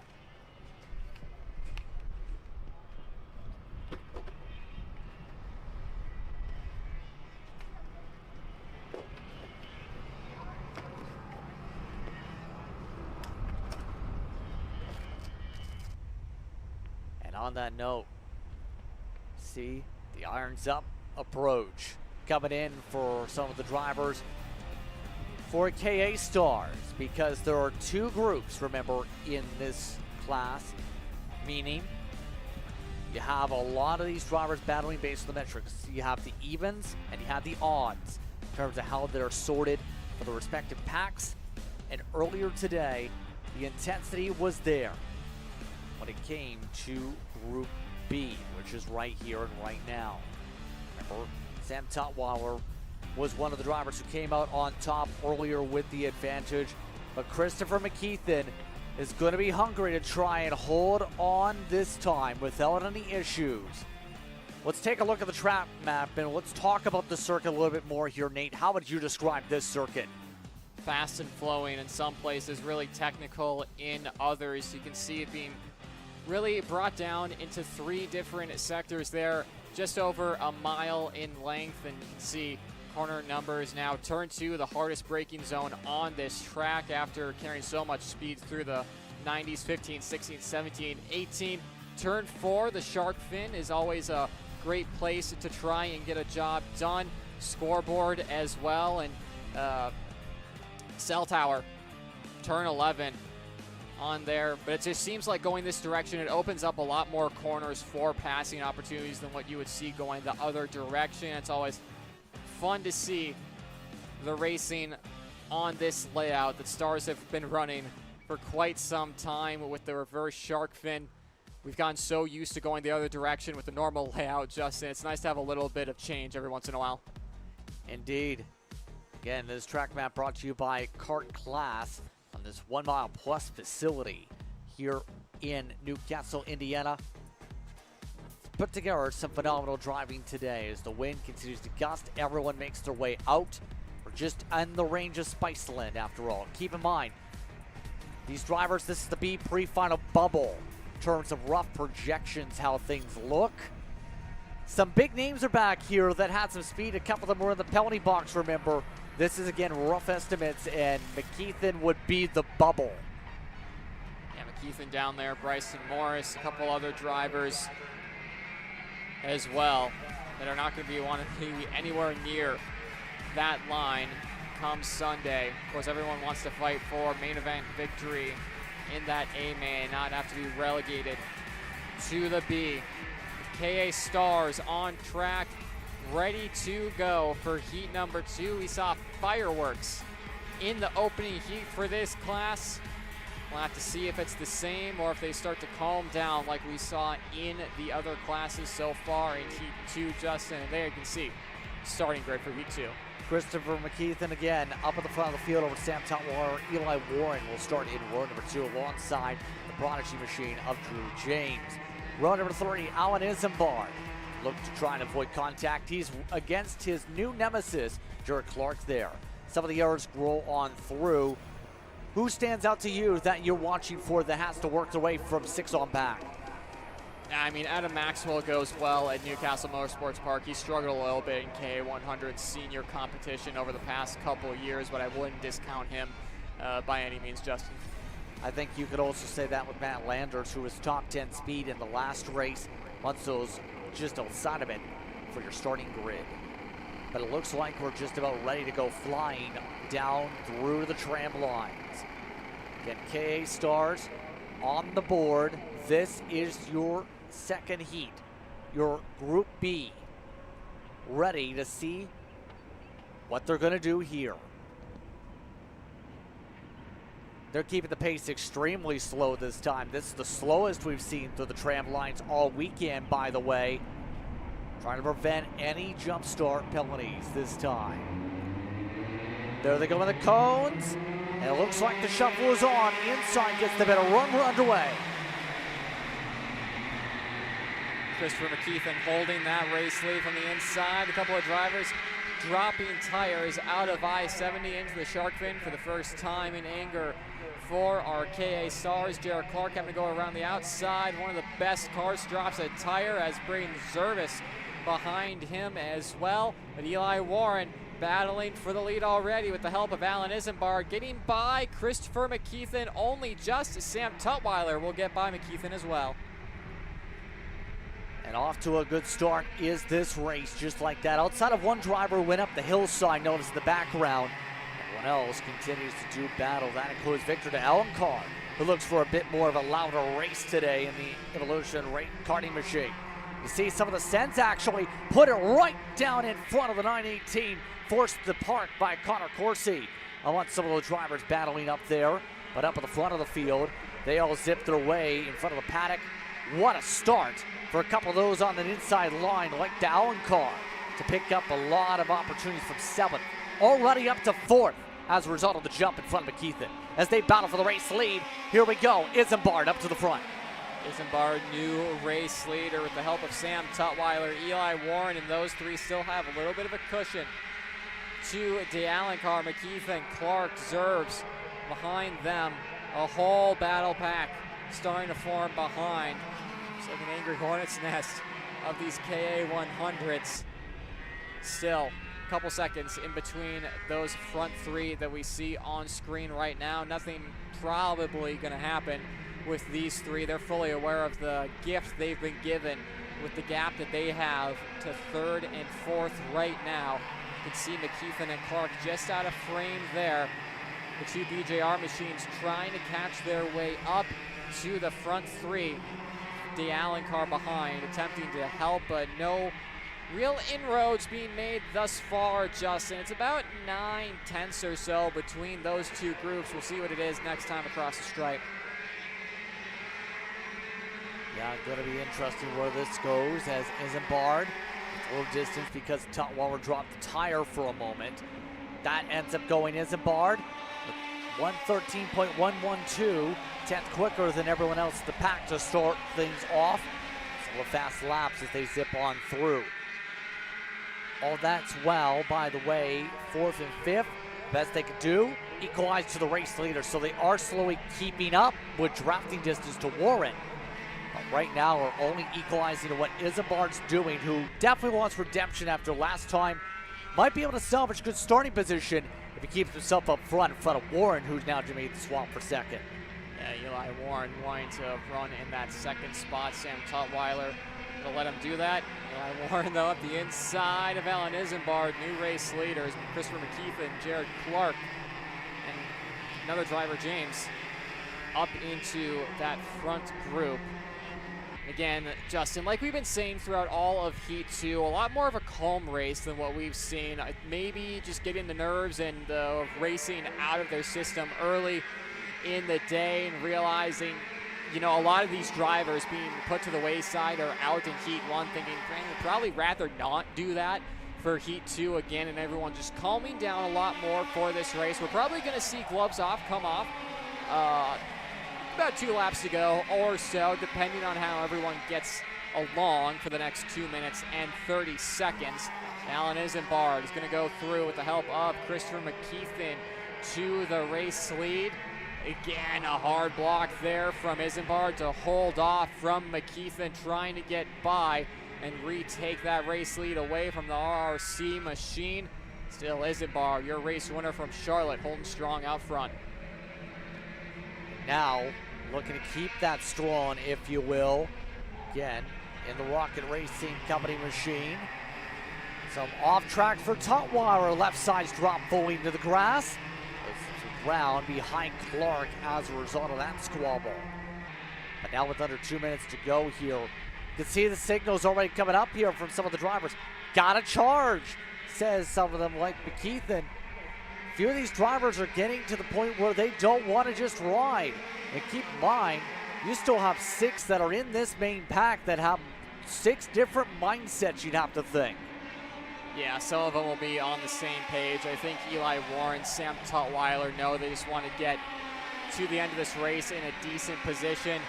The 2 out in front, I think, are willing to do a lot to make sure they are first to see the checkered flag.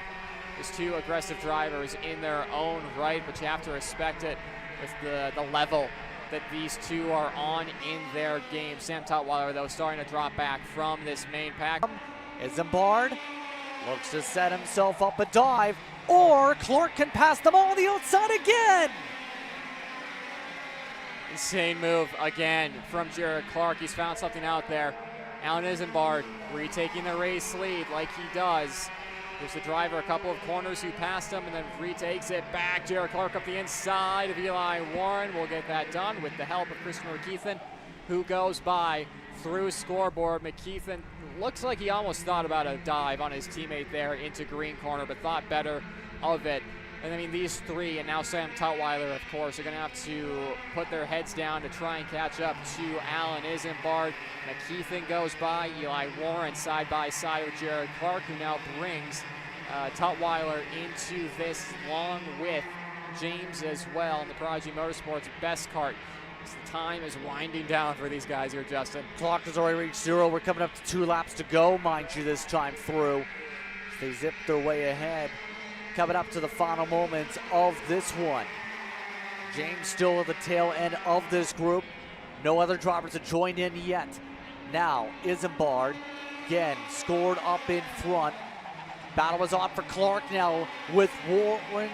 But through the 90s they'll go for the penultimate time here, Justin, before they see the white flag for 1 lap to go. 2 drivers who are very willing to go door to door. And how about it for James, the 949 up into 3rd now, has been able to get by this entire group of OTKs and put his best kart into P2.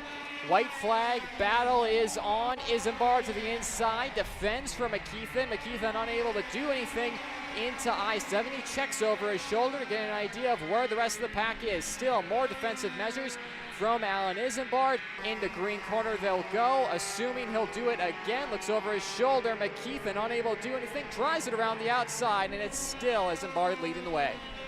This time through, Isambard looking to try and make sure through cell tower there's no move. McKeithen at least gets himself on the left side. Watch for the send back up the right. Does McKeithen get an opportunity there? Well, Isambard reads his mind, takes away that chance.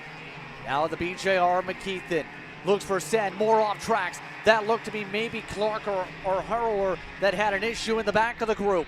But all this is to wow. McKeithen needs to be bold if he wants to take it away. Isambard parks it on the inside, apexes twice over, 3 times over. McKeithen slides. He stays on the rear. Isambard redeems himself with a checker flag in Heat 2. Only just over Christopher McKeithen, less than a 10th between them. Rest of the field filing through. It's a bit more calm that time in KA Stars Heat 2B, but still a battle nonetheless. Alan Isambard, of course, your winner from Charlotte Motor Speedway, gets another heat race victory here at Newcastle Motorsports Park over Christopher McKeithen. Brandon Jarsa Crack Racing behind them. Eli Warren, Sam Tutwiler, Drew James, Chris Harover, Brayden Zerbs, Jared Clark, Matt Landers, Adam Maxwell, your top 10, then Duran, Mercer, Klein, Webster, Victor Day Alencar. Top 15 finishers from Heat 2B in KA Senior. Some good battles pop up again today with Isambard getting the edge. You have Meyer Lewis down in the second tap. Connor Corsi amongst those who had some off tracks, pushed down the order. Mill going to have a long, long time of battling with the pre-final onward now as a result of those runs. But Group B for the KA Stars complete. Group A already gearing up on one side of the track as here's the other side for some discussions. As you can see, BJR driver get ungeared and set to talk.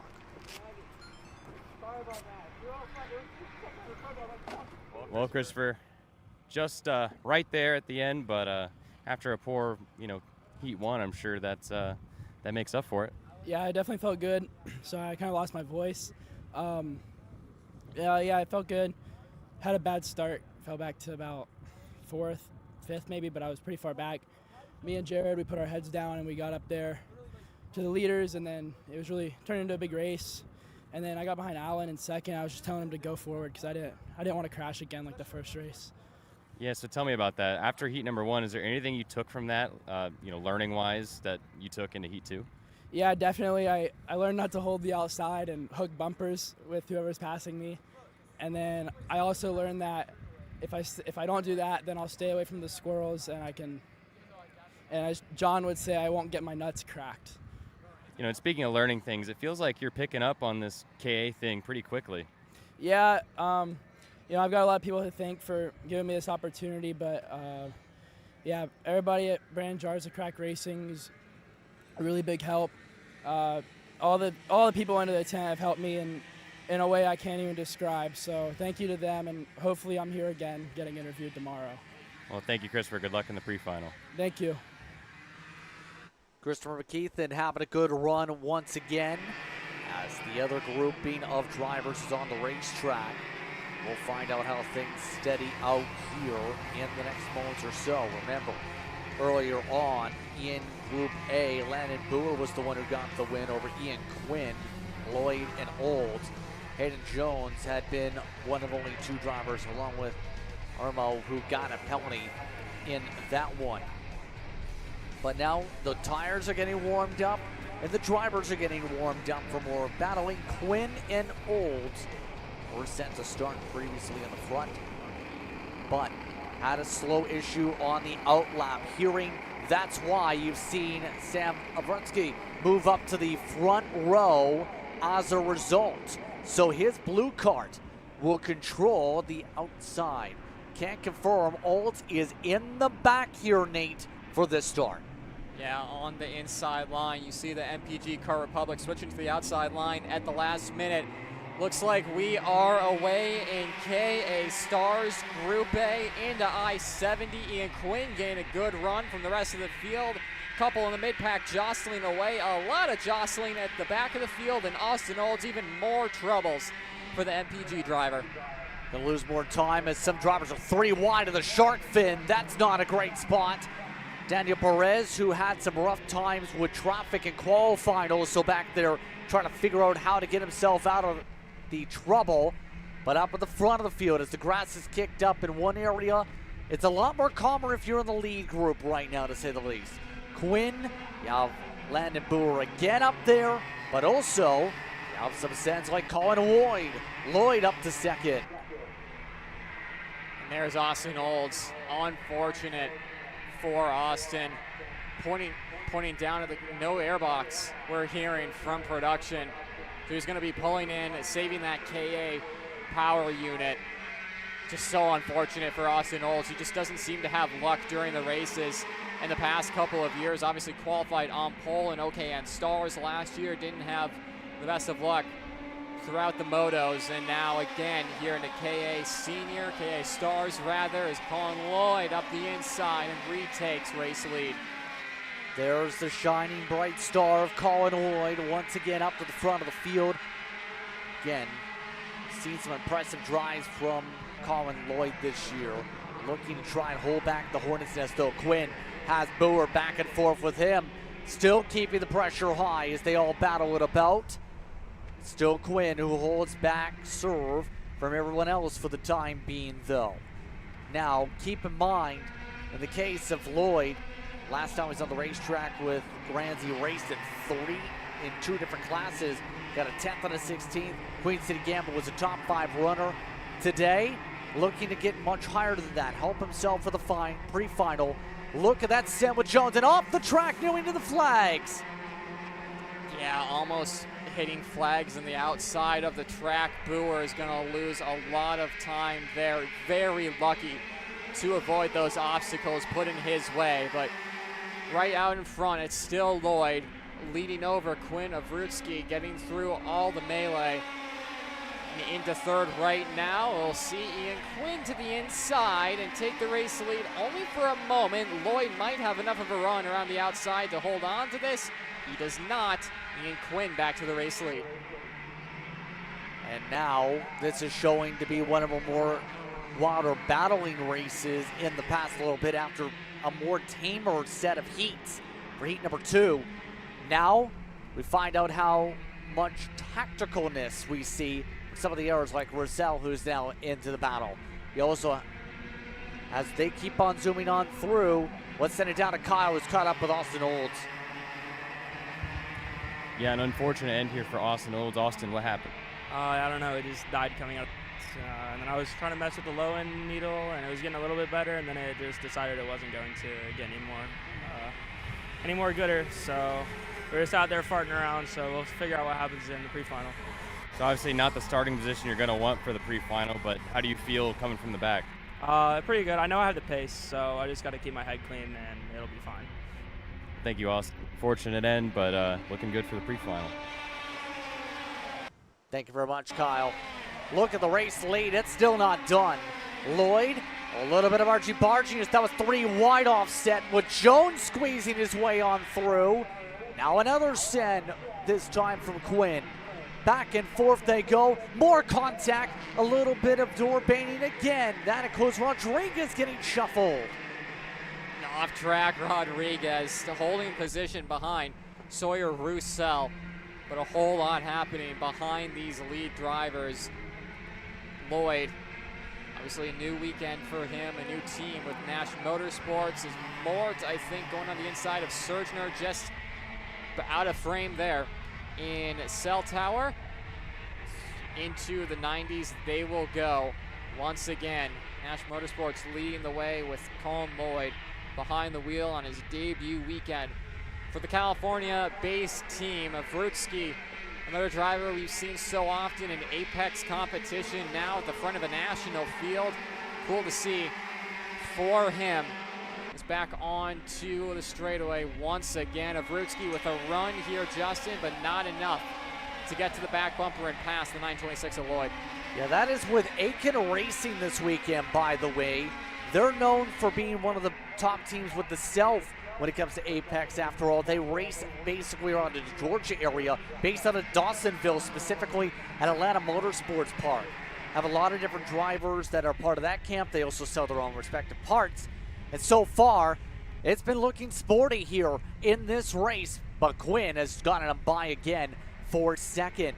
And it's one of several teams that usually have run the regional series that have made the trek to the nationals here this weekend that have popped up. Yeah, absolutely. I mean, we saw him a couple weekends ago at the national races at Trackhouse Motorplex. So cool to see another team breaking on to the scene here nationally, becoming a sight you see more and more.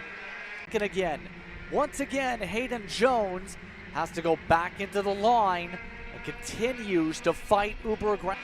Very much in it. If anything were to happen to Lloyd, or if Jones and Vrutski find a couple more tenths and bring it to the race leader. Keep in mind, Hayden Jones last year only essentially had one planned race, if you remember back to some of the social media posts, but ended up competing in a couple of them at the very least, including Miami Grands, a couple of as PKS starts in turn, has only made one start all season in any distance. Once you give him a couple more corners and a little bit more time to draft up to the back end of that Nash Motorsports EOS into scoreboard, they go once again. The gap continuing to close down here, Justin. A little more than half a track to go, and Hayden Jones has to be feeling good right now. Yeah, Jones, I think, is in a great spot finishing-wise in this one. Same for Vrutski with the way things have gone. There's a lot of different players up here, with Quinn getting shuffled down to 8th with the off-track. But look at the defensive line. Jones gained a lot of ground in the braking zone. Now looks for the rear bumper. Gets into the bumper. They're starting to get pushing and shovey. Now Lloyd will see the battle go on for second. Vrutski says, I'll let you try this one more time. Not going to force it, take away a spot, and take away any chance for anyone to win. Lloyd going to the final corners. Parks it to the inside. It's going to be Lloyd who gets it done in Heat 2 in Group A. Holding on to that win after a late charge from Hayden Jones, less than a tenth separating them at the line. Colin Lloyd, a good weekend thus far on his debut for Nash Motorsports. Hayden Jones looking for more in the pre-final. There you see unofficial results from Heat 2A from our KA Stars.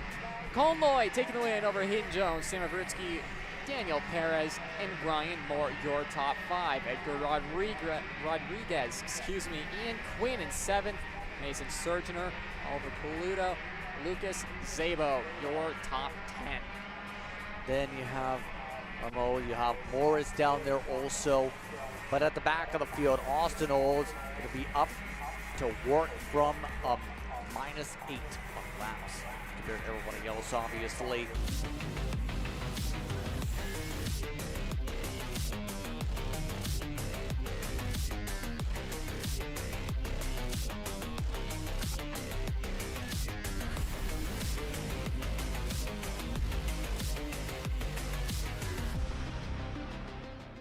Hi, I'm Jackson with Alpha Race Hub. Alpha is an all-in-one motorsports software solution that can solve all the software problems you need for your track, facility, or series. Alpha can cover all your software bases, from online registration, digital e-waivers, a proprietary timing and scoring software, incident management, automated points tabulation, tire and barcode scanning. We even have our own mobile timing app and rental kart activity management software. If you're looking to consolidate your motorsports software solutions, reach out to us at alphatiming.co.uk. Hey guys, another Kart Chaser Driver Fitness episode with me, Chris G. Today, I'm going to show you how to protect those ribs in the seat. We're doing core. Exercise number 1 is the bench leg raise. Controlled all the way down, full range of motion. Make sure you pick up that tailbone off the pad. Coming down, controlling. Great for the lower abdomen area and obliques. Floor slider mountain climbers, exercise number 2.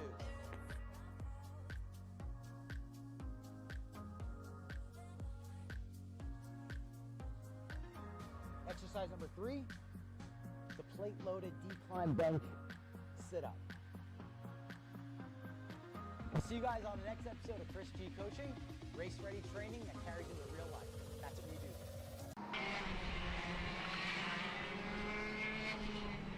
Welcome back, everyone, to today's action as we continue on. Now to Moto 2 we go.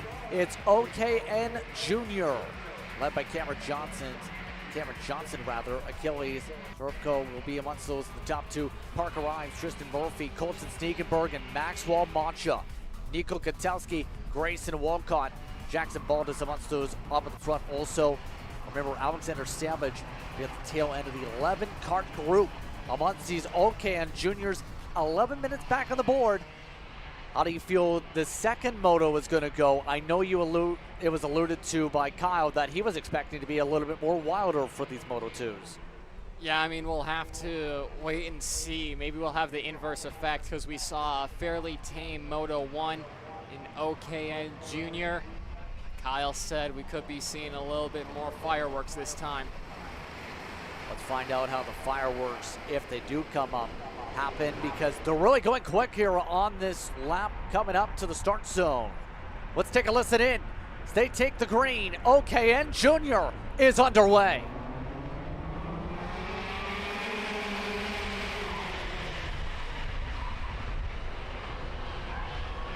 Oh, look out.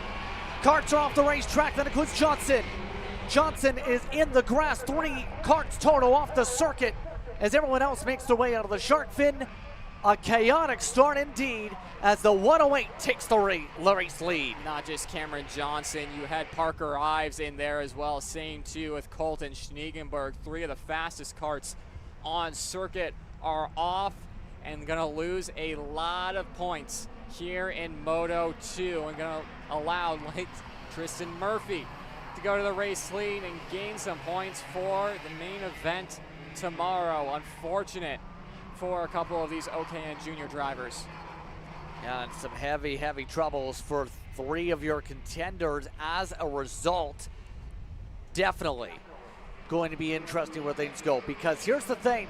Murphy was one of those karts that showed fast pace, but had to fight hard just to get 4th position in the first place in the last race. Now has the lead, can unleash the speed without having to deal with battles, and is already ahead of Mancha, his biggest rival from Moto 1. Yeah, you think back, those 2 were really going at it all Moto long.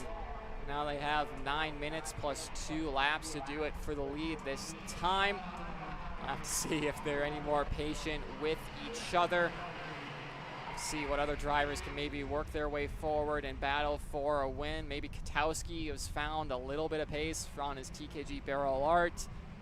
Again, long race here in Moto 2, Justin. Might have to be a little bit patient right now as everyone's nice and calm on the opening stage. And again, it kind of goes towards, we put a lot of laps in the tires overall already. We're seeing those tires get put to work yet again here today. All of that to say, you have to find out how well this is going to go for Achilles in particular.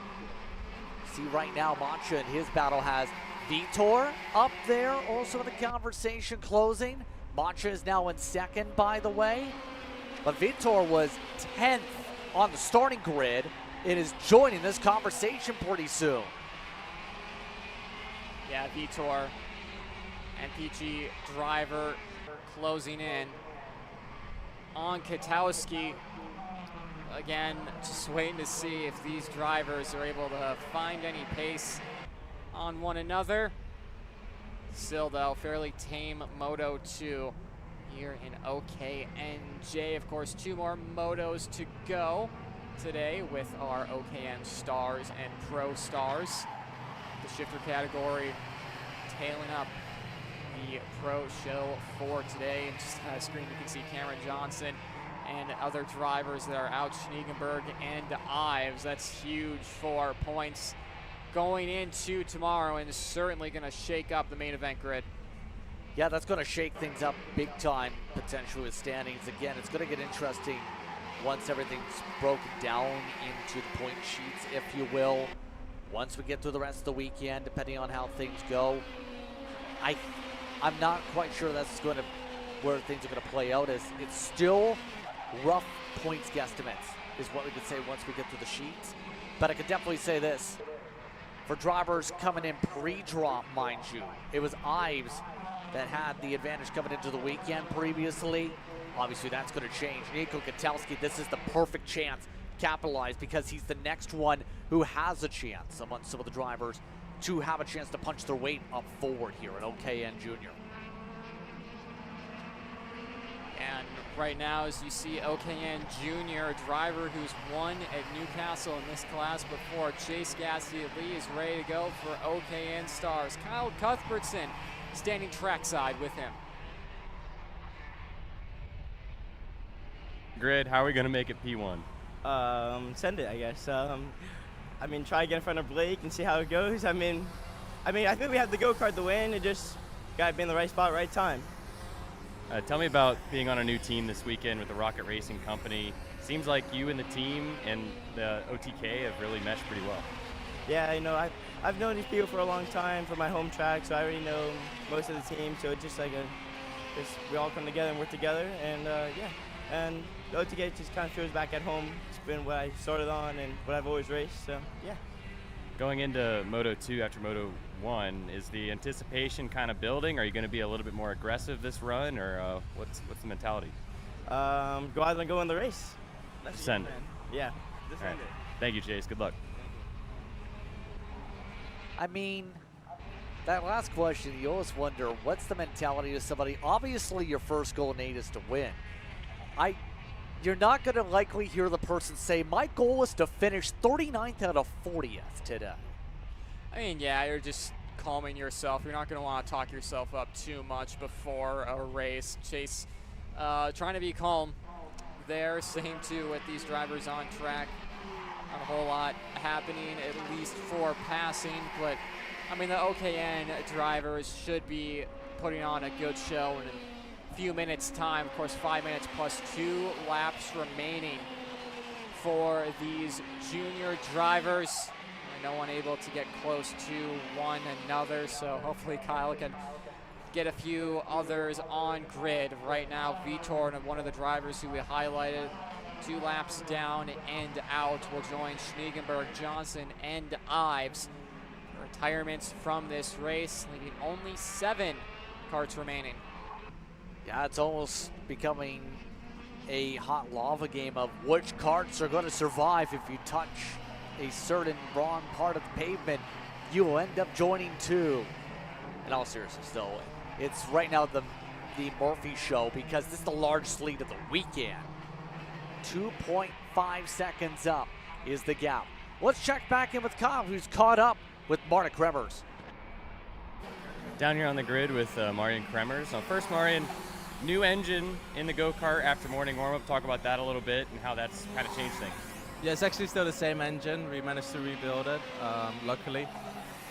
Yeah, I said this yesterday in an interview with you guys that we're just using these heat races as practice for us. I mean, we're testing a new program. This Maranello kart needs some work still, and we're working hard to get it better and get it up there. And with this program, Stars is running with only 3 short practice sessions before we go into quali and 2 heat races. We don't get a lot of time to testing, so these heat races for me are just a test session, and that's why this last heat didn't go the best, I think. We went the wrong way a little bit, but we're confident that this one we should be a lot better. You know, what's really going on out there on track, you know, with the track changing? We've been hearing it's been slicking off a bit. You know, the weather's been kind of weird this week. And just talk about the track a bit. Yeah, I mean, the track's difficult. I mean, it's classic Newcastle. It gets greasy in the afternoon, especially with the heat and the sun on it. Sun has seemed to go away for now, though, so maybe the track should be a little bit better again. But yeah, it's just the classic Newcastle, what we're used to. A lot of up and down, a lot of track changes during the day, but nothing unexpected, to be honest. Yeah, I've been asking some of the veterans, you know, you've been to Newcastle a number of times now. What are you learning, you know, this time out after being here for so many years, right? Like, what changes? I mean, like I said, I feel like it's very predictable. Well, I shouldn't say predictable because it still changes in ways that you don't really expect it to, but that's what happens here every year. So there's nothing that we're not working, like that we're not predicting and not working towards. So we should be in for a fight for this heat race. Thank you, Mari. Good luck. Thank you. So there's the confirmation we were talking about potentially with the motor earlier on. Did go with the rebuild as stated there. And how is it about developing a program in general, like Martin referenced, to try and help get the program in the right direction? As they said, going to be test session for the next moto, potentially. Yeah, and I mean, bringing a guy like Morin in for that Carlos Racing and Maranello camp is huge for those drivers and for that program that's been thereabouts. To bring in a KZ World Champion who obviously has some experience racing OK over in Europe is big for them, and just have another driver of that World Championship caliber under the tent to get a feel for the kart, for the engine, and help develop that's huge for that program. Absolutely. Right now, by the way, as we look about, Katowski still chasing Mancha. Right now, the gap, 3.4 seconds. All you can say in the case of the race like this is Tristan Murphy's pace has been unleashed, but Mancha's been able to take advantage to keep himself in a good, clean air grouping. Hold on to second. He's starting to even break away. This is a big shift to where they were the 4th and 5th place cars in Moto 1. Yeah, different for them to be fighting for top 3.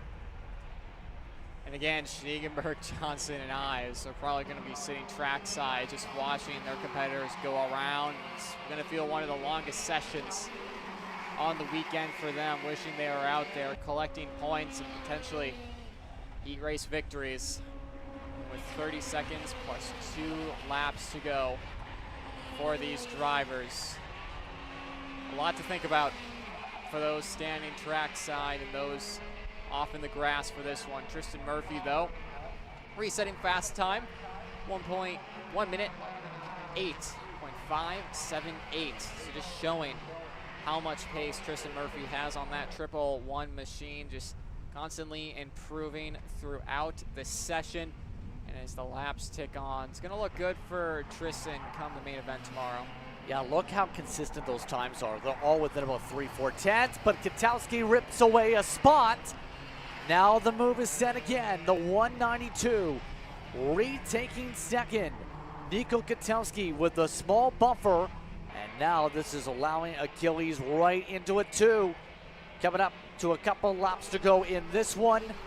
And Katowski looking to hold on to the second step of this Moto 2 podium with a few laps to zoom around here. There's the 2 to go indicator. And into I-70 once again, side by side. Katowski with the inside lane.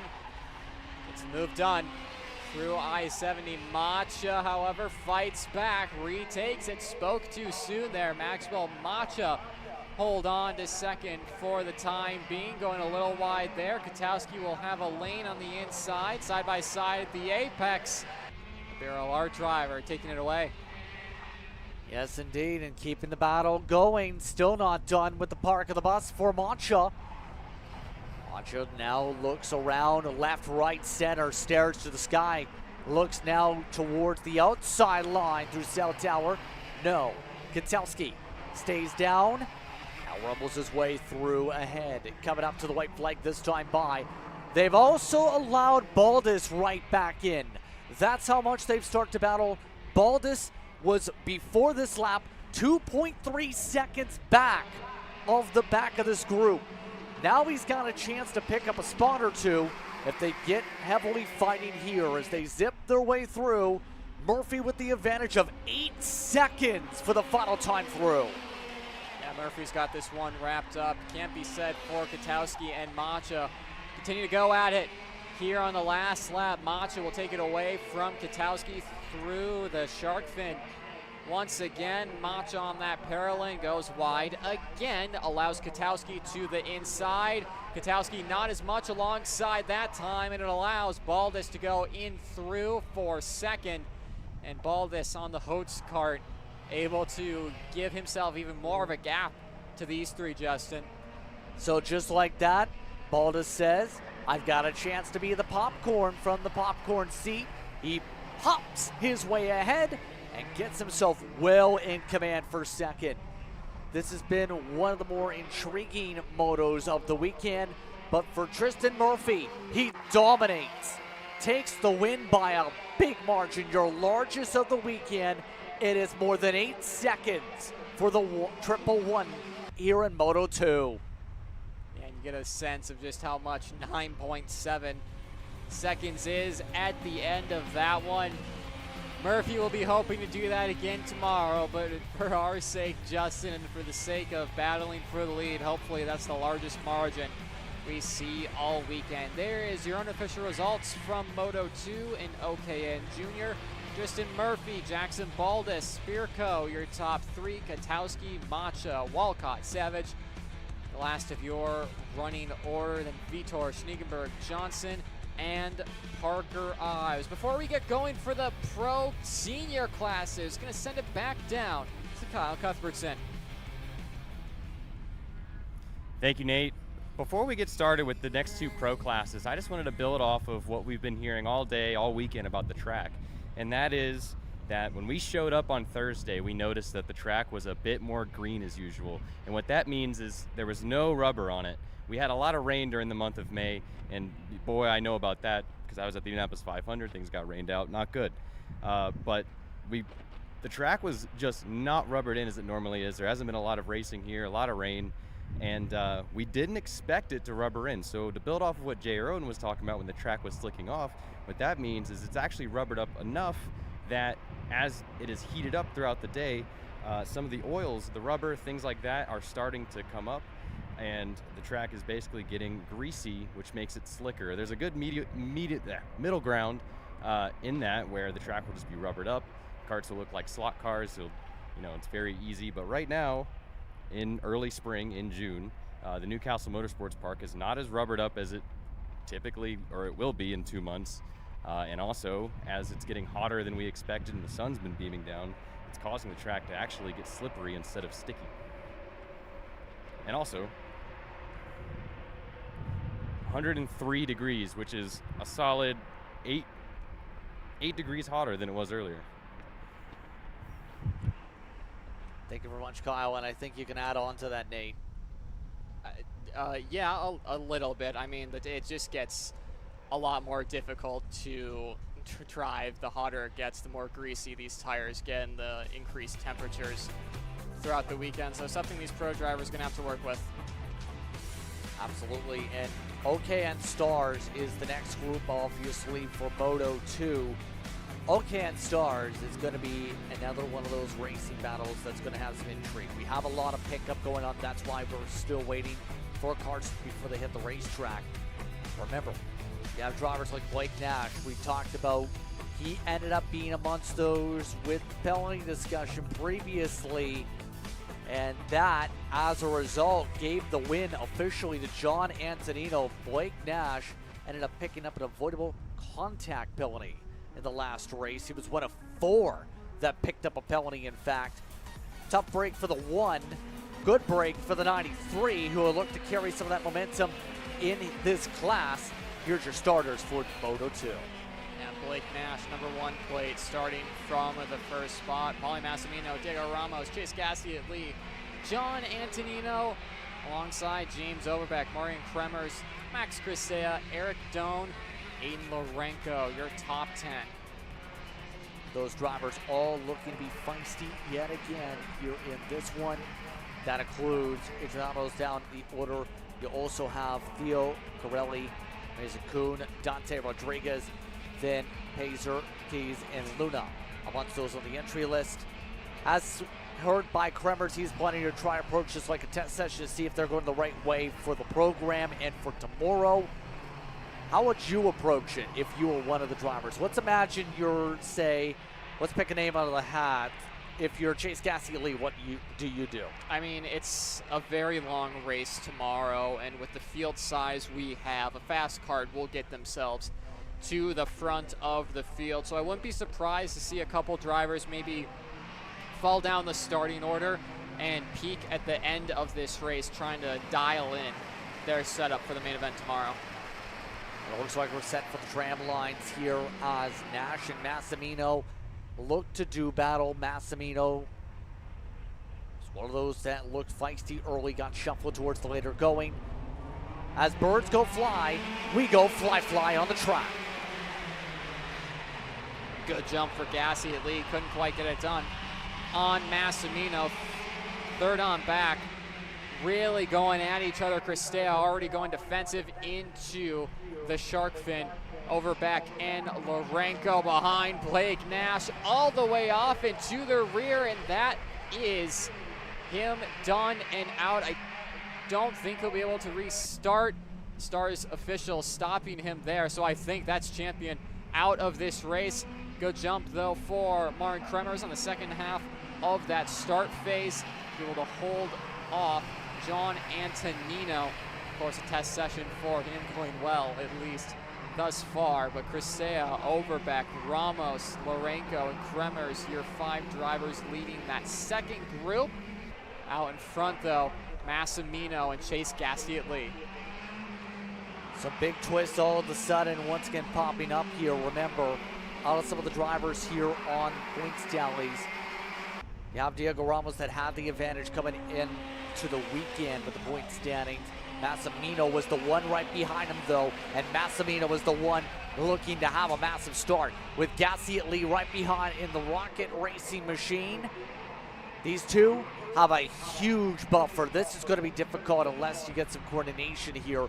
We know some of the drivers that are back in that group behind them here, Nate, are going to be a little bit more happy feet based on their racing trends over the past year or so. Yeah, absolutely. And again, seeing something very similar to what we did in OKN Junior. Not a ton of battling, and really what we've seen throughout the non-pro G2s during the midpoint of this day. Here's a bit of a replay of going into scoreboard on that opening lap, and it looks like Antonino might have gone into Blake Nash to put him out of the race. See, getting slowed down again. Yeah, so Antonino hopping the curb just a little bit on exit there, pushing himself wide, and Nash off into the wayside. The champion out on that one. Ramos up the inside of Max Cristea. Let's send it down to Kyle. You have something to add, I hear. Yeah, Justin, I just have to say, we say it all the time, that when you qualify in the pole by just about half a second, that definitely will put a target on your back. And from being on the grid, I will tell you, Blake Nash did have a target on his back, just a note. Now, in terms of trying to keep up with him on the track and find a way to pass, I think is the way you mean. Not by that, obviously, Nate. I mean, when you're that far ahead on the qualifying pace, and drivers know they gotta be stern when they get to you. I mean, you might be a little only on that starting grid comparatively, so absolutely agree with what Kyle was saying there. Now out in front, it's not the number 1 plates, the 40 and the 31. Gasly at least being patient thus far. Chase is still looking for that maiden pro win. He's gonna do himself a good spot. Cristea also up there in amongst the top 5 you mentioned. The winner from last year, James Overbeck, we haven't really mentioned him too much all weekend. The next Kart back in that order also. Get BJR right now a 2-4 on the racetrack. Overbeck, one of those that races multiple different kinds of karts also. has had some solid speed so far. She's been quiet. Meanwhile, if you're Nash, you're just thinking, I wish I was on there battling with this guy. Yeah, obviously Blake Nash not happy with that, and having to watch these races from the sidelines. They take forever. Indeed, just seeing your competitors go by lap after lap, thinking what could have been. A lot of points being lost for Blake Nash, but obviously, Justin, we know how much pace Blake and that Kart have. I don't think they should be too worried at all, especially like we've said all throughout these motos. We have a long main event coming tomorrow, so really, with the amount of karts we have in this class and the amount of pace Blake Nash has, yeah, you're going to be annoyed right now, but come tonight, let the nerves die off a little bit, should be good to go. Another cool story, I should say, we just showed him on screen. Eric Doan, after a scary wreck in the green corner, PSL Karting and the Barrel Art squad were able to get that kart up and rolling again, and Eric Doan is driving his way forward towards John Antonino and Marin Kremers, two drivers who have won on the Pro National scene. Kremers dropping a tire, it's not going to halt his speed, fastest on the track.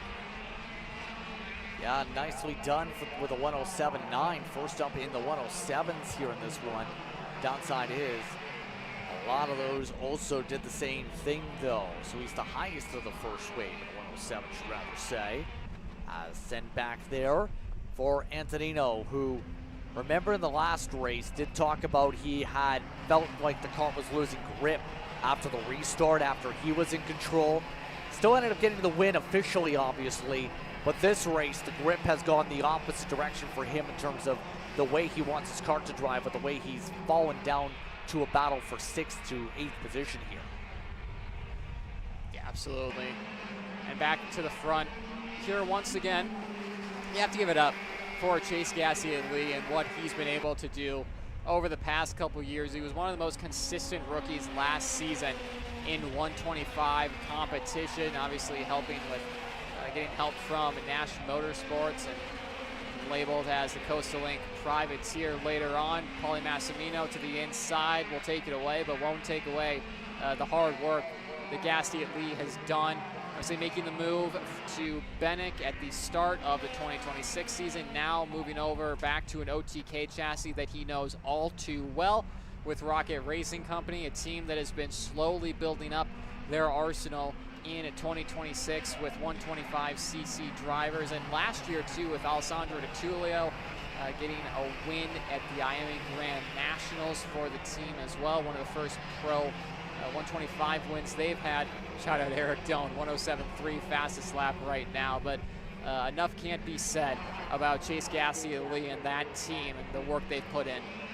Now, if you notice on the back of his driver's suit, he's so recent in terms of the team join. He's got Elefante over the back end of his suit. And obviously, that's going to change as he gets more time to get this next suit put in, but it's got to be a rite of passage because Alessandro Di Tullio did the same thing for most of his races with Rocket Racing Company, so it might be a little bit of good luck. Or they match the same size, and it's like, okay, you can use one of my suits, if you will. You know, keep it simple to make sure that you have the right suit for the right team. By the way, two MPGs have grouped up together. Eric Doan still following along with him. Again, heard felt he was okay after he checked out by medical staff, as we talked about. He's got a huge run on Kremers, who just all of a sudden has gone everywhere. What happened to Kremers' car? I think there's an issue with the 94. The left rear, I think the left rear of Kremers is either deflated or pushed in. Something is not right on that Maranello. It does look flat. I know Kyle Cuthbertson will be down in pit lane to report for that one. You can see puncture on the left rear for Marin Kremers, deflated. It's both the driver and that tire pulling into pit lane. Back on board with Eric Doan there. John Antonino setting fast time, 107.3, down in 5th. Again, like you were saying, Justin, obviously really cool story that he's able to bounce back from that wreck in Moto 1, but he's been one of the most impressive rookie drivers we've seen in 2026. Obviously, we've seen so much of him in Champions of the Future. There you can see confirmation. That tire is deflated unfortunate for the 94 Maranello with Maren Kremers behind the wheel. It looks like there might have been a little bit of contact on that sidewall to potentially puncture that kart, but we'll have to wait and see. But Eric Doan, one of the most impressive rookies we've seen. We've seen him a couple times in the Champions of the Future America Series over at K1 Circuit Winchester, getting his first Pro 125 win there, but would love to do that on the national scene in the Big Three. Yeah, it would be helpful, absolutely, in terms of building to an early resume, if you will. As right now we're down to about 3 laps to go, about 30, 40 seconds to work with on the clock. Right now, the other things to note here amongst this field, your biggest move of the race overall is actually Mason Kuhn, who's down in 9th position. That's in our MPG. John Antonino just set the fast lap in the race. He's up amongst the top 5 still after picking up a little bit of a rebound, if you will, in the 93 camp. And everybody else is going to be seeing where things stand.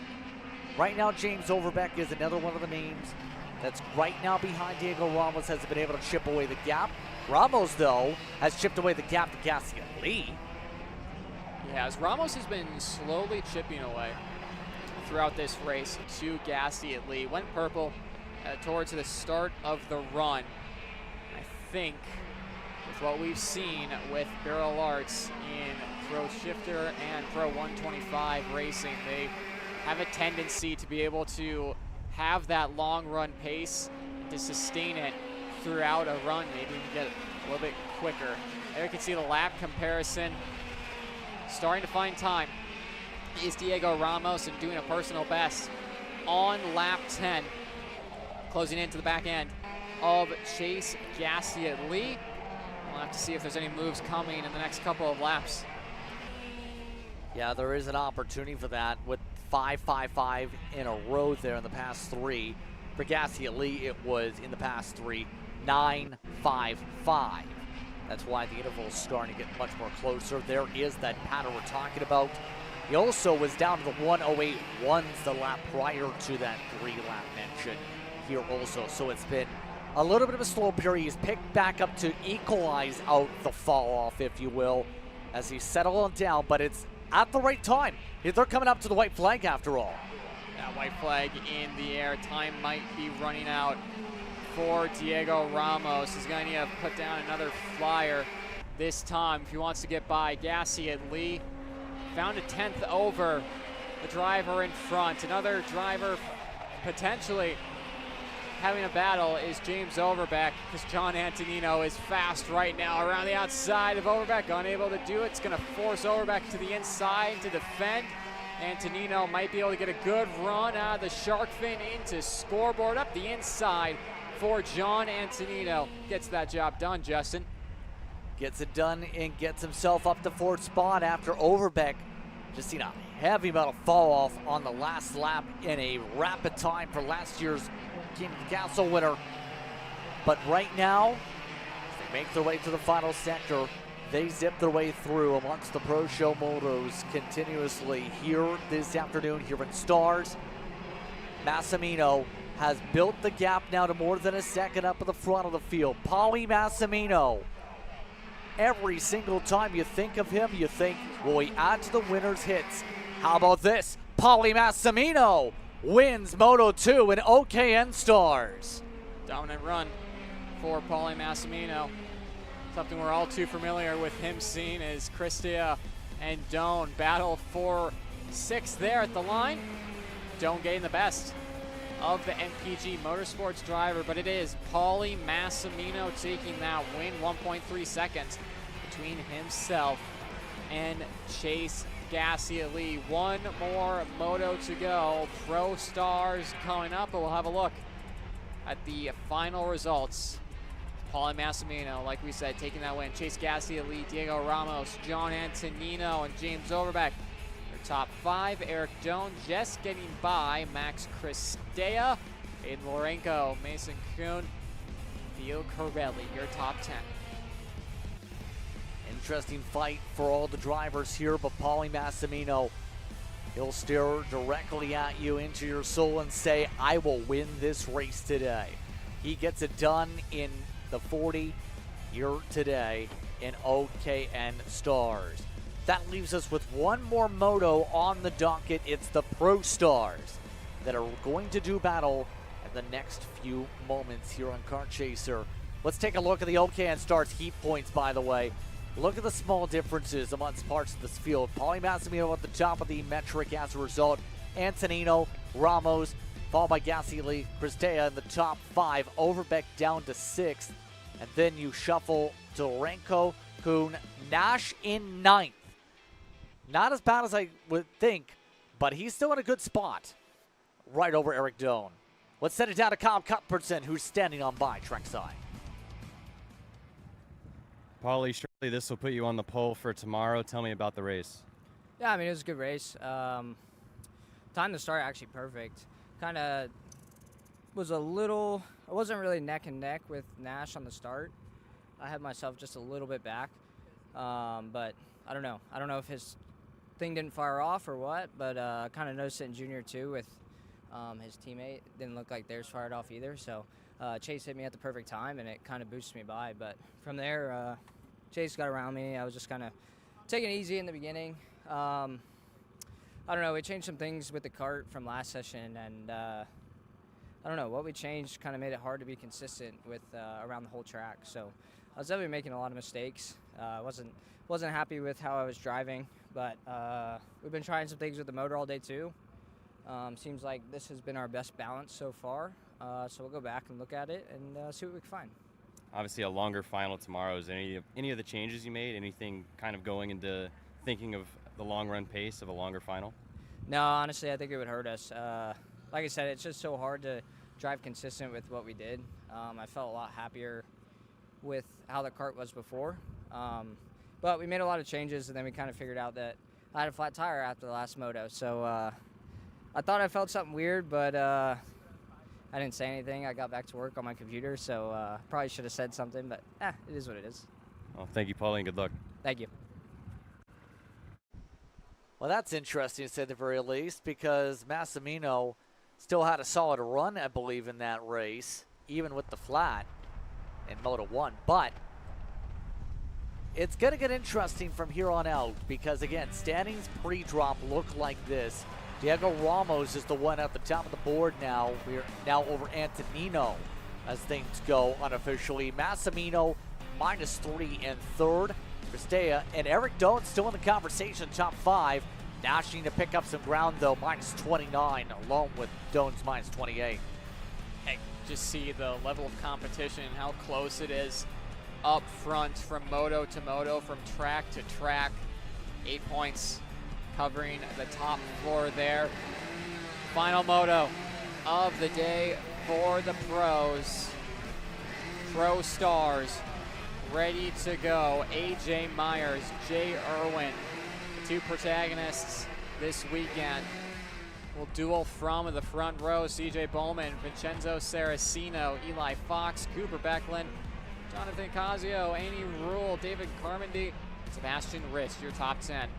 Then you have Desi Bridgergon going to be down alongside Ashton Heckel, Mitchell Lowry down 13th, then Holes and Sheik rounding out the field here in this one.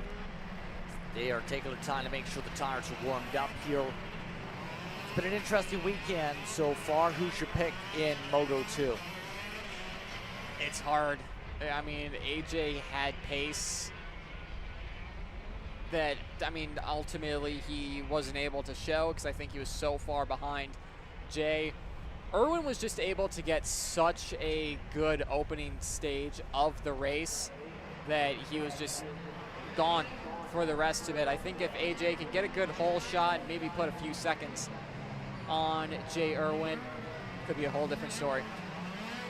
And AJ Myers, how helpful would be to celebrate a 30th birthday today by getting himself after the run up front. So, can Myers get himself a check flag on the birthday and get himself into position to fight for a birthday present of a King of the Castle again? When lining on up here in those dash marks, you see the little marks on the track. Ready to hear how they'll start things off today. Who gets the better launch, the whole shot? Let's take a listen for the start.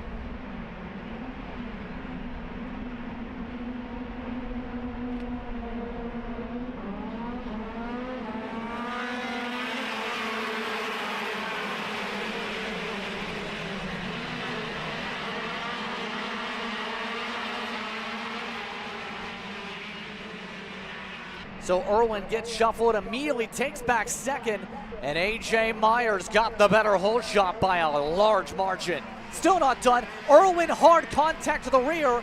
That caused a little bit of damage to the left rear on the bumper. It's a little askew as a result of the hit.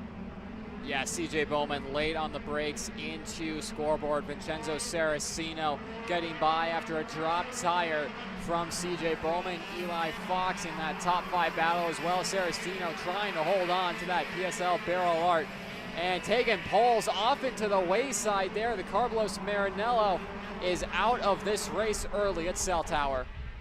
Stuck deep in the grass. Anyone that's touched grass today has gone to the back. Now everybody zips with under 10 minutes to work with, give or take, earlier on in the order.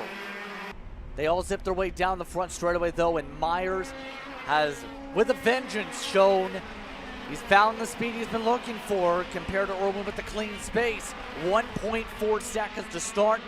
Saraceno over Bowman in the top 3 and 4 spots. Yeah, you can see replay of the start here. Keep an eye on that front two. AJ Myers getting the hole shot over Jay Irwin, having to do a little bit of a checkup. Jay trying to get to the inside earlier, and then CJ Bowman really getting into the back end of Jay Irwin. Be interesting to hear from Jay and CJ after that one. Surely they're not going to be too happy with it. And again, into scoreboard. CJ Bowman making contact with 2 karts there. As you can see now, Saraceno is closing in on the Kiwi. Yeah, a little bit of sparks actually kicking up from Irwin because that left rear bumper. See how much that impacts him now. Oh, wow, Saraceno looks to fall behind for now. Try and help build some momentum. Now, all that being said, Bowman's dropped back a little bit further. Fox over Ocasio, Rule, then Becklin amongst your top 8 early on. Now, how much of a break do you give a teammate in this situation? Do you give him a few laps to find the rhythm again because you know he was fast in Moto 1? Or do you just take it and lead to discussions later? Or is there a third option when you have a teammate situation like this? I mean, I think the option right now is Vincenzo knows that Jay Irwin is PSL's factory guy. And after having a early exit, did Vincenzo Saraceno after Moto 1, and knowing that Jay is most likely fighting for this championship with the driver in front, gonna probably have to play the team game for the rest of this race. And if they start to lose the back end of AJ Myers, then you can probably go for it. But Vincenzo's a smart driver. I think he knows the context of this situation entirely. I don't believe he would try a late desperate move on his teammate.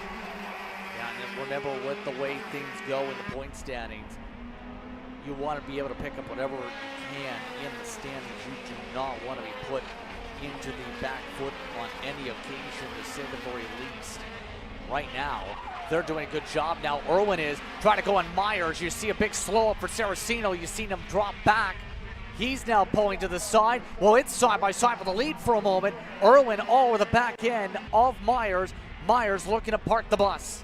1v1 out in front, Barrel Art versus Magic Kart USA. 2 teams that have gone at it before. They go at it again. Jay Irwin, late move there into the triple rights, leads it coming out of Cell Tower, and now the Magic Man of AJ Myers left, scratching his head. Where does he go by? Here, into the right-hander at blue corner. He goes defensive into the scalehouse corner, almost perks Jay Irwin into the grass. Heavy defensive measures from the number 2 plate. Through the 90s they go yet again. This is only going to bring CJ Bowman into the fight, and another barrel art of Fox. So on to the front straight once again here, Justin. AJ Myers having to fight hard to keep this race lead. So the speed's coming back into it for Irwin as a result, and now Myers is going to have to fight for the next 6 minutes to hope that Irwin doesn't get around, because the second he does fully, that long run pace, which had one of the larger leads of the day, may get released again. Myers not making it easy in front. The Magic Man keeping it magical, looking very smooth on his movements. Well, Irwin, look at these braking zones. Gets a little bit more deeper on the cut, nearly rolls his way to the bumper every center. We've seen this story before, PSL versus Magic Kart at Newcastle.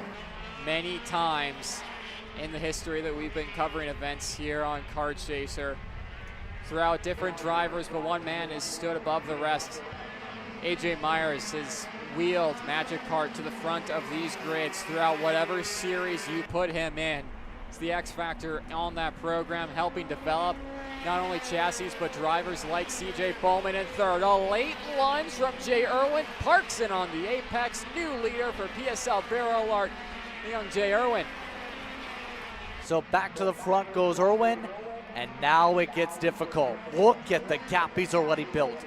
Bowman's almost reeled back in Myers as a result, and now Irwin can set sail. We know the pace is there.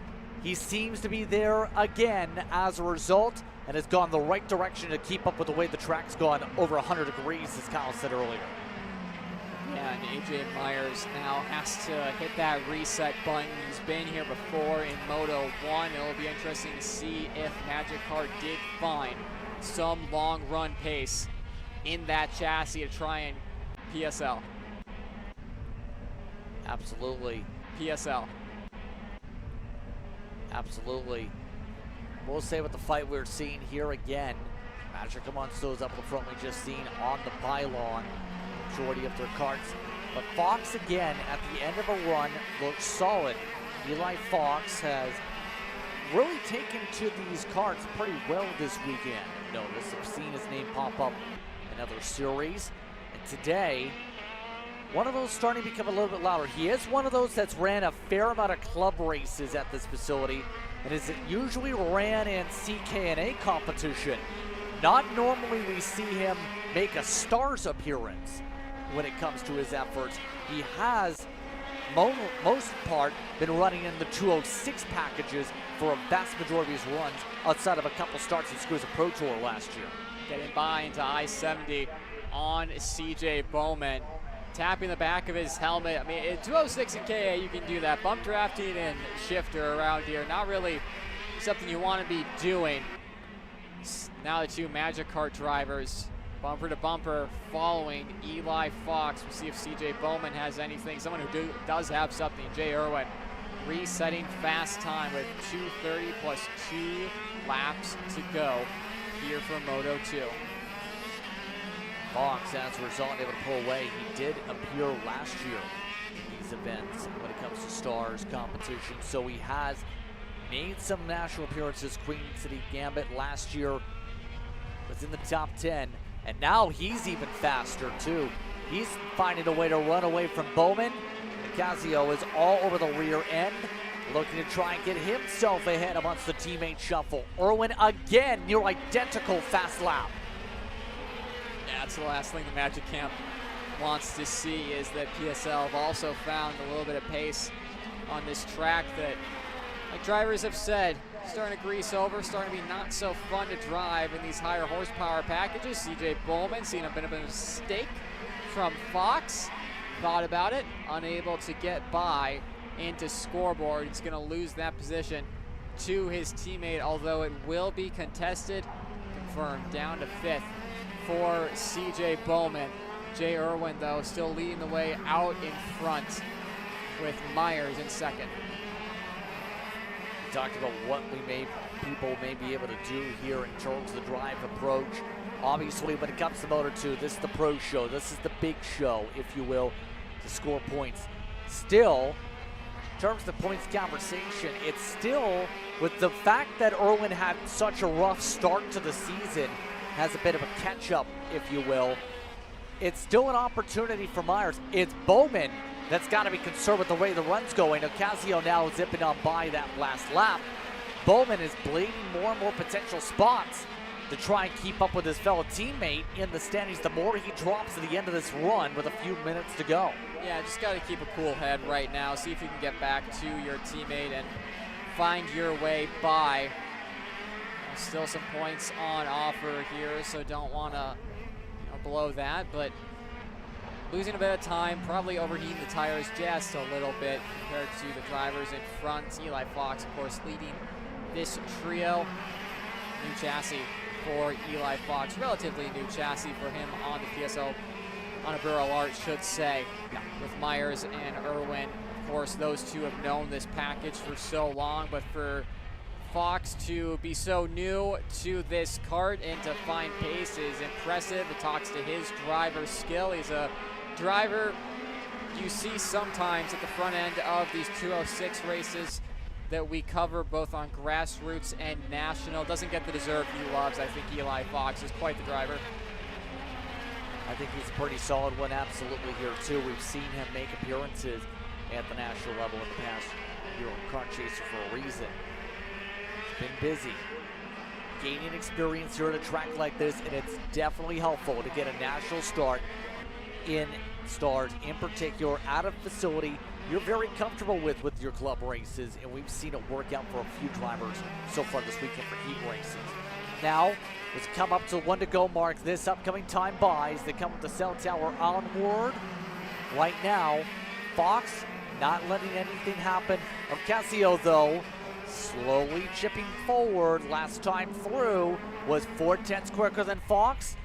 Now, the tough part, getting the job done to get alongside, coming up to the white flag this time.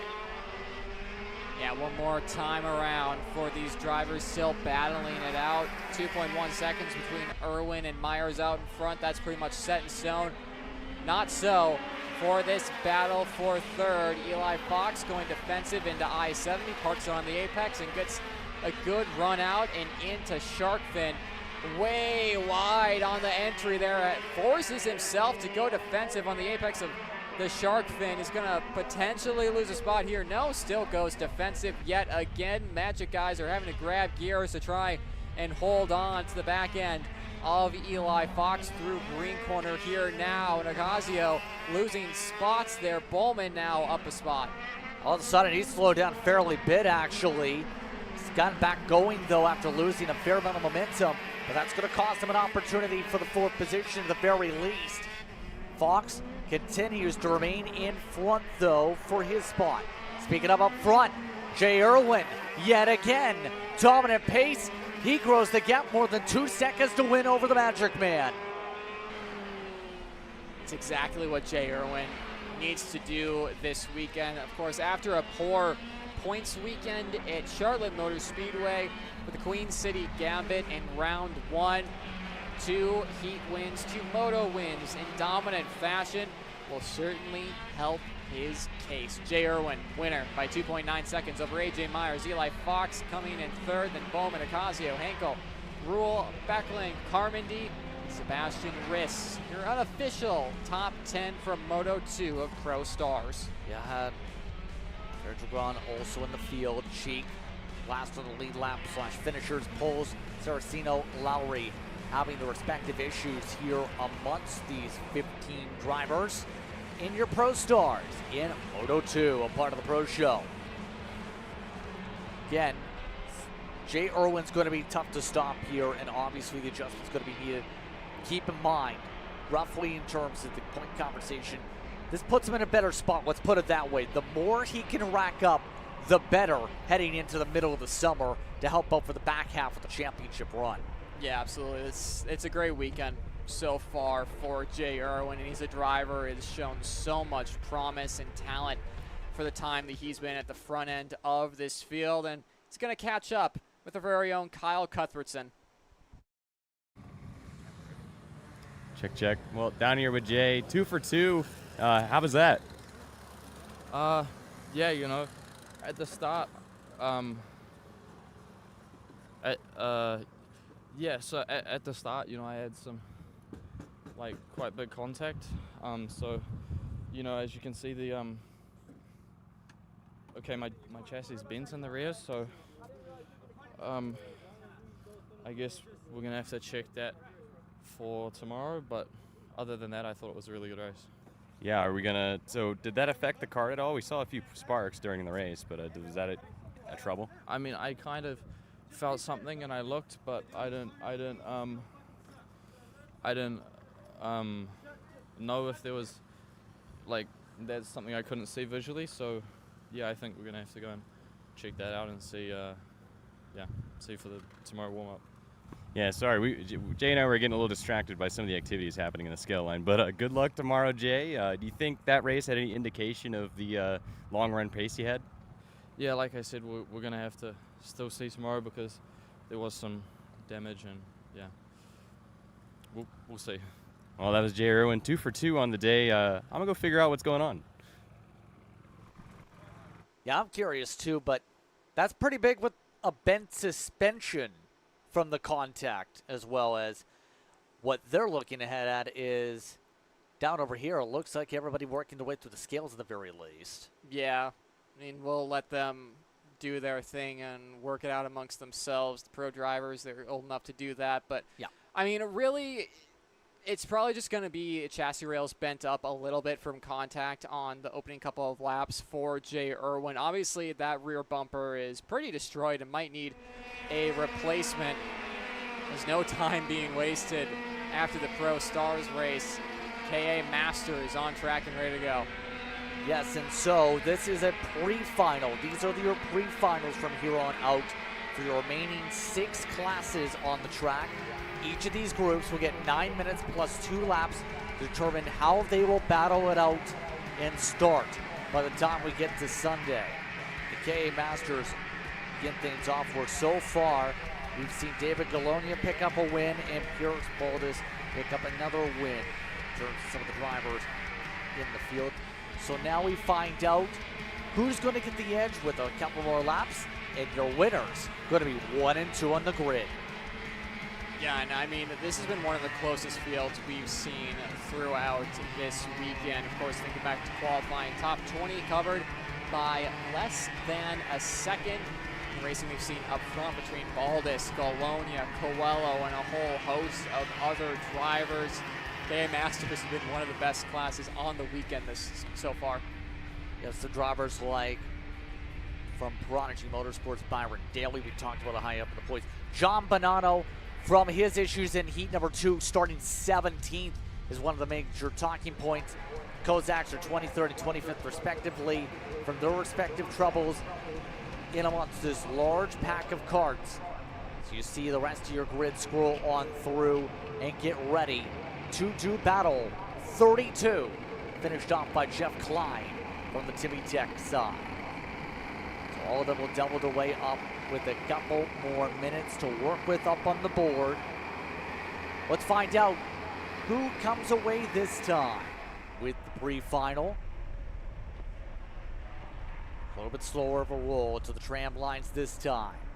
Once again, it's Pierce Baldus gonna fire off on the inside. Then it's David Galonia on the outside. There they go. Let's go racing in KA Masters. Baldus getting a great jump there and a yard sale at I-70. Couple drivers out there, potentially get IDs, but a good jump from our pole sitter and Coelho and Mark Steele. Those 3 leading the way out of scoreboard. Scott Carapalati amongst those who went around in the heart of the corner. But just like that, the gap spread apart a little bit with some of the battles. Now, Mark Steele's been in the conversation, top 5 pace all weekend. Again, one of those that has built up his own team with Delve, has built up a reputation in 206 racing as one of its best when it comes to Masters. This weekend he's taken pretty well to the KA chassis in particular and has looked at pretty solid pace right now.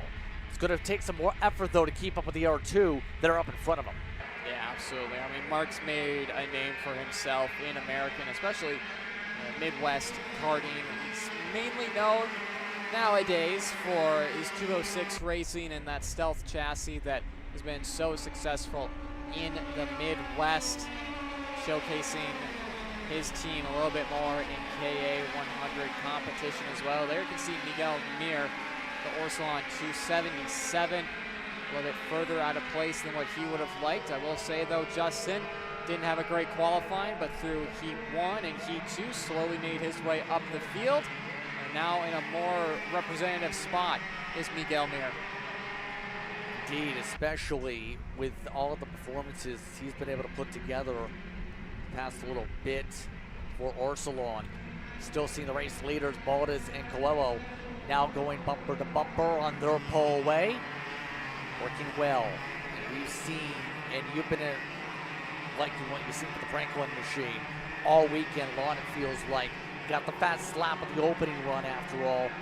Seems confident now that he knows that he's got a distance to make sure it stays that way, like we've seen a couple others do in Heat 2. Yeah, it's a lot of separation for these KA Masters, more than we've seen for the first two heats of the weekend, really, and even into qualifying. A lot more separation for the fourth time we've seen these guys and girls on track in a competitive session. Baldes, driver we see a lot at the front end of Masters divisions across the country, whether it be regional or national. Again, showcasing his stuff at the front of the field. Cool story too with Nicky Coelho, a driver who's been racing longer than some of the senior drivers have been alive. Obviously racing for Franklin Motorsports, the legend of the sport really, and just showcasing that chassis and that team to the best of his abilities up in that battle for the lead. Now has some road course racing experience, believe as well, when it comes to that. All the way back to the early 2000s you have to go back to, where he ended up getting some big distinctions, to say the very least, in terms of the racing side with sports cars.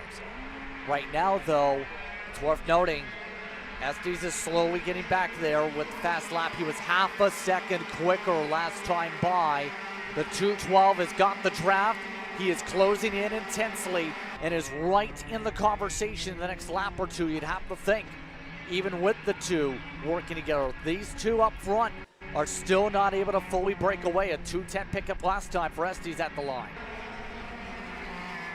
Yeah, using the start phase to build their gap and then just unable to do the same in the mid portion of this race. Justin, of course, a little bit longer, this race being a pre-final. So a little bit more closer to what we saw in the pro show. Still not quite as long, but still an addition of laps, an addition of time for the semi-pro categories, if you will. But you can see Estes there, up a spot, Coelho up a spot, Bologna down 2, Mir up 5 into the 5th position.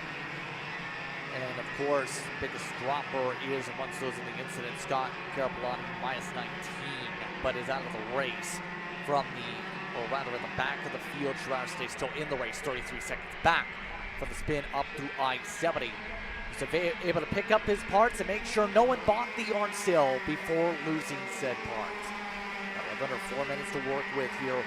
Look at Mir, he's already signaling time to go. Look at Coelho, he's saying it's time for me to go, and he's bringing Estes with him.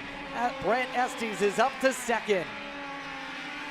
Miguel Mir, only a couple seconds back, might have a good shout at a race win. Obviously with all of his wealth of knowledge in KA racing and Masters divisions.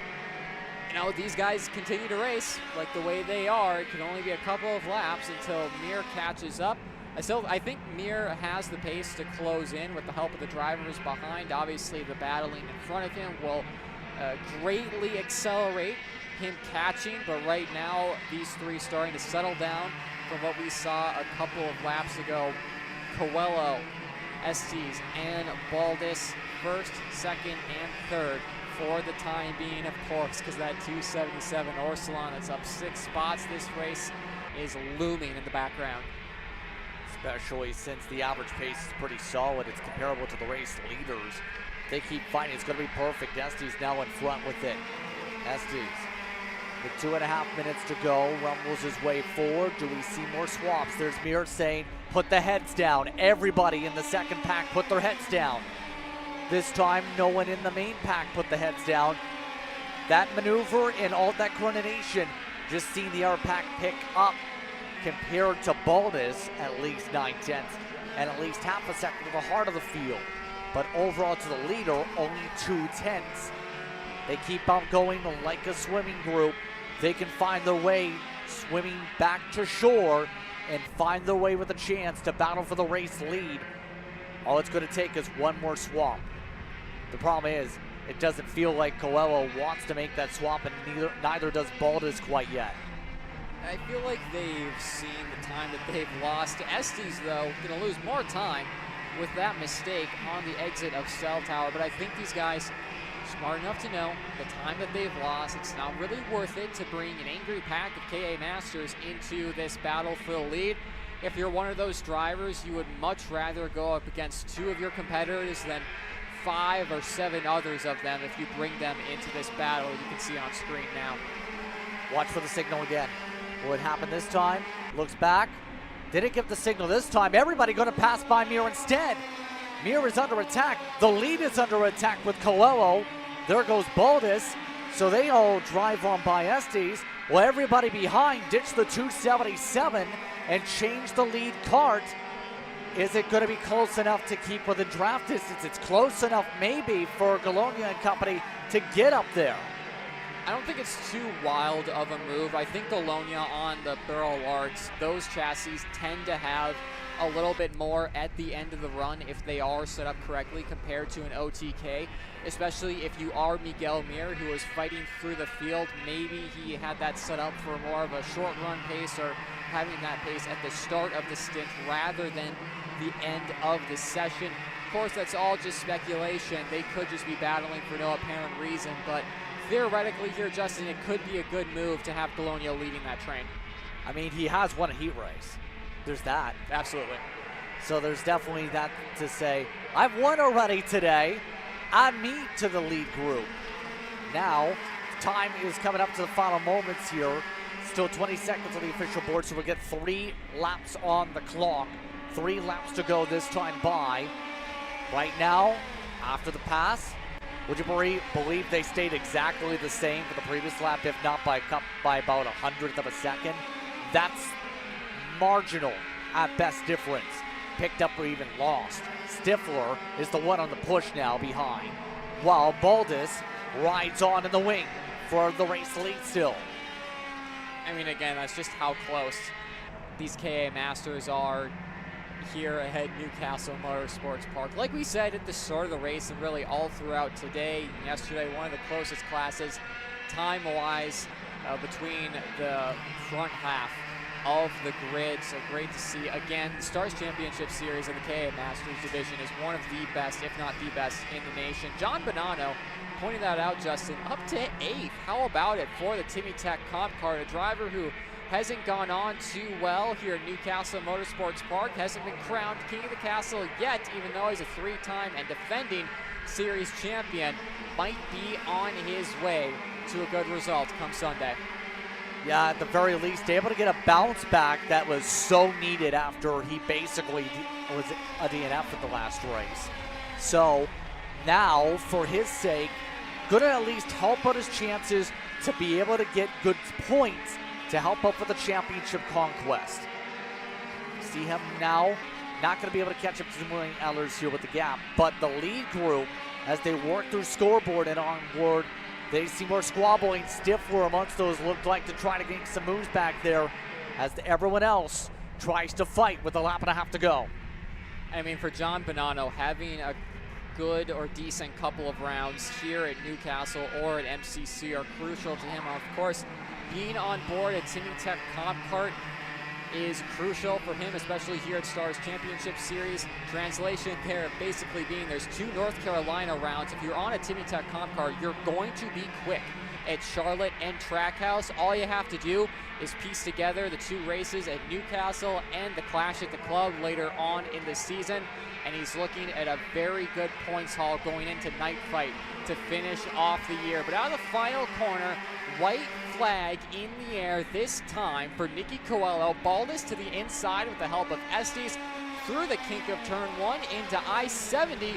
new all throughout today in KA Masters, a class I think we all have enjoyed watching here. Baldus has a gap that he will very much enjoy seeing behind him in the final couple of corners, bringing it to the checkered flag to finish off the day here in KA Masters. Pre-final winner going the way of Pierce Baldus by a few tenths of a second, but of course, Justin, that doesn't tell the entire story of this race. The rest of the massive field here, 32 drivers deep in KA Masters, come across the line. Of course, Pierce Baldus taking the win there. Timing and scoring updating, that was from the lap prior. Then it's Brant Estes, Nicky Coelho, Anthony Stifler, David Goloni in your top 5, then Mir Horan, Bonanno, a good run there, Justin, to get up into 8th. Connie Ente and Prestel in 10th. Don't go anywhere. More from the Stars Championship Series, King of the Castle, after this break.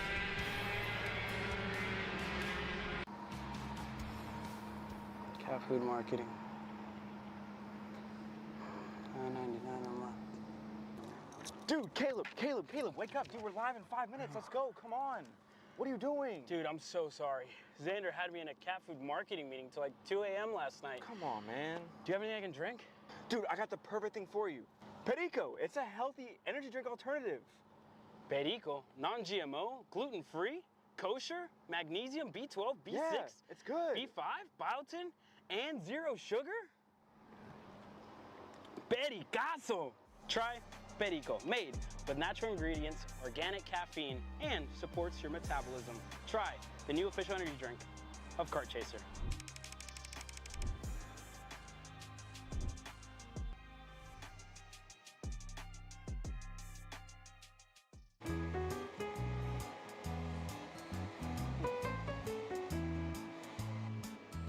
Gee, looks like we're missing the engine. What the hell am I supposed to tap? What do you mean? It's my Greyhound. It's all I need. Where's the rest of it? It doesn't matter. It's a Greyhound. You gotta make way. Okay, you're good.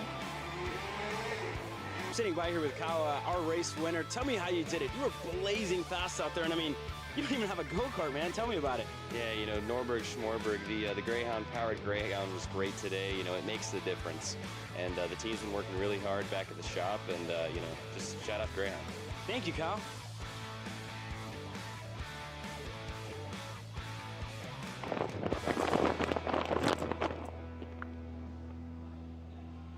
How the did you just win? Doesn't matter. It's a Greyhound.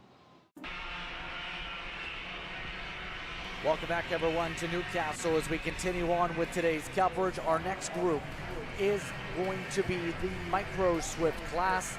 Here's a look at how they start. Trey Sanders and Bo Wyatt on the front row. Francisco Capatiello in the top 4. Then you have the next grouping on back here, Kyle. That's going to have some intrigue. Grayson Waite in the Paralyn on row number 3 alongside Jack Katowski. Kipling Knaus in the 7th position alongside. Yep, the others dipping on through like Dusty Strayer, like Jose Torres, JJ Deshawn from machines down the order. You have a lot of other fast drivers that are going to be well down the pack, like TJ Akers down at 17th. Lee is the last driver in the field amongst the 23 karts that are going to do battle here today, and they are really fast, working their way through the 90s on the double up. You've been pit side for most of the day so far, Kyle. What have you noticed out of these micros that we should see here in this race? I mean, same as always, Justin. It's going to be tight competition here today for the pre-final to set the grid for tomorrow's final. Into the tram lines. Here we go. A bit of a fast start here. See if we'll get the green. Green flag is out. We are racing, headed to turn number 1. So just like that, the whole field zips its way through on the side-by-side. Right now, the rest of the pack trying to sort itself towards single file. It stays 2 by 2, about third on back, a bit of contact with Wyatt. A send out for the race lead happens as well, as Sanders tries to hold back and fend off Francisco. Trey Sanders already going defensive in the scoreboard corner, Tristan Francisco back on the rear bumper, headed into green corner. Bo Wyatt still hanging on in the 3rd position. All of them trying to sort out who's going to get the opportunity to control this pack here for the next 9 minutes or so in this one. And as we've seen today, Bo Wyatt, one of the top drivers in the metric for a reason. The chance for the pole is going to be potentially between him and Wyatt and Sanders, the way things have looked over today. But so many drivers are going to at least be hungry to say, I can get a big chunk of points here in this pre-final. Unofficially, Tristan Francisco is currently your points leader after all, and is looking hungry for the 2nd spot over the rear end for the race lead. There's the standings pre-drop, by the way, from those that took part in the Pro Stars. Myers plus 35 over Bowman. Saraceno minus 46. Yeah, that's interesting there to see Vincenzo Saraceno still hanging on there. P3 in the points. CJ Bowman right there with his teammate, AJ Myers. All of them going on a quest to sort out where things go next. All loosely connected here. It's been an impressive season if you're the 33 as well. We talked about as well, Nate and I have throughout the course of the day. He's one of the top drivers in the Stars point standings coming in through this race as well. And for him, he seems very well composed, hasn't really dropped any tires, hasn't been uber aggressive per se yet today, has stayed wellly solid on what he's needed to do on the task. He is going to feel pressure from Francisco though, who zips his way to the race lead, lets him on go with the give and take. Yeah, to the lead there. You got to be smart here. Don't fight too hard. There's still 6 minutes left in the pre-final here. Long way to go.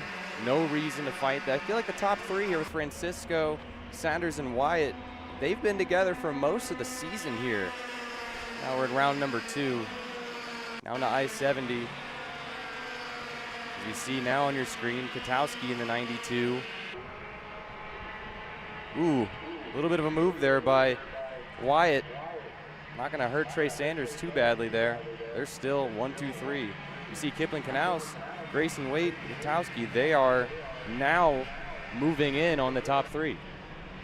Hurt Nate's opinions on the progression of Kipling Knaus, who's still under attack back there. Oh no! Sanders over the rear end, somehow keeps it straight. That cart was pointed 45 degrees to the sky. It's still in 3rd. Wow, no harm, no foul there as it turns out. There from Trey Sanders. Wow, what a moment. How in the world did he keep it straight after the landing? Not sure. Francisco doesn't even look impacted at all from that, at least on the visual test. And now, let's take a look at this, on what set that up. You can see, I think Francisco just went a little wide there, and I don't think Sanders had anywhere to go, really. And yeah, no harm, no foul, as long as everything's straight on that go-kart, which is a few corners to go. Once you check it over and you feel like you're good, I think he's all good to go. I think they're both good to go, surprisingly, absolutely, here without that win here. And so, top 5 karts all working together in a train. Now some shuffles in it with Katowski jumping up overweight to get up into the 4th position in the 92 machine. It's been impressive what we've seen today from Katowski as well. All the Katowskis involved with the course of the weekend. See just how aggressive that 92 wants to be to try and get himself ahead. Your thoughts on what we've seen in particular from Jack Katowski from the trackside and what you've been hearing? Yeah, the Katowski brothers this year, both of them have been kind of the stars of the national scene this year. As you see, Katowski, as we speak, speak into existence, moves to P3. Right now, that would put him, he would still be P6 right now in our heat points. So still some ground to be made up here if he wants to have a good starting position for tomorrow. Yeah, absolutely. Right now, you want at least, I think, to be comfortable, I'd say top 5. We've seen people in the national races go from the back to the front a lot. But the higher up you go, the less harder you need to push those tires, in theory, to cut through the field on Sunday. Yeah, I mean, in this class, as you can see, I think the top 6, I think you're going to see another replay here. Yeah, I think Francisco just went a little wide, and you see Sanders didn't really hurt him too badly. Here's his 4th as Gutowski now to the inside of Wyatt, makes the move, makes it stick. Gutowski to P2. Gonna have to be careful here. You don't want Francisco to get away now, but with Wyatt and Sanders behind him with helpers, I think he'll get right back in the rear bumper of Francisco. He'll go indeed to the race lead, actually. So Gutowski says, you know what? I like clean air. How about 4 passes in about the span of 2.5 laps? And now Jack will look to try and be nimble and be quick at the point. I mean, you want to talk about closing rates. That was insane how far back Gutowski was able to make the move for the lead, which kind of just goes to show the starting position for tomorrow. Jack still is sitting P6. I think no matter what, this is good testing for Jack to see, you know, how far back can I be for tomorrow and still have a shot. And I think he's proving that no matter where he starts tomorrow, he'll be one to watch. Absolutely, with the way things are going. So you see just how things now go with Francisco back in the front, as we talked about. One driver makes the move, you can get shuffled all the way to the back. That's what happened to Gutowski. He wanted spots back. Trying to go deep through scoreboard, it didn't stick. It was a tight hole, and now Sanders got a buffer. Gutowski lost all the positive progress he had made. As we're still looking at Tristan Francisco and Bo Wyatt 1-2. It looks like they've linked up at the front. Trey Sanders is going to need these two to do a little bit of battling, I think, to truly get back up there. But as we saw with Gutowski a few laps ago, I might be dead wrong, and we might not get a 2-kart breakaway after all. We'll see. I mean, you're the Greyhound man, aren't you? You know how to win without a cart. Yeah, your predictions could be strong, but now, yeah, but now Bo Wyatt looking to build up the momentum with a minute or so to go, minute 10 or so on the clock. Show a minute on your screens. Now Wyatt pushing ahead.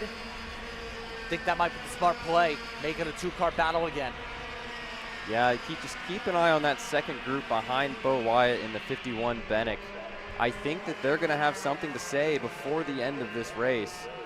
As you see the 33 RPM of Trey Sanders just creeping back into the picture with Jack Gutowski and the TKG Burrell art behind him. And a quick shout out to Liam Compitiello in P5 right now. He's looking at a P4 starting position if everything can hold together for the end of this race. And the RPM Motorsports number 48. You see, there's the top 3, like I said, Jack Gutowski following. The top 5 are now all together. We didn't quite get the 2-kart breakaway at the front that we thought we could have gone. In fact, Bo Wyatt has kind of lost Tristan Francisco a little bit. Now Trey Sanders is going to try and give him a push. And that was going to be helpful if they could have broken away, but we've seen some breakaways are harder than others to get here today. Now with 2 laps to go, here comes the shuffle. Jack Gutowski, new fastest lap of the race. He's amongst those on the push. Got himself to 3rd. Francisco keeps the lead, but 33 Sanders is up to the 2nd spot. The 33 now looks for a 3rd chance to go. Yeah, it kind of reminds me of super speedway style racing. When you can't get to the leader, it's kind of the next man up to try and see if you can get around him, right? Trey Sanders now to P2 as Bo Wyatt falls to the wayside down to 4th. See, Jack Gutowski, he thought about it. I think you might just want to wait here and see if Trey Sanders makes a move on Tristan Francisco. Let's see. No, Gutowski's going to look to the inside. They're side by side. Back of the cell tower, and Jack Gutowski gets around. I think he actually made that move happen without losing too much ground. Now Bo Wyatt's going to go to the inside of Trey Sanders for P3. What a move there by Wyatt. See, Jack Gutowski's going to try. He's going to have 1 lap this time by to reel in Tristan Francisco. See, the top 5 are all together now. It's really anybody's fight headed into the final lap. White flag is out. Francisco goes to the inside, defends. Katowski's not going to go with him. He's going to hope to get a push by Wyatt. Wyatt's going to go to the outside. 3 wide there for a second. So you see Katowski is going to bide his time and wait. Wyatt sticking a nose to the inside, headed to the shark fin. They're side by side. Here we go. Wyatt trying to set up a cut. Goes alongside Katowski to his right. Katowski gets the clearance. Sanders to the inside with him. Katowski gets moved up by Sanders. Here comes Wyatt. Off the racetrack goes Katowski. Now Wyatt alongside for the race lead. Francisco trying to hold on to the right side. Left side for Wyatt. Watch for the send for Cell Tower. Gonna be before we even get towards that mark for Wyatt. Offset 4 for a moment. Stays too wide. It's Wyatt to the race lead. Half a lap to go. Unbelievable move there. Almost 4 wide for a few seconds there, headed into the cell tower. As Bo Wyatt now is your race leader after Tristan Francisco led for just about the entire running of the race. The final 3 corners, Bo Wyatt in the Bennick, number 51, is going to cruise around the final corner and take the win in the pre-final. Bo Wyatt. Bo Wyatt gets it done by 0.3 of a second over Francisco. Sanders along with Capitello. They have weight in the top 5 here today in the parallel. Katowski with the off track still gets 6th. Be it lost about 1.2 seconds. Gets it over Kipling Canales, Barnett. Shane Londos with Torres in the top 10. Algreta, Sean, Navo, along with Akers and Strayer. Your top 15. Now, as we go about and look at the rest of these drivers here today, your thoughts on what we've seen here, Kyle, real quickly. Yeah, what a race. I mean, back in the cell tower corner, it looked like for a second they were 4 wide, and then it just ended up being Bo Wyatt on the inside. There was no way of telling how that was going to turn out. Just excellent driving by these kids in the micro Swift class. Let's throw it down to Nate Dean, trackside. Well, Vincenzo Saracino down here at the PSL 10. It's been a rough weekend for you thus far. You've shown pace, but just for one reason or another, just been unlucky. Talk to us about what happened in Moto 2. Yeah, unfortunately the same issue as Moto 1, but we're still trying to figure it out. We don't know if it's fuel or electrical, because I'd go into turn 1 and I'd hit the crest, and then everything would just stop. Everything would cut off. So we're still trying to figure it out. So hopefully by the time we go out for practice tomorrow morning, it'll be good. I mean, on the stands it was good. On the first lap and a half, it was good. So, I'm leaning more towards fuel-related issue, but I don't know. And talk about this team, new colors for you in 2026 with PSL and Burrell. Just talk about how refreshing it is, a new team, a new chassis for you to get used to. You've been consistently up there throughout multiple series.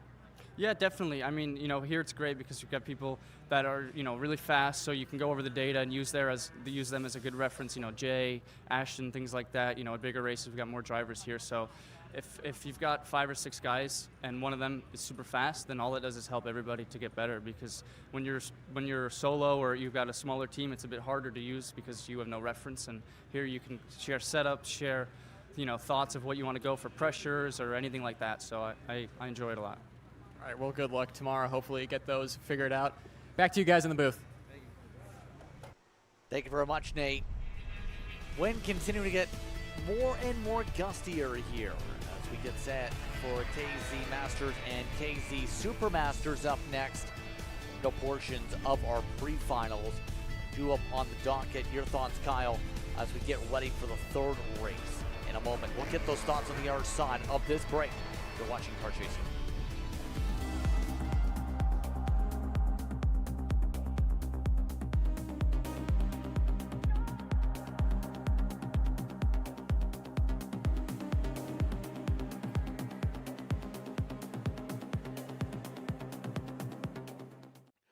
Motorsports builds champions every day, drivers who won on the world stage. The Tillotson T4 Series is pure spec racing. Same engine, same chassis. When you win, it's because you were the best that day. Your edge is not the kart, it's the setup, the strategy, and the race team. With our Arrive and Drive program, you simply bring your gear, we provide the equipment and the championship winning support to every event. Stop wrenching, start racing. Your path to the T4 Nations Cup in Spain starts with us. For more information, contact us at macromotorsports.net.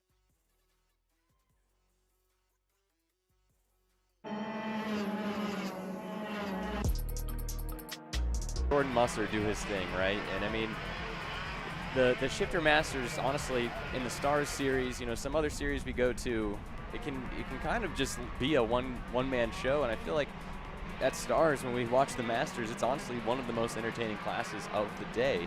I'm super excited to see Jordan Musser and Scott Presti, Matt Machiko, John Crow. These guys, you know, they're gonna put on a show for us.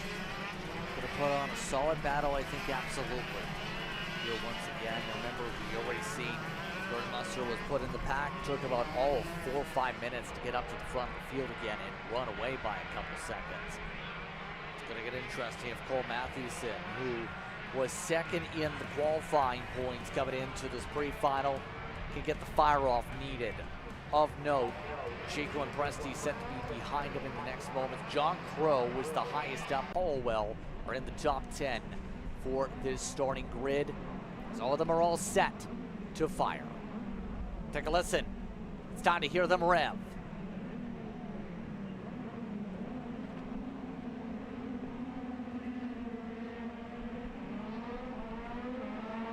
And off and away we go. Musser holds on this time with the hold shot. And as a result of that launch, Matthewson gets pushed down to third behind Machiko. It almost looked like there, Presti got a really good start, but his run was around the outside. He might have thought better of it, just slotted into fourth here. It's going to be interesting to see if he thinks throughout the race, if he's got something for Matthewson and Machiko. Jordan Musser already 4 to 5 cart lengths headed into green corner. Already getting himself a decent buffer here as the clock rolls.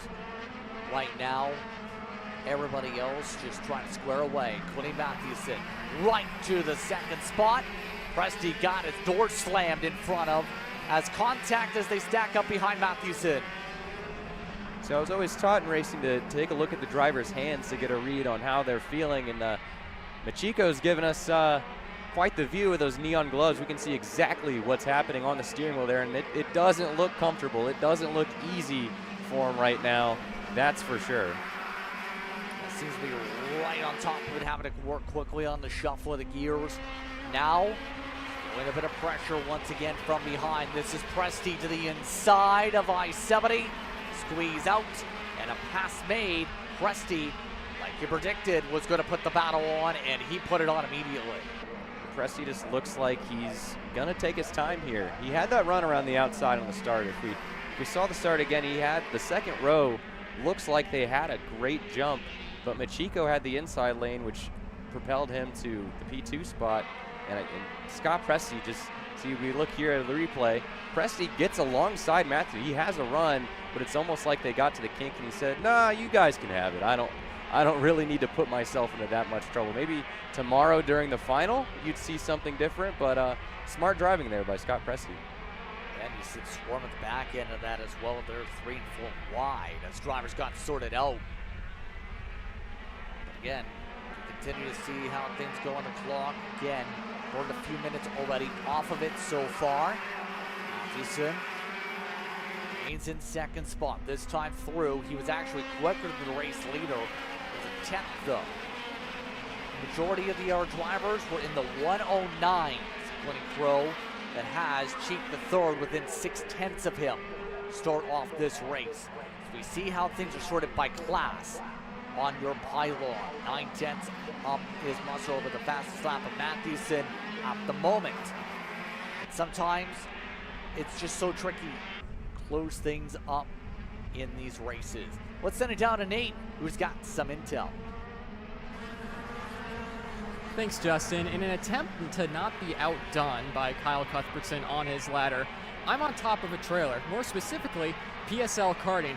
Great view of the paddock and the entire 1 mile track here at Newcastle Motorsports Park, and it gives you a great view of the paddock and just the size of the equipment and the trucks and the tents that teams bring to Stars Championship Series. PSL karting bringing a whole NASCAR, IndyCar style trailer that you would be accustomed to seeing at those races. Other teams bringing massive tents as well. Cool to see from one of the biggest teams in American karting. And it's so big in terms of making sure you have enough coverage for your team and your coverage. Your thoughts on getting one up from ladder to trailer? Yeah, thank you, Nathaniel Dean. Very, very cool. You know, I was on a ladder with a Canadian, and now Nate's been on the Canadian hauler. I don't know what else we need to do that's Canadian. Maybe eat some poutine. I'm not sure, but thanks, Nate.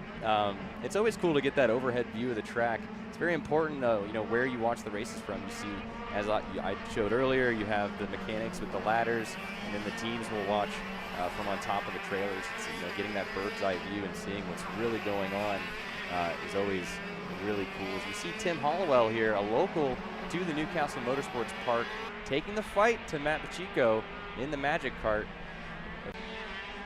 We love our partners at GoPro. They just released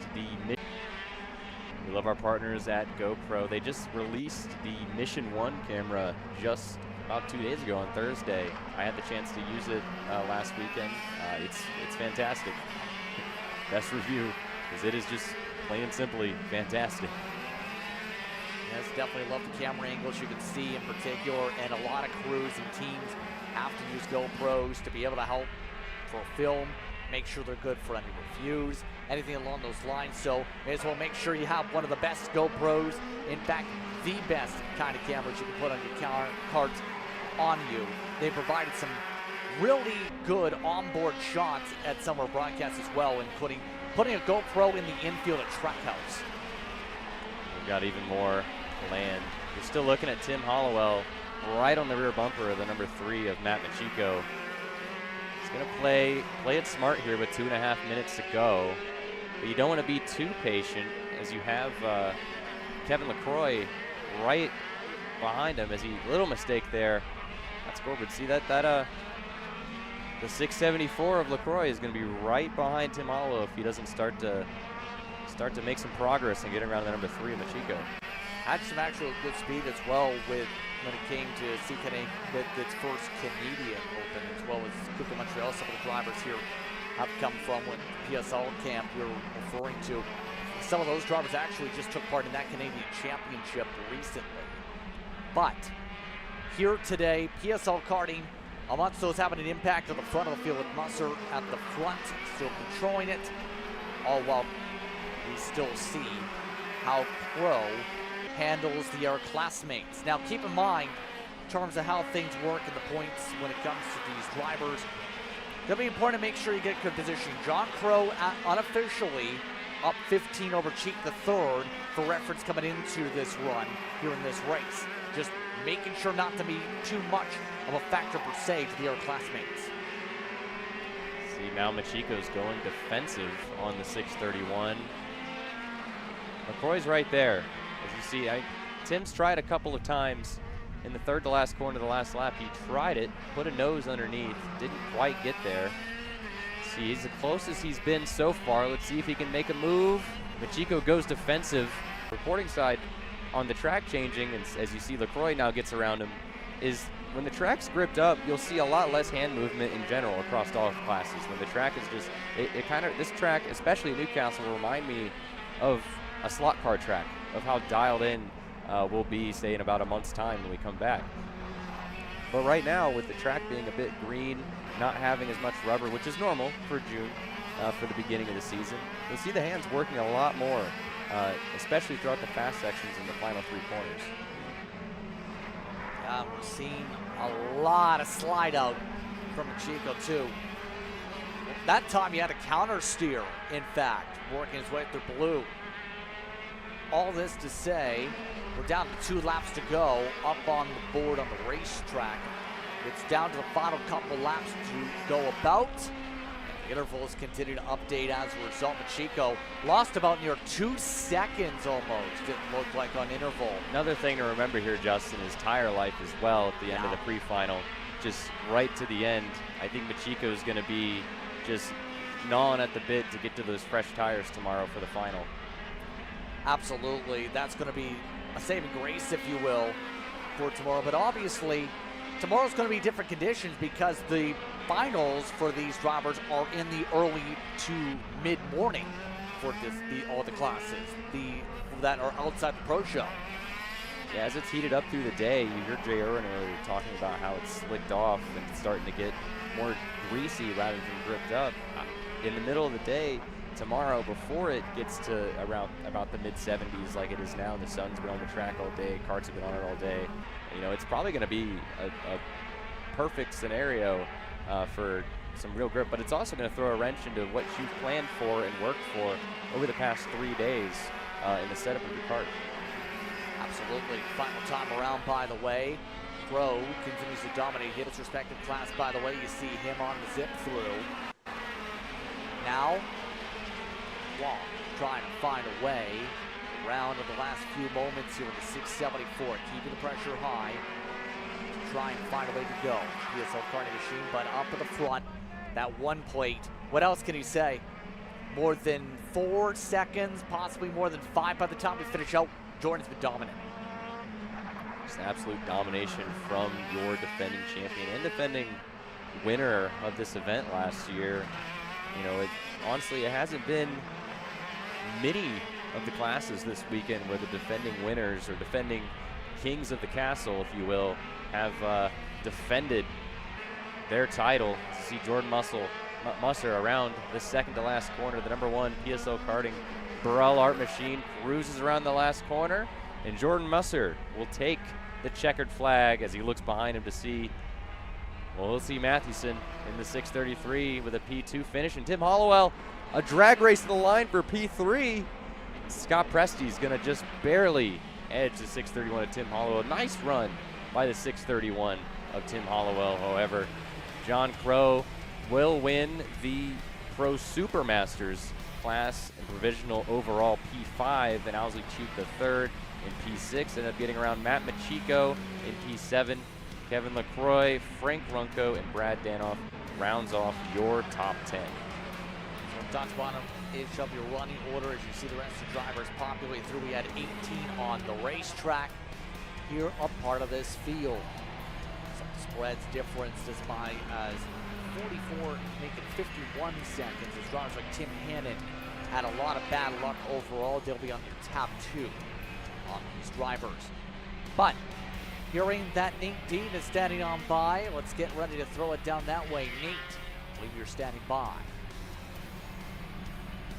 I am, Justin, and as KA Junior gets ready to go on track, the Stars of Tomorrow, obviously a series like Stars Championship Series, offering these kids a pathway into cars with the help of the Lucas Oil School of Racing and them having one of their cars that they have the chance to do scholarships and track days in. Very cool for Stars Championship Series and Lucas Oil to team up and provide these drivers this opportunity. I'm going to give it back to you guys. I think I'm going to stay in this for a little while. I don't blame you. I don't blame you at all. Looks comfy. It does. It looks like a tight squeeze. But still, great again, as he mentioned, real world opportunities you can get to move up the ladder. You can do that if you're successful, to say the very least. Yeah, it's a wonderful thing that the Stars Championship Series is doing in conjunction with the Lucas Oil Racing School. R.C. Anderson, their program over there is it's pretty cool. I've had the opportunity to go down and check out some of their events and know some people who coach over there, and yeah, it's pretty cool. Definitely is, to say the very least. But our next class is on the track. Do you like KA Junior? Well, your time is now to shine for it. We're about to find out where the Stars will unite this time and ignite this guy. Let's find out. And they'll start in the next moments or so. After all, so far we've seen some wild moments, let's put it that way. Several crew members scrambling when it came to the pit entry situation, but Travis Pettit enters this race as its pole sitter. Nico Katowski, who's going really quick today. Santan will be in the top 3. Berghofer, Brody, Payne, Fernandez, Jutsi, Stinkenberg, and Ben Gleberman will round out your top 10. We take a look at the rest of your top 20 here, Kyle. Yeah, Travis Pettit on the pole. It's going to be a fight between Pettit and Katowski, who start 1-2 in this pre-final for the pole. Travis Pettit comes in with 2 points. Nico with 7. So it's going to be have to be a little bit of a tough race for Travis Pettit for Katowski to be able to take the pole. Santienne is right behind in third in the points right now. It's going to be interesting. Travis Pettit, debut weekend for Brandon Jarsacrack Racing. He's been meshing with the new team quite well. We'll see if he can continue that into the pre-final. A lot of drivers we've seen fast when it came to the pro show, having to go to work here in KA Junior here today. Jackson Elefante is the last of those in your grid. You know, again, a massive field here for the juniors. 42 on the entry list for these drivers this weekend. We're underway. Field making its way through with a clean start. It's 2x2, a few rows back. There's the non-clean part of the start at the back of the grid, as that included Achilles, Perko amongst those involved. Tough go for Achilles, who's had such a good run in the OKNJ category. Tough break here in the KA as Travis Pettit has a bit of a gap here coming into the green corner on lap 1. Katowski follows. And I would say that's not what Katowski wants to see.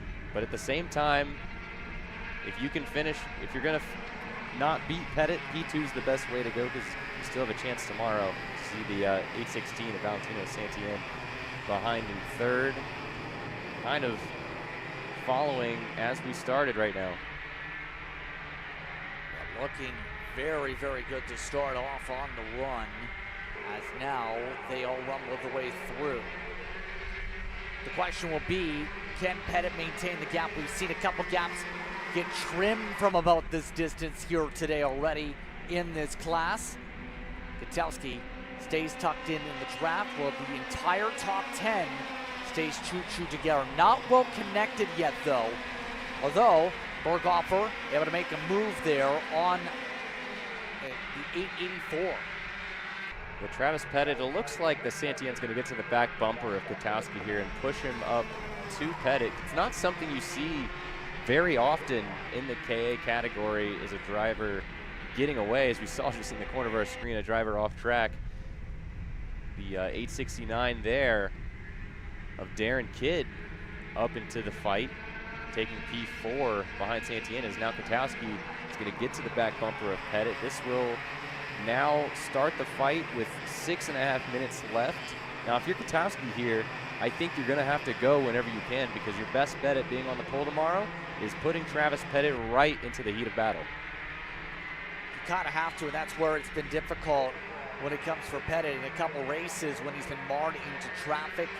It's been hard to try and get those moves done. Here's the unexpected move for him into the final corner. That's the first pass I think we've seen in that section all day, outside of one other. Katowski up in front. Now Pettit looking for the lead right back, does take it. It's exactly what Katowski had to do. You had to surprise him in a spot where maybe it would throw him off and maybe have him drop a few spots, but Pettit remains as cool as ice, keeps the lead. You see the pack now is going to start battling behind. Darren Kidd looks like he's separated the top 4. We now have a group of 4 that's kind of separating from the rest of the pack. Katowski fell back to third, and Santienne now gets his shot at Travis Pettit. There's the send coming up the inside. Santienne up to the front, now controls the field. Pettit now put into the traffic for the first time all day. Down to third as he gets in front of Katowski at the very least on the bounce back. By the way, Darren Kidd, he's had fast laps all day. Has had some fast laps to close in. Hasn't necessarily had the track position. Now he does. Kidd for the first time up front. Look at this mess. 3 wide down the straightaway, heading to the final corner as they continue to squabble aggressively now at the back end of the top 10. Benja Fernandez just hit the curb there in the second to last corner, and Katowski just was in the worst spot possible for Benja's mistake there. Unfortunate for Nico Katowski. He falls back to P9 across the line. Not what the TKG Burrell Art driver wanted to see for sure. Travis Pettit has now fallen back to P3. That's Santienne in second. And Darren Kidd takes the lead as Pettit back to second.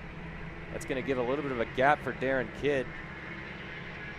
I think that's going to close up here shortly, maybe by the end of the lap. As you see, there's the 875 of Samet making a move on the 811 of Tristan Murphy. Bench Fernandez waiting in the wings behind them. All the way through, coming up towards 4 minutes to go in this one. Right now, Pettit ready to reset and recharge. A bit of a bobble. Santia missed the corner. Lost a couple spots. Amonso's moving ahead. How about Murphy, who's gone from the teens? What's it down to 8? He's standing by. Yeah, thanks, guys. As the rest of the KA Junior field goes whizzing past here in the final couple of corners. I'm with Brandon Lemke, working with Tucker Treve this weekend for Speed Concepts Racing. It's been an up and down weekend for you guys. Talk to me how it's gone so far. It was, yeah, definitely up and down on practice day, and then we qualified third, kind of pulled that out of nowhere. But yeah, Tucker's been driving amazing this weekend. He makes a pass right here. But yeah, he's been doing really, really well. You know, he doesn't have the most experience, but he's proven that he belongs up there with all these big name guys, and definitely has the kart to do it with Switch Engine, Speed Concepts kart. So yeah, we're still working a little kinks out. We're pitted back by the woods, no team or anything like that, but that's the way I grew up racing, and I love being back there, just working with the dad and just me and my girlfriend. So it's really, really nice. You're used to KA Senior racing. What's harder, on track with the KA Seniors or coaching these guys? I don't know right now. Tucker's making it easy. So is his dad, Travis, right next to me. But I think racing in KA Senior is definitely harder. More stressful. Got to worry about all the other guys, what they're going to do. But watching, you know, I mean, there's nothing else he can do besides watch. But yeah, he's killing it right now. All right, well, thank you, Brandon. We'll let you get back to it. Back to you guys. Thank you very much, Nate. Look at this for the race lead again. Kidd this time gets through with Murphy to second. Marco Samet is up amongst those in the top 3 again. Pettit got dropped the fairways into the battles of the top 5 as a result of all the squabbling. This has been a busy, busy day of fighting, and now you have multiple BJRs mixed in. You have multiple other teams for Hope's driver development also mixed in. There's not anybody really settling down with about 2 minutes to work with. Yeah, you saw Marco Samet there in the bottom right corner of our screen. Made a lot of headway towards the front of the group. As you see, he now takes the lead. And I feel like Tristan Murphy and Marco Samet have been the 2 biggest movers in this race. You see Travis Pettit is going to try and claw his way back in the top 4, who was the biggest loser back in I-70 on this lap. It looks like now the top 3, Travis and Pettit, he reeled him in. He's right there in P4. It's anyone's fight right now. Just who makes the first move. Bench Fernandez going to make the move. All over Marco Samet. Almost 3 wide there with Santian. It looks like they're going to now. There's just passing all over the place. Santian to P2 and Pettit's back to P3. Pettit wants to go. He gets a little bit of contact that time with Kidd, and off the track nearly went Kidd. Rather was staying on the pavement. Thought with the transition, regardless. Kidd still holds on in front. Pettit trying to go bang, bang up spots. Coming to 3 laps to go. Signal is there for working together now as they come around. Going to be 2 to go next time by. More offsets, more passes done. It's Santia amongst those who shuffle ahead with Nico Kotelski. Once again, Samet doing a good job on the defense, but he's got a teammate right behind now that's saying, on delay, let's go. So much happening here in the final 2 laps of KA Junior. You see all the way back into the top 10. You see the last car in the line. That's 9th place, Christopher Yutzi. And I believe Dominic Gaddis is back there. That's the entire top 10, nose to tail. One thing happens, and it's anyone's fight for the win. You see the second group's now starting to battle, and it is Marco Samet in the lead. And you saw Travis Pettit point forward. I think he knows there's too many karts in this group. We need to get going. We need to make separation, or else if we bat on the last lap, it's going to get way too chaotic, especially for a pre-final. He's got a teammate right there. That's the big thing about it. Here's the problem. If Kidd gets the run, if Murphy gets the run, if anybody gets the run, that breaks up the plan to try and break away with 2 to go and make it a BJR 1-2 at the front of the field. This time through, Pettit actually pushed along to the outside. Actually works. That actually worked out to where he can blend right back as he adjusts the hand and gets more signals. We got lucky. Tristan Murphy in the background traded positions with Kidd for the P3 spot. That helped them not lose too much time, but now Tristan Murphy is in the catbird seat of the BJR duo in the front, gets battling. Just on second than anything else. Murphy trying to find any way to go for a surprise attack. It's been difficult to pass from here on out on the racetrack. Up to blue, up to the 90s. Pettit now knows he's got the distance. Defense on, this time for Samet. Samet going up. Pettit will go up to the top of the board once again. Pre-final, KA Junior. Travis Pettit does it again in the BJR equipment. He gets a 1-2 with Samet. Murphy and Kintelski. Berghofer, 3 BJRs in the top 5 in the KA Juniors. And what a race. I think that easily goes down as one of the best races we've seen today.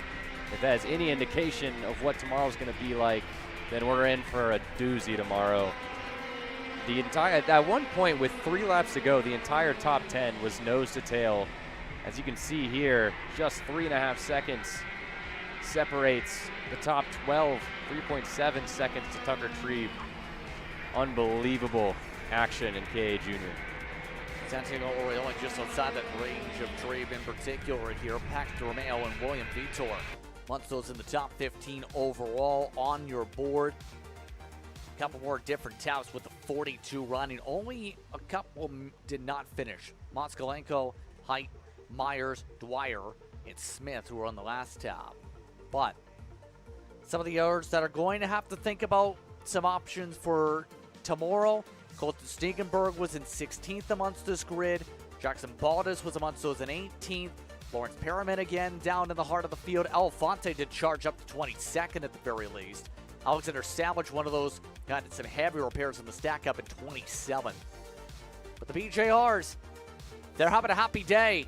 A team 1-2 in the pre-final. Let's take a listen.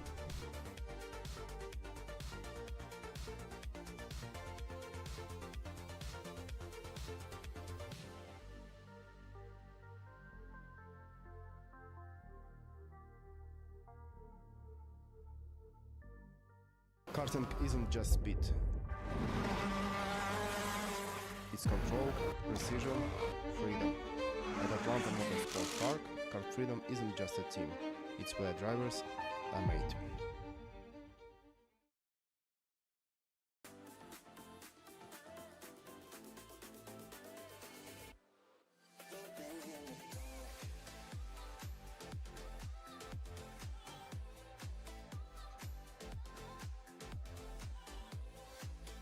Are you looking to take the next step in your racing journey? Well, look no further than PitFit. With 2 locations in Charlotte, North Carolina and Indianapolis, Indiana, PitFit trains drivers all the way from grassroots level karting to IndyCar and NASCAR, with top-of-the-line personalized coaching to improve physical and cognitive fitness. For more information on programs, check out PitFit on Instagram or Facebook today. Hey guys, I'm Chris G. I'm Kart Chaser's driver fitness coach, and today I'm going to give you 3 tips on how to strengthen your shoulders for more endurance and better stability in the kart. Here we go. Okay, so exercise number 1 is the front rope pull-through cable raises. Okay, now this is the upright cable row. What you are doing here is you're picking a straight bar, as you see, and we're working the side areas of our shoulders, the medial. Exercise number 3, the dumbbell shrugs. As you guys can tell, I like to pause at the top before releasing. It's great for your strength, for that wheel stability. It's great for those shoulders and that upper back area. Chris G coaching, race-ready training that carries into real life. That's what we do here. See you on the next one. Welcome back to the Stars Championship Series, King of the Castle. We've shown you around a couple tents. You know what? Just for you, our lovely Kart Chaser viewer, we're going to show you behind the scenes. Will, you're going to come with me in our production truck. Now, not a lot of people have seen this. Very secretive about what goes on in here. So it's an exclusive first of what goes on in the truck here with Riley. Back to you guys. Wow, that went about how I expected. I hope you guys know that wasn't a joke. Riley's actually mad right now. Like, he's actually mad. Liam Francisco's the starter here for Swift Stars over Slade Harrell, Aiden Goat, Brody Stoffel, Brock, Chavary, Ramos, Nagel, Zeminski, and Sears in your top 10. They've been really duking it out here today. We have a lot of big names. 14th, Dutch Westbrook. Yeah, not where Dutch wants to start, but it's going to make for a great show for us over the next pre-final here for the Swift Stars. Of course, Dutch Westbrook, former winner here, King of the Castle. And now everyone else is getting set to go again. Going to be important to make sure you get a good finish to help yourself for tomorrow. Let's put it that way. Inside line's got a bigger jump to the outside line here through the cones, but they're off and away regardless. How about some 3 wide in the back of the field, in the front of it too. Francisco amongst those off the racetrack. A scramble in through I-70 as well, as one kart went off the circuit. The leader zipped away through the shark fin. And that is going to be one of the Bennex that's off the circuit. Is the 166, Samuel Martinez. Unfortunate start. As you see, there's the 197, Aiden Go to the lead, ahead of the 120 of Colton Bruck. Great start for Bruck, who started P4, up 2 positions. And it falls down to the 188 of Slate Harrell and the 141 of Enzo Ramos. And all of them looking, trying to solidify things. Remember, we talked to us a little bit earlier when it comes to penalty box, if you will, when it comes to Swift Stars. Did see Go get penalty in one of the heat races earlier, but still was able to overcome that and keep himself in the front with how he's performed all weekend long. Right now, though, Slade Harrell, who's been trying to charge up and make up for a little bit lower in the qualifying order, looking to prove he can get a win here today. He's up to second. Now up for the race lead. Inside, Slade Harrell to the point. Slate Harrell to the lead, gets a gap, but he's got a group of hungry Paralins behind him, 2nd through 4th. Yeah, trying to keep the pressure as high as he can here. Right now, you can see some of the teammates at the very least going to have the chance to link up, if you will. A lot of Paralin up at the front. That's not usually a great sign when it's 3-on-1. Yeah, the Paralins are going to be able to work together. It looks like Slate Harrell, he's going to have to do a lot of defending here as the teammates. Now, when you're in the Swift Stars category, it's kind of, it's a little bit of a reach to you know, have the kids know to fully work together, you know, more or less. And, you know, when you're watching a junior category or a pro category for sure. But, you know, the kids under the Paralin tent here, they're all under the same tent. They're all friends for the most part, so they're at least going to know to work together here. Or they at least know to work against the non-teammate, right? As we see a move here for 2nd. Perfect example there. Instead of working with Slate Harrell to catch the leader, Aiden Go says, nope, I want to go to 2nd. Yeah, all of them keeping busy. By the way, for those wondering on that early lap chaos, it wasn't the only Bennett that had issues, by the way. Dutch Westbrook is the other Bennett that's amongst those of note, who's in 26th at the moment on the racetrack you see on your pylon. That is disaster for their sake, because Westbrook, one of the top drivers in this division, age bracket-wise, is going to have a lot of work put in. Same being said for Liam Francisco, who's down in 19th at the moment. So a lot of heavy hitters are going to have to put on some rocket ships to come up through this field if they don't do something in the next 5 minutes. It's another shout out throughout the field, though. Hudson Howard, who had trouble in the first heat today, is up to 8th spot from 19th on the grid. Just ahead of him, Marcelo Flores is up 9 spots, up in P7 right now. Well, Hudson Howard up 11 spots since the start of the race, and still 5 minutes, to go now. As you see him in the picture, he's starting to catch the pack here. See Hudson Howard and George, well, as I say that, up to 5th position, up 14 spots. He's now about to approach the fight for the lead with George Zeminski behind him, pushing him to the front. Yeah, lots of different players joining into the front. We haven't seen Zeminski up at the front much of the weekend. One of the registered privateers on the scoring pylons. Up 3, Howard, he's got another rocket in amongst himself here in this fight. He's right now in position to go in the next few moments. Look at Sears also doing well, who's found some late day speed in his kart. Amongst those in some of the squabbles, same with Center Flores at lawn with others like Height, who normally has done pretty well in some of the races when running the nitro kart equipment. Right now that RPM, Munzo's having to put in the work, and same we said for Stowers, who's appeared in the regional scene as a strong contender. A lot of names that have done well, was trying to say, that are having to fight hard and are just now getting in the right window to join the fray. Ramos up front over Harrell, by the way. Yeah, Ramos up to the lead, a new name to the top of the board. As you now see, Hudson Howard is going to overtake Colton Bruck, the first of the Paralympians up front. Has now been overtaken by Hudson Howard, another spot for Hudson. That'll put him up 15 positions in this pre-final as he sets his sights for Aiden Go just ahead. We're taking a look back now. That was Spencer Height in the 131. Now we're taking a look at Hudson Howard. He's looking to the inside of Go. P3 for Hudson. That'll be position number 16 made up throughout this pre-final. His father, Jay, competed in the Indianapolis 500, and Hudson has the Indianapolis Motor Speedway on the side of his helmet. That's somewhere where he'd like to be. This is just the beginning of his motorsports career. Chance to develop and learn more and more as things go.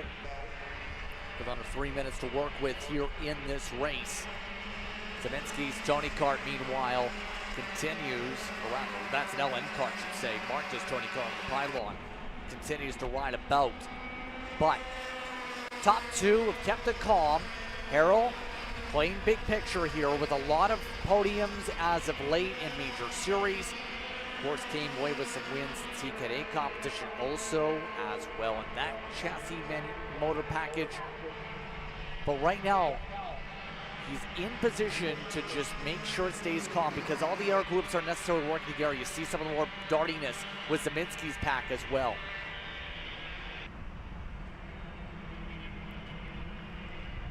At this point, it's looking like it's going to plan now. There's no major catch-up here, unless Hudson Howard has anything to say about that. I think that's about to be the case because he's got the purple lap of the race, and he's now there. He gained 5 kart lengths in 2 corners. Yeah, Hudson Howard just keeps entering the picture, as I think Enzo Ramos and Slate Harrell were thinking that they were home free to the end of this thing. They got nose to tail and started pushing, and I think they thought they were gone as Hudson Howard sets his sight on his teammate, Slate Harrell. We were talking at the beginning of the race like Slate Harrell was alone against the Paralympians, defend for himself. Hudson Howard said, well, I'm going to come to the back and help you, buddy. And here he goes pushing Slate Harrell to the lead. He pointed forward. He's going to work with Slate. That's the P2 for Hudson Howard, by that's 17 positions. Slate Harrell is back to the lead from second on the grid. Anyone's fight here, really, with about 40 seconds to go. That'll put us at about 2.5 laps to go now. Going to be close with the 2 to go mark. We'll see what we get when we get to the flag stand here as they rumble their way on through the course. Howard has been unbelievable. 17 spots gained here today. Can he add to what's been a very successful surge for him this season to power his way into the conversation in multiple different series as a championship contending driver? Right now, though, we need to be patient. Gonna be close on the clock. Right now, we're coming up to the 90s. Another small little push. Gap still built. Let's find out where they go. Right now, you see the times run on your timing screens on the live timing. It's coming up to 3. It's coming up to 2. It's gonna be close. Not sure if we got 3 or 2. It looks like 2. It was by a margin of maybe a couple inches. as they go side by side for the race lead. It's Howard to the point.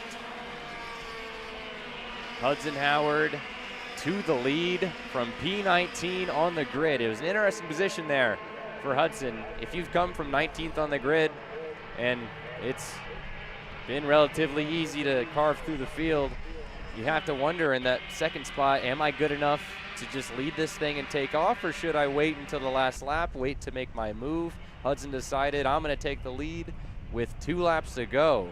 As you see, there's the lap time comparison throughout the race. The lap times just continue to improve for Hudson. Past 3 in particular, that's been a little up and down with some of the battles. That's where 117 outliers come into play here. But it absolutely has been an impressive run. But that one swap did allow one of the Paralympians in. That's Enzo Ramos that has an opportunity here. Will there be a chance is the huge question on everybody's minds. As they work their way through the 90s, coming up towards what looks to be coming up to the white flag this time. As you can tell, the teammates are ready to duel. We're down to the final time. Final lap into I-70. Hudson stays to the inside. Slate Harrell looked high. It's going to be right on the back bumper heading to the shark fin. It's going to be interesting to see if Hudson defends into the hairpin as Slate Harrell goes around the outside. He's side by side now with the Paralympian as he's going to cut under Hudson. Hudson does not defend into the hairpin as Enzo Ramos is still lurking behind Slate Harrell. All it will take is one major move attempt by Harrell for Ramos to say, I'm coming in too, and to take the spot. Watch for it up through cell tower. Howard got a little shot this time. This time Harrell stays behind, has to lean back to make sure he's clear. They all stay single file. Coming up to blue. Now the blue and white cart of Howard, making sure there's no major push-up. He goes defensive again. Harrell sliding up. They rumble their way through the final corners. Will Harrell go for a surprise move?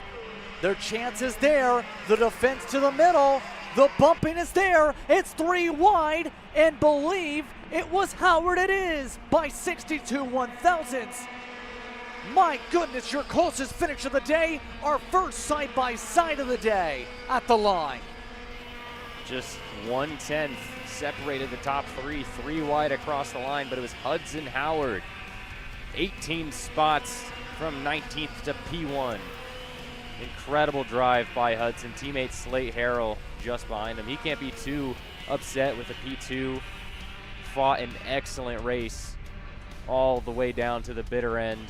Enzo Ramos P3, Aiden Go P4, just 7/10 off the lead pack, just didn't have enough. They'll have to go back and see what they can improve for tomorrow. Forrest Blair makes his way to the fifth spot. Colton Bruck was pretty good early, finished P6. Spencer Height, Dalton Sears, Brody Stoffel into the top 10. Stoffel was pretty far back after the opening lap. He recovered to P9. He'll have a place to fight tomorrow. Liam Asselis P10. Dutch Westbrook, we talked about him early, made it back to P11. And then you can see the rest of your top 15. Justin, final thoughts. Good for Westbrook in his case, but what an intense finish. Our first 3 wide, let alone 2 wide like that here today. We've seen close margins, not that close. Well, as the rest of the grid rolls on through, we'll take a step aside. We have one more pre-final to go. It's KA Stars. The whole group is together. Let's see what happens next. Paulie Massimino wins the Wisconsin Grand Prix. James Overbeck on start number 2 gets win number 1 in OKN Stars. On track or off, Brandon Jarsekrak Racing delivers elite performance. Led by 4-time Pro National Champion Brandon Jarsekrak, our team masters driver coaching, data-driven analysis, and mechanical precision at every national event. Contact us today at BrandonJarsekrakRacing.com.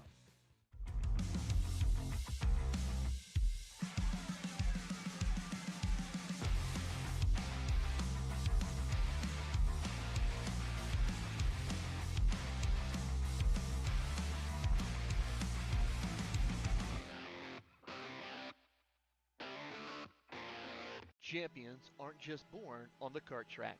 At SimShop, we deliver professional-grade simulators with the best performance-to-price ratio in the industry. Founded by racers who understand what you need, our SimMagic and Moza equipment is powerful enough for the pros, yet affordable for everyone. With unmatched customer support and a thriving community, we're your racing partner. Visit simshop.com today.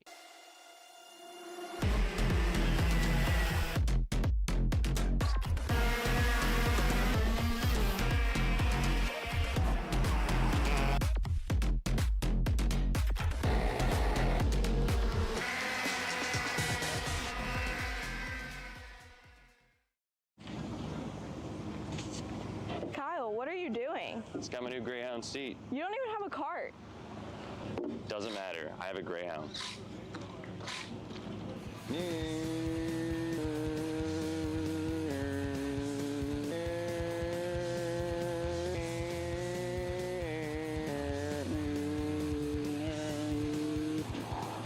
the f is Kyle Cuthbertson? Doesn't even have a go-kart. Doesn't matter.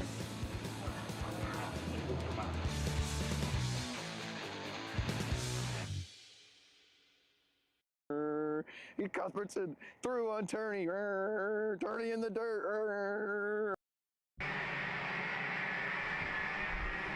Here we go for another time of racing. Stars Championship Series competition brought to you by Mazda Motorsports continues on with KA Stars in their pre-final. This is going to be very wild, potentially. Get 46 or so are on the entry list, and now they blend in like this. Colin Lloyd, Sam Tutwiler, Eli Warren and Ian Quinn, Alan Isambard and Chris Harrower. You also have Rutsky and Rodriguez, Boer and James amongst your top 10 here today. Already working to double up with Zerbs and Landers, Mort and Jones. Daniel Perez recovering at 15th with Bekeithan in 16th. Then Pluto, you have Maxwell, the Alan Carr, Surgener amongst your top 20. And a lot of nervousness here for some. You have to make sure you don't go to the B main, the only B main tomorrow.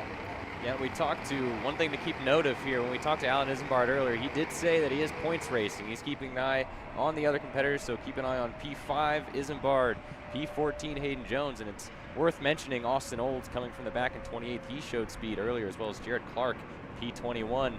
As we come down the tram line, Sam Tutwiler finds himself up front beside Colin Lloyd, making his debut for Nash, and the green flag is out. Back underway for racing for what should be the final time of the day.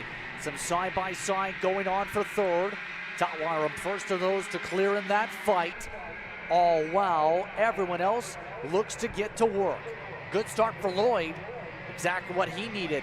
No major pressure outside of the Hoods driver development machine of Eli Warren, who's trying some pokes as the dust goes flying. Colin Lloyd already going a bit defensive in the hairpin and green corner, as well as Eli Warren is right on the rear bumper. He points forward to Colin saying, hey, we don't have to block. Let's get away from the hungry pack behind us. You see Ian Quinn and Sam Tutwiler are battling. There's Alan Isambard as well in that group.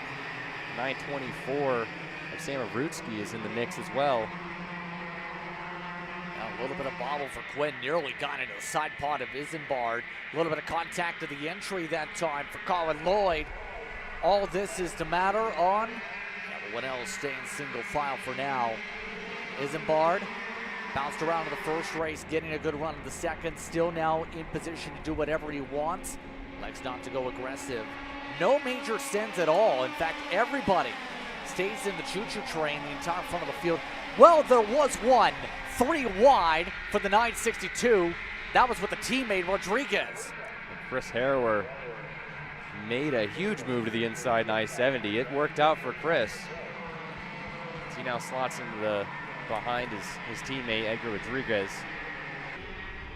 Lots of fighting here, just trying to get in position here to be in a good spot to kind of chill out for a little bit and then figure out, get your bearings together on where you're at, what moves need to be made here next, because it can get pretty hairy and pretty crazy in the first few laps of KA. Right now, it's worth noting amongst those top two, they were the only two drivers in the entire field in the 128s to start things off here. Less than 7 minutes to go on the clock. The top two are finding a way to have competition here at the right time. Purple third sake for the finishing order tomorrow. While things are relatively quiet for the moment, make a quick shout out to Austin Olds, who's up 11 spots. Let's see where he comes across the line this time. Up 12 spots to P16. He qualified in the front row, had a failure in the second heat that put him in the back, and now he's working together with Hayden Jones to get back to the front. Your finishing position in the pre-final determines where you start, and he has made his climb towards the front early. Yes, indeed, on the charge and looking fast.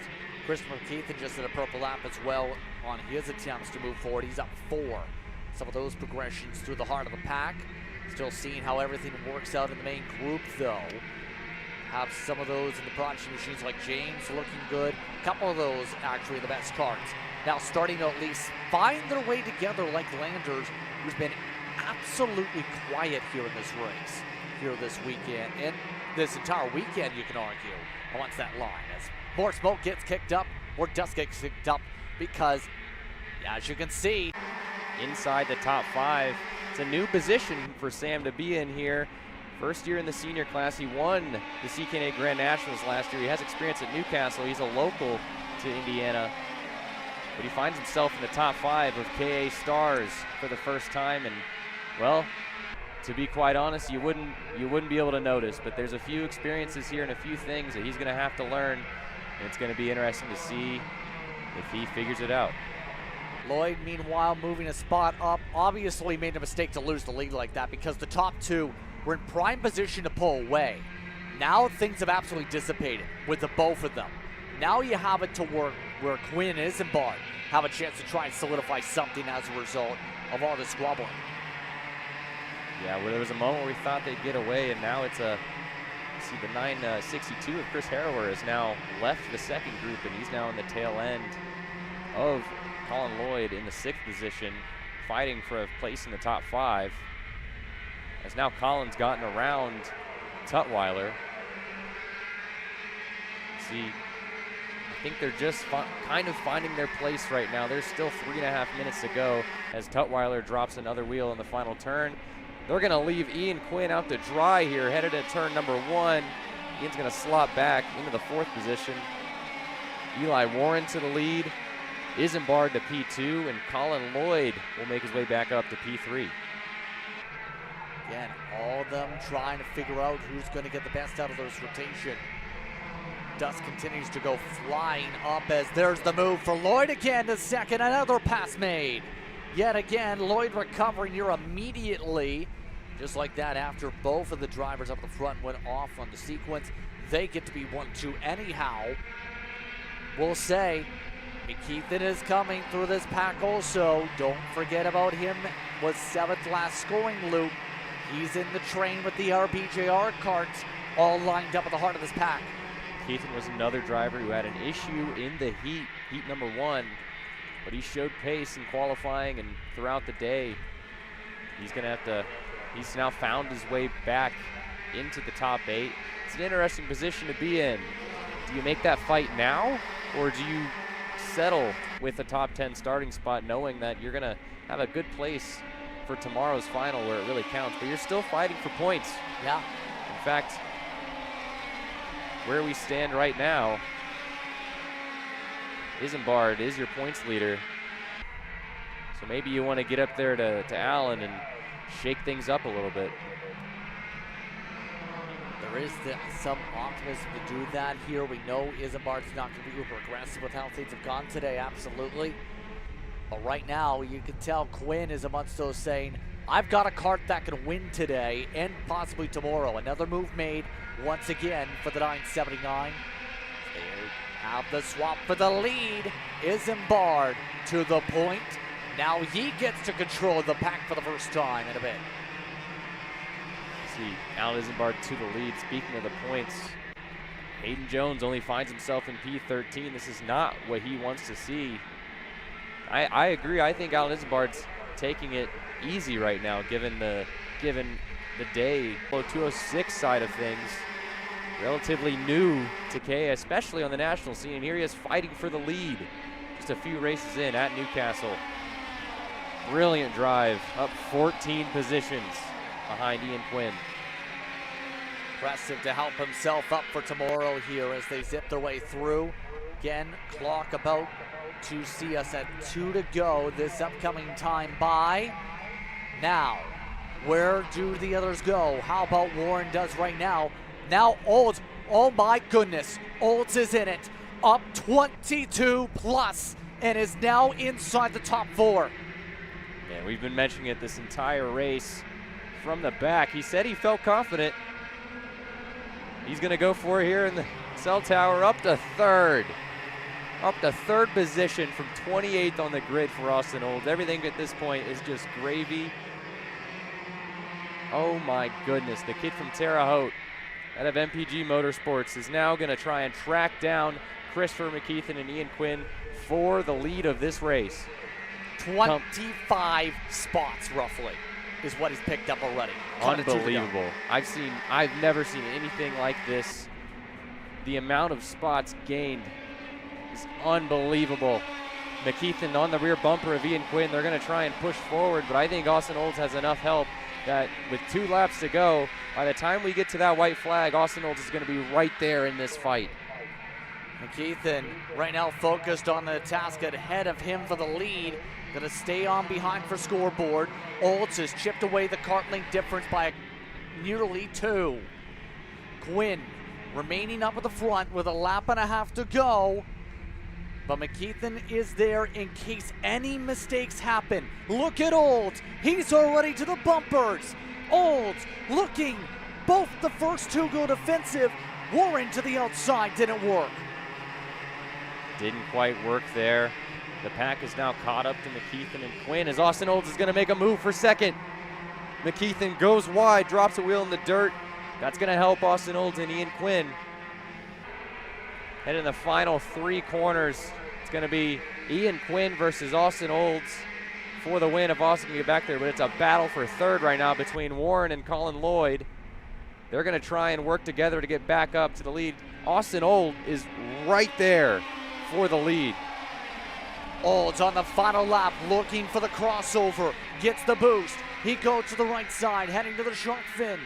Now sets back inside. Goes deep inside. Goes tire to tire. He and Quinn trade paint. Now it's Olds coming from the back to the front. But it's Warren on the outside with the momentum. 3 wide for a moment behind. Quinn gets himself back to second. Olds trying to hug the lines as they continue to duke it out hard behind. Austin Olds is going to have to hug the white line, headed into cell tower. Is Ian Quinn going to have anything to say about it? They all go low. A gaggle of BJR LN karts behind him as Austin Olds fends off Ian Quinn. Going into the final 4 corners, Ian Quinn to the inside. Here we go, side by side with the tire drop. Olds with the momentum on the left side. Push for Quinn on the outside. They go on through. Olds gets shuffled. Quinn now leads. Here come the BJR karts. Can Quinn hold off the pack? One more send up for the lead. It's not there. It's Quinn time. He gets it done in the pre-final. Wow, what a fight. And like I said, I think everything from there for Austin Olds was gravy. It ends up being plus 24 spots. And also, shout out Jared Clark, who finishes P3, making up 18. And Christopher McKeithen makes up 14. Unbelievable drives through the field for 2nd through 4th. Chris Harrower ends up 5th. Colin Lloyd P6. Alan Isambard, decent points run in 7th. Ryan Moore 8th. Eli Warren in 9th. And Hayden Jones makes up a few spots to not let Alan get away in P10. Some notables outside the top board on the pylon, by the way. Alan Carr fell to 19th. Boer was a heat race winner. Finished 20th. Ahead of Adam Maxwell. You have some others like Sawyer Roussel. That was a DNF. That is huge. 28 spots. This is going to get interesting for who and where things get sorted tomorrow. Obviously, as a result, out of these 30 that were a part of the order here. These are all the drivers in the pre-final A. They'll sort things out tomorrow with a B main tomorrow as well. Kyle, your thoughts on this one as we get ready to tee things up. Your thoughts on that wild race. I mean, it got crazy, which it makes sense given that the top three were fighting from the back and they were scratching and clawing for everything that they could get from that point. But, I mean, if that was the pre-final, can't imagine what the final's going to look like. Wow, oh wow indeed, as you see everyone checking in with your race-winning driver. Let's send it down to Nate. Austin Olds, what a run it was. You said you had some confidence when you were talking to Kyle earlier. It wasn't the win, but the message was sent, right? Yeah, for sure. I mean, we went pretty much last to first in the last lap, and then driver mistake cost us the win. But we know we have the pace for tomorrow, so I'm kind of excited to get out there again. I mean, what does this do for the confidence tomorrow then, with a longer race and now some good heat points under your belt? Yeah, it feels really good. I mean, I know everyone else is going to get better too, so we still got to keep pushing. But I'm excited going in tomorrow, so we'll see how that goes. All right, thanks, Austin. Thank you. Again, that was Austin Olds getting the opportunity to speak with Nate Dean there. Again, busy weekend so far here. Your final thoughts on the day here, Kyle, as a lot of these drivers are going to have to go to the drawing board, make sure that board stays well planted for tomorrow, and then hope that it executes perfectly. Yeah, only finals to go for tomorrow, which is really nice and really fun that we get to wake up tomorrow and just focus on going racing for one final time. It's been a great weekend here at the Stars Championship Series, the King of the Castle. It's been interesting to see how the track has progressed through the weekend, being early spring and kind of being a little bit green. It's kind of thrown a wrench into, or not a wrench, but it's made the teams kind of have to guess, which has been awesome to see. They've had great racing throughout all the classes. And just, yeah, let's go down to Nate and have a little sit-down chat with Ian Quinn. Yeah, Ian Quinn, that was a fight and a half. I mean, that's typical KA senior heritage for you. Just talk me through that race for you. No, it was just a classic game of get to the front and then keep them all behind you. And I mean, I don't think one or more lap went by when it was just constant. Somebody was trying to pass the leader, or the leader was defending, or there was something, funny going on at the front. So it's just there's these kinds of races. They're the regular kinds of races where people spread out. You got to know how to keep yourself at the front of both of them, and I think I did a good job of this one. So we'll see if we same thing happens tomorrow. See if we can repeat. I mean, we've seen what people are willing to do in a pre-final. How do you mentally prepare for the games that are going to happen tomorrow? Yeah, just keep a cool head. Realize that none of this is really all that personal. It's just you're going out there and you're doing what you can to put yourself in front of the other person. So let's have at it. Thanks, Ian. Thank you, Nate. Nate Dean catching up with your race winner indeed there. Impressive drives over the course of the weekend, and keep in mind, this is the standings pre-drop, mind you, right now. Talked about points racing. Isambard projected plus 21 over Hayden Jones at the moment. Colin Lloyd minus 37. Rodriguez earlier amongst the top 5. Anything stand out to you after this one for the pre-drop?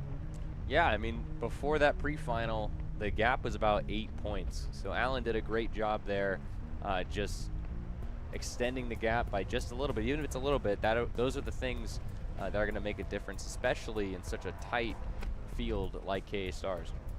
Absolutely. And there's a lot of competitive drivers there that are going to have to pick up, who are going to be on the back foot in 7th for reference, for example. But it's time to say goodbye for today. All these geese have been enjoying the action. All you, the fans, have been enjoying the action today here for the Stars Championship Series presented by Mazda Motorsports. But we have more of it coming up tomorrow. Be sure to tune in for more King of the Castle tomorrow morning as we look to see who gets the chance to go to the top step of the podium and who goes fishing. Your Coastal Inc. recap showcases what was an intense day for all our drivers, with a lot of back and forth from class to class, through the sunshine to the cloudy periods and more. But on that note, it's time to wave goodbye for Saturday's coverage. For Kyle Cuthbertson, for Nate Dean, for everybody here at Kart Chaser, I'm Justin Prince saying so long. Enjoy the rest of your afternoon and evening. We'll see you tomorrow morning when we go Zoom in the morning.